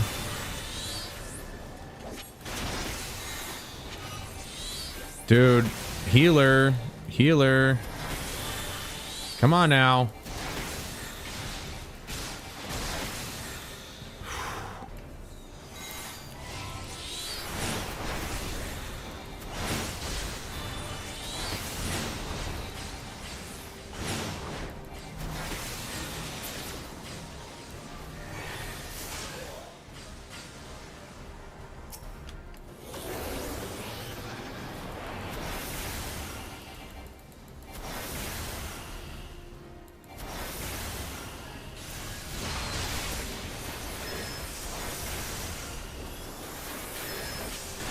And done.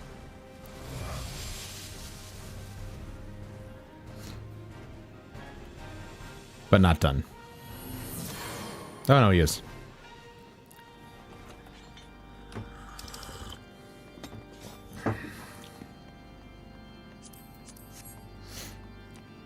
Then the devs gutted everything about them and nerfed Blackest Night. Now they're pretty solid. I mean, that's just, I don't recall that time, but maybe I wasn't really playing it as much as I am now, so I wouldn't. I don't know anything about the other classes, really, let's be honest. I've only ever focused on being a summoner.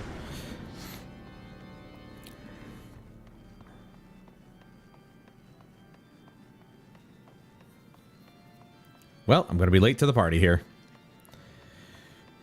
I don't really feel like going to my other pallet just so I'd have to sprint.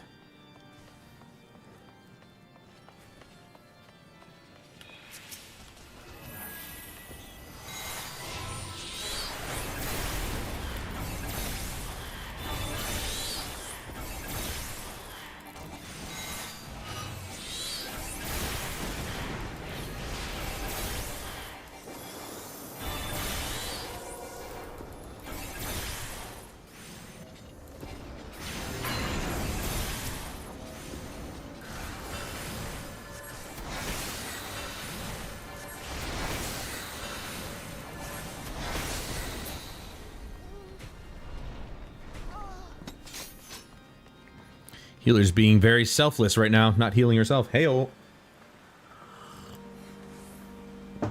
Or just not paying attention. Probably not paying attention. Or is very smart and knew that she wasn't going to die.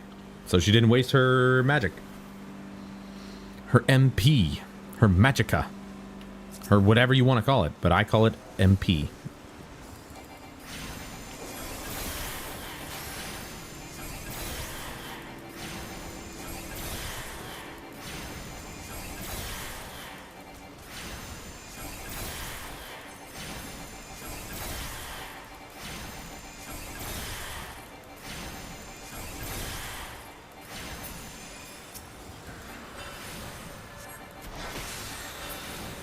There we go. She's barely even healing the tank, though. He's getting very close to dying half the time.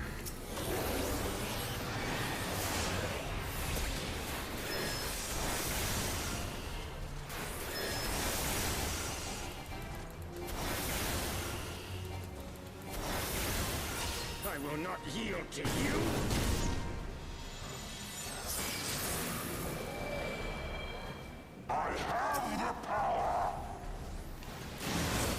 Nah, that was the wrong one. Oh well, doesn't matter.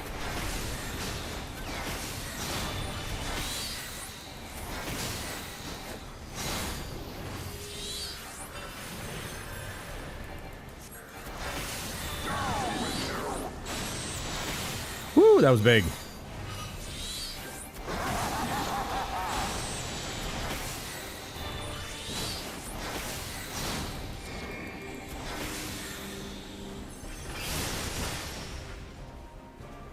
Aha!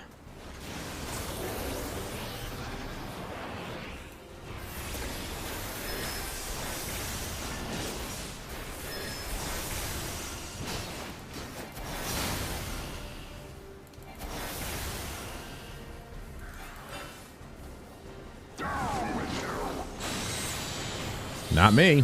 Not down with me. Down with you. You about to go down, boy.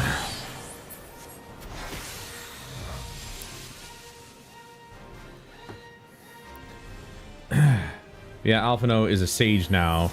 Sages are neat. Well, I figured as much since that's what she mentioned. I just didn't know he was a healer of sorts, but I didn't know. I mean, I didn't know what kind of healer. Now we know. Boy's a sage. Totally makes sense with the gear on his back because sages don't sages have like something or other? Maybe, I don't know. I could be imagining things.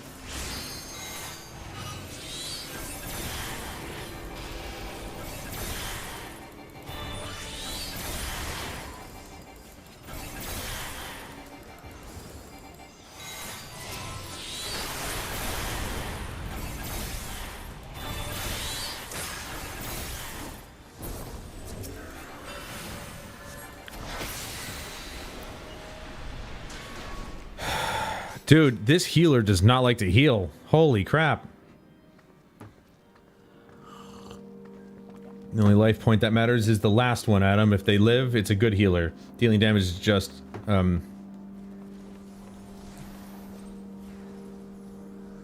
what the hell is... What does that say?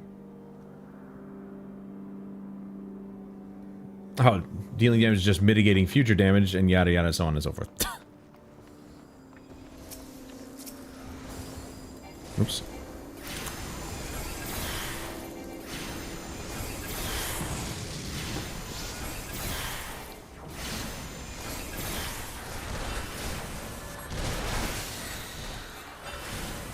Dude, what is the healer doing? This dude's about to die to regular mobs, for God's sake, man. Heal our tank so we don't have to do anything about it. Or deal with it. And the healer definitely should not be in there with him. They should be standing out away from the damage.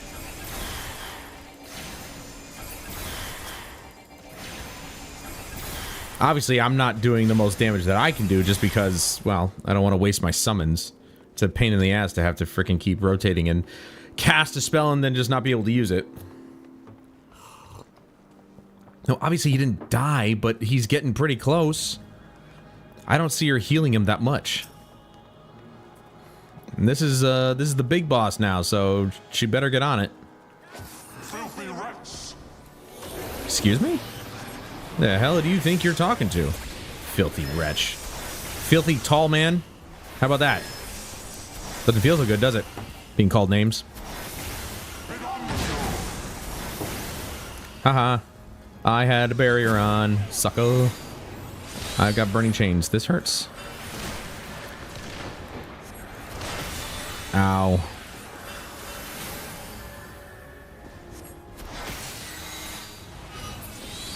Oh, I was standing exactly in the right spot. Look at that. See, this is what I'm talking about. I summon and he disappears. And so now my summon goes to waste. Uh-oh.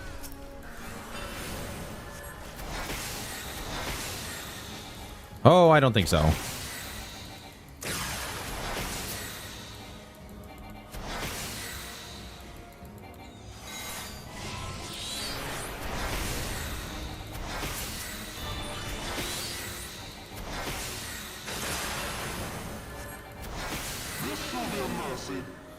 There we go.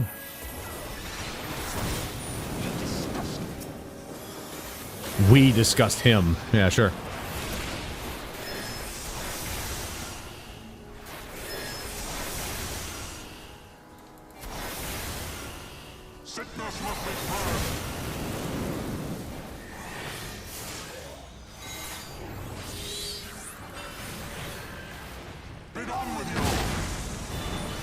I can't cast.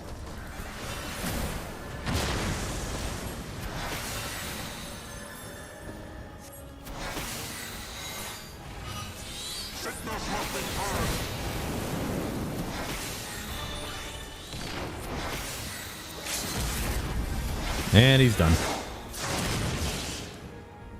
Or not.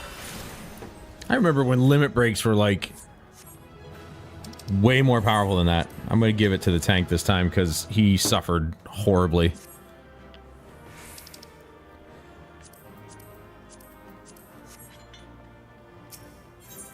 Oops. Horseshoes and hand grenades. All right, good. There's a mender right here. What do you know? Repair all. Thank you. Okay, next duty finder. Trials, baby, trials. Wow, that was fast. Is everybody looking for trials? That was quick, dude. For a DPS to get in instantly like that, dude, almost never happens. Ah, this coffee's good.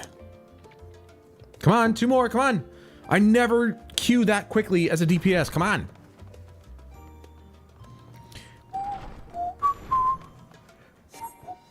Come on, dude. Damn, trials are quick. What the hell's going on?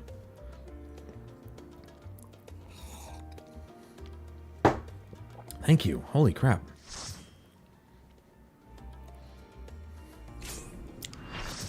Leviathan.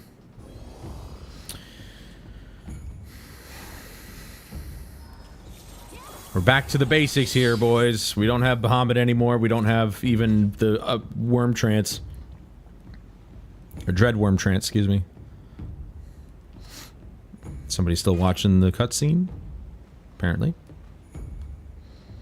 It's weird. I've turned off all the other players' name plates, but for some reason his carbuncle nameplate is on my screen.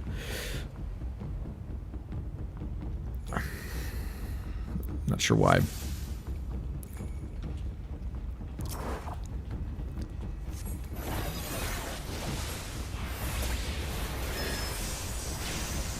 We're down to Ruin 2. Holy crap. Are you kidding me?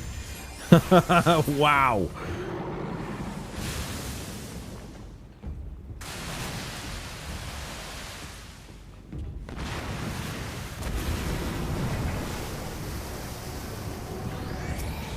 Oh, you think you got us, huh?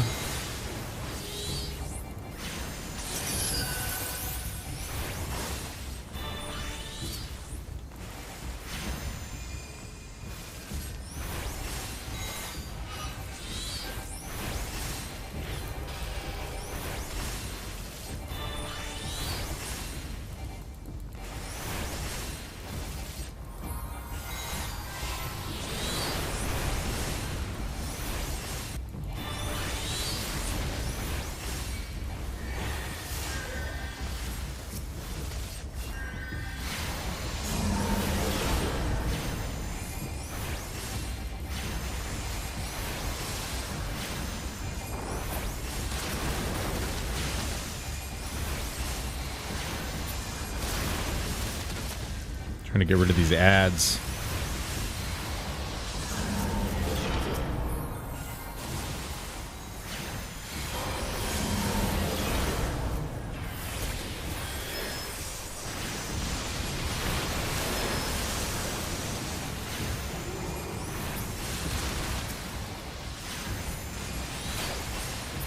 There we go. Whoa! I actually avoided that. Holy crap. Unintentionally, by the way.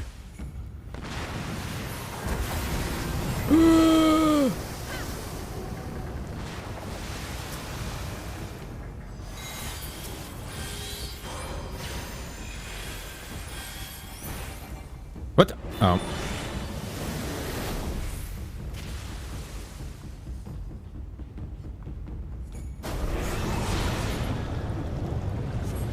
Ooh, and we're all dead.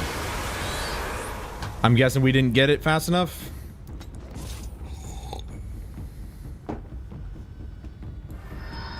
That was unfortunate. Let's try that again.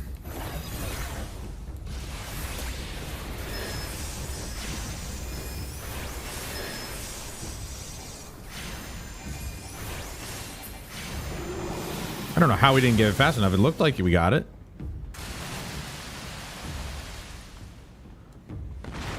No! I refuse! Alright, come on, you stupid tentacle-tailed.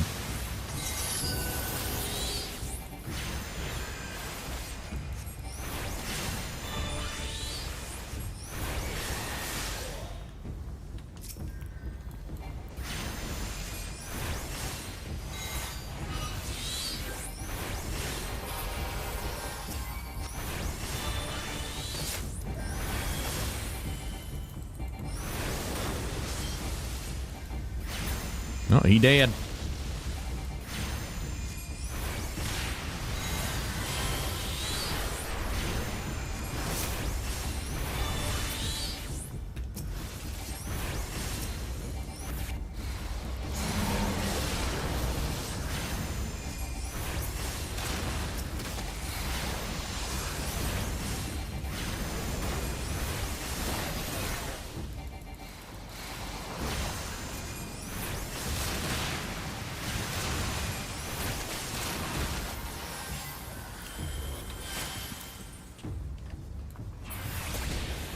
Oh, what a waste!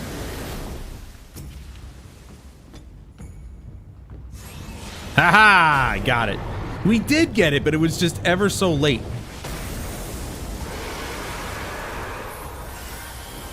Good thing I was here.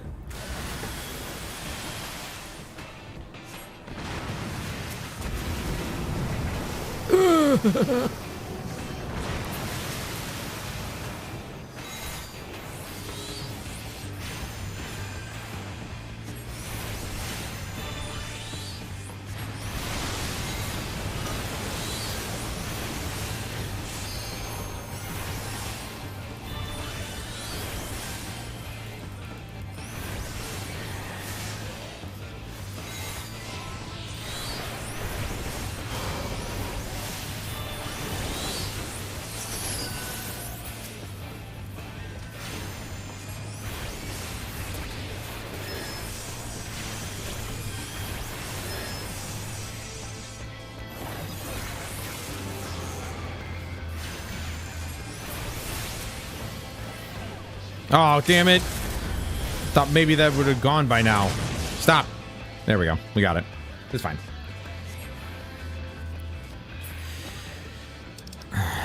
I don't know. Give it to a white mage, I guess.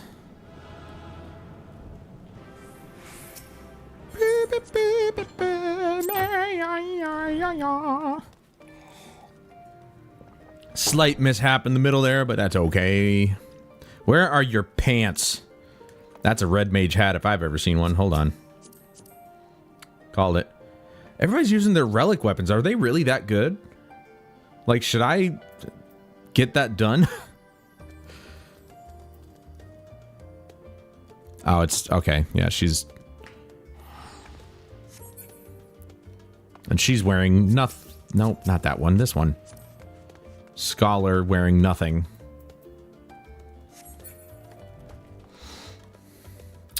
Yeah, maybe it's because I started the game trying to go into white mage, but I can't see a healer that isn't dragging on a cigarette, pumping in the minimum healing required to succeed.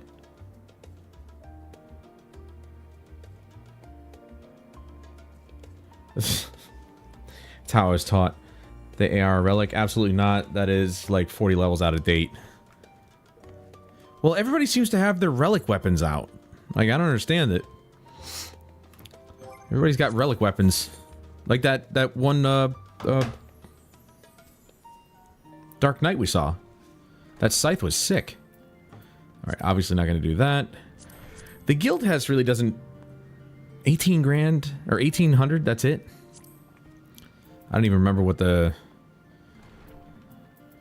See, there's a raid. That's only 1440.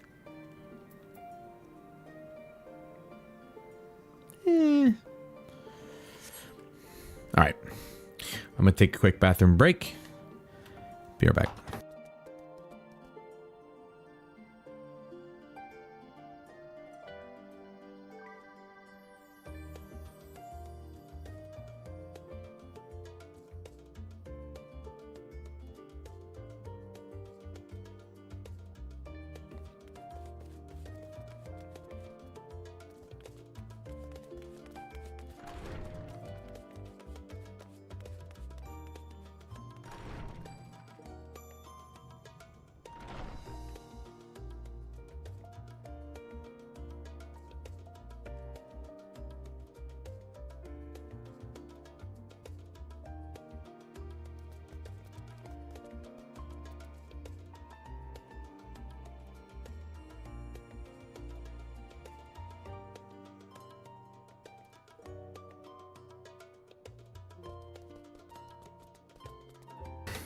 I actually think I'm going to end it here.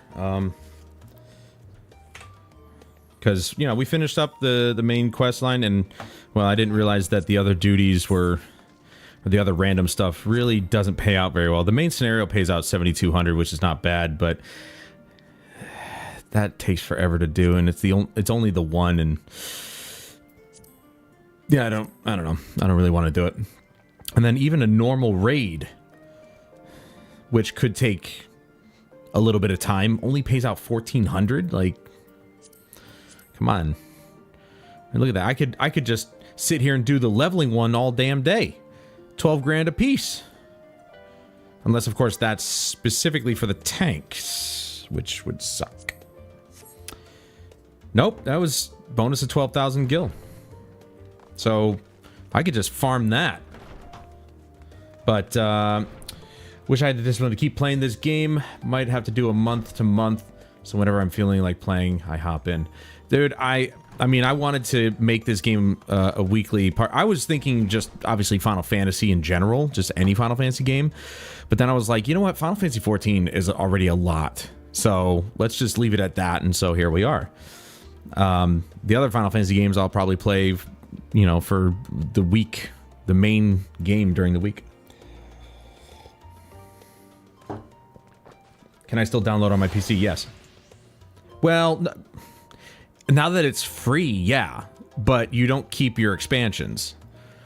So, you know, you can play free up to that point, but you might have to start a new character. I don't think...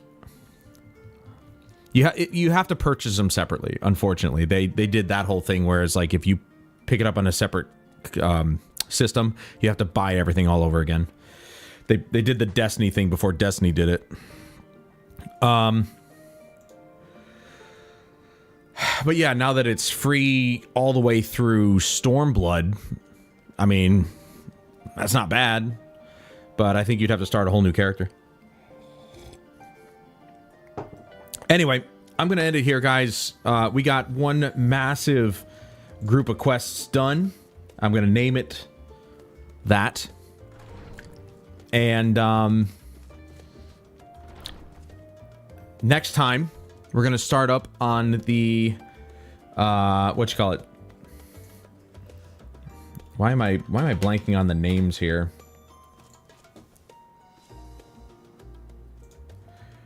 Thavnair quest chain. We finished up the old Sharlayan. Now we're going to work on the Thavnair in the next stream. But of course, that won't be until Friday. Anything past that anyway. Oh, there you go. So there, you can play it up till then for free. But yeah, you could just download it on the PC. I might be wrong about you being able to just use your character, but hey, you could try it. Might work. You never know. I want to thank everybody for joining me today. I really appreciate your time and attention as always. I hope you guys enjoyed this little Sunday stream. I know I did, because there is a lot to do in this expansion. A lot of quests. And I want to make sure that we finish this up prior to Dawn Trail releasing, which I believe, again, is in July. End of July, early August. End of July, early access, and then August is the official. So we still have some time, but it's going to shorten up very quickly, so we have to get on this. And so we're going to continue doing this two streams a week until we're done with Endwalker. And it's preceding, or yeah, succeeding patches, if that makes any sense. And then we'll be sitting pretty, waiting for Dawn Trail to release. And we're going to be there, I would say day one, but it'll be, you know, that Friday. When is it? August 3rd or something like that? August something. Hold on.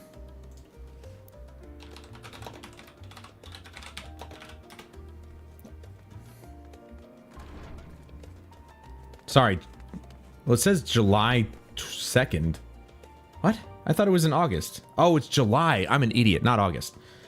So, yeah, it is July 2nd. All right, so that's the official. I'll be pre-ordering it, of course. So, you know, we'll get into the early access on June 28th, which is a Friday. We're going to be there day one, baby. So there you go. It lines up perfectly on Final Fantasy XIV Fridays. What do you know? Oh, yeah. If there ain't an incentive to pre-order, I don't know what it is. But anyway, so should I count right? Anyway, see. But that's going to do it for today, guys. Thank you so much. And please join me again tomorrow, where we continue with Resistance: Fall of Man. And I suspect this week we'll probably be finishing that game up. And then next week we will move right on into Resistance 2, so we can keep the story going. It has a story, but it's kind of like, you know, in between, you know, stints of action or whatever. And then join me Friday for more Final Fantasy XIV Fridays, where we start the other quest line, or the next quest line. We probably won't be able to get much done, because that first one was pretty long, so we'll find out. But until tomorrow night, I'm Adam Wolf. This is Final Fantasy XIV. And I'll see you guys later.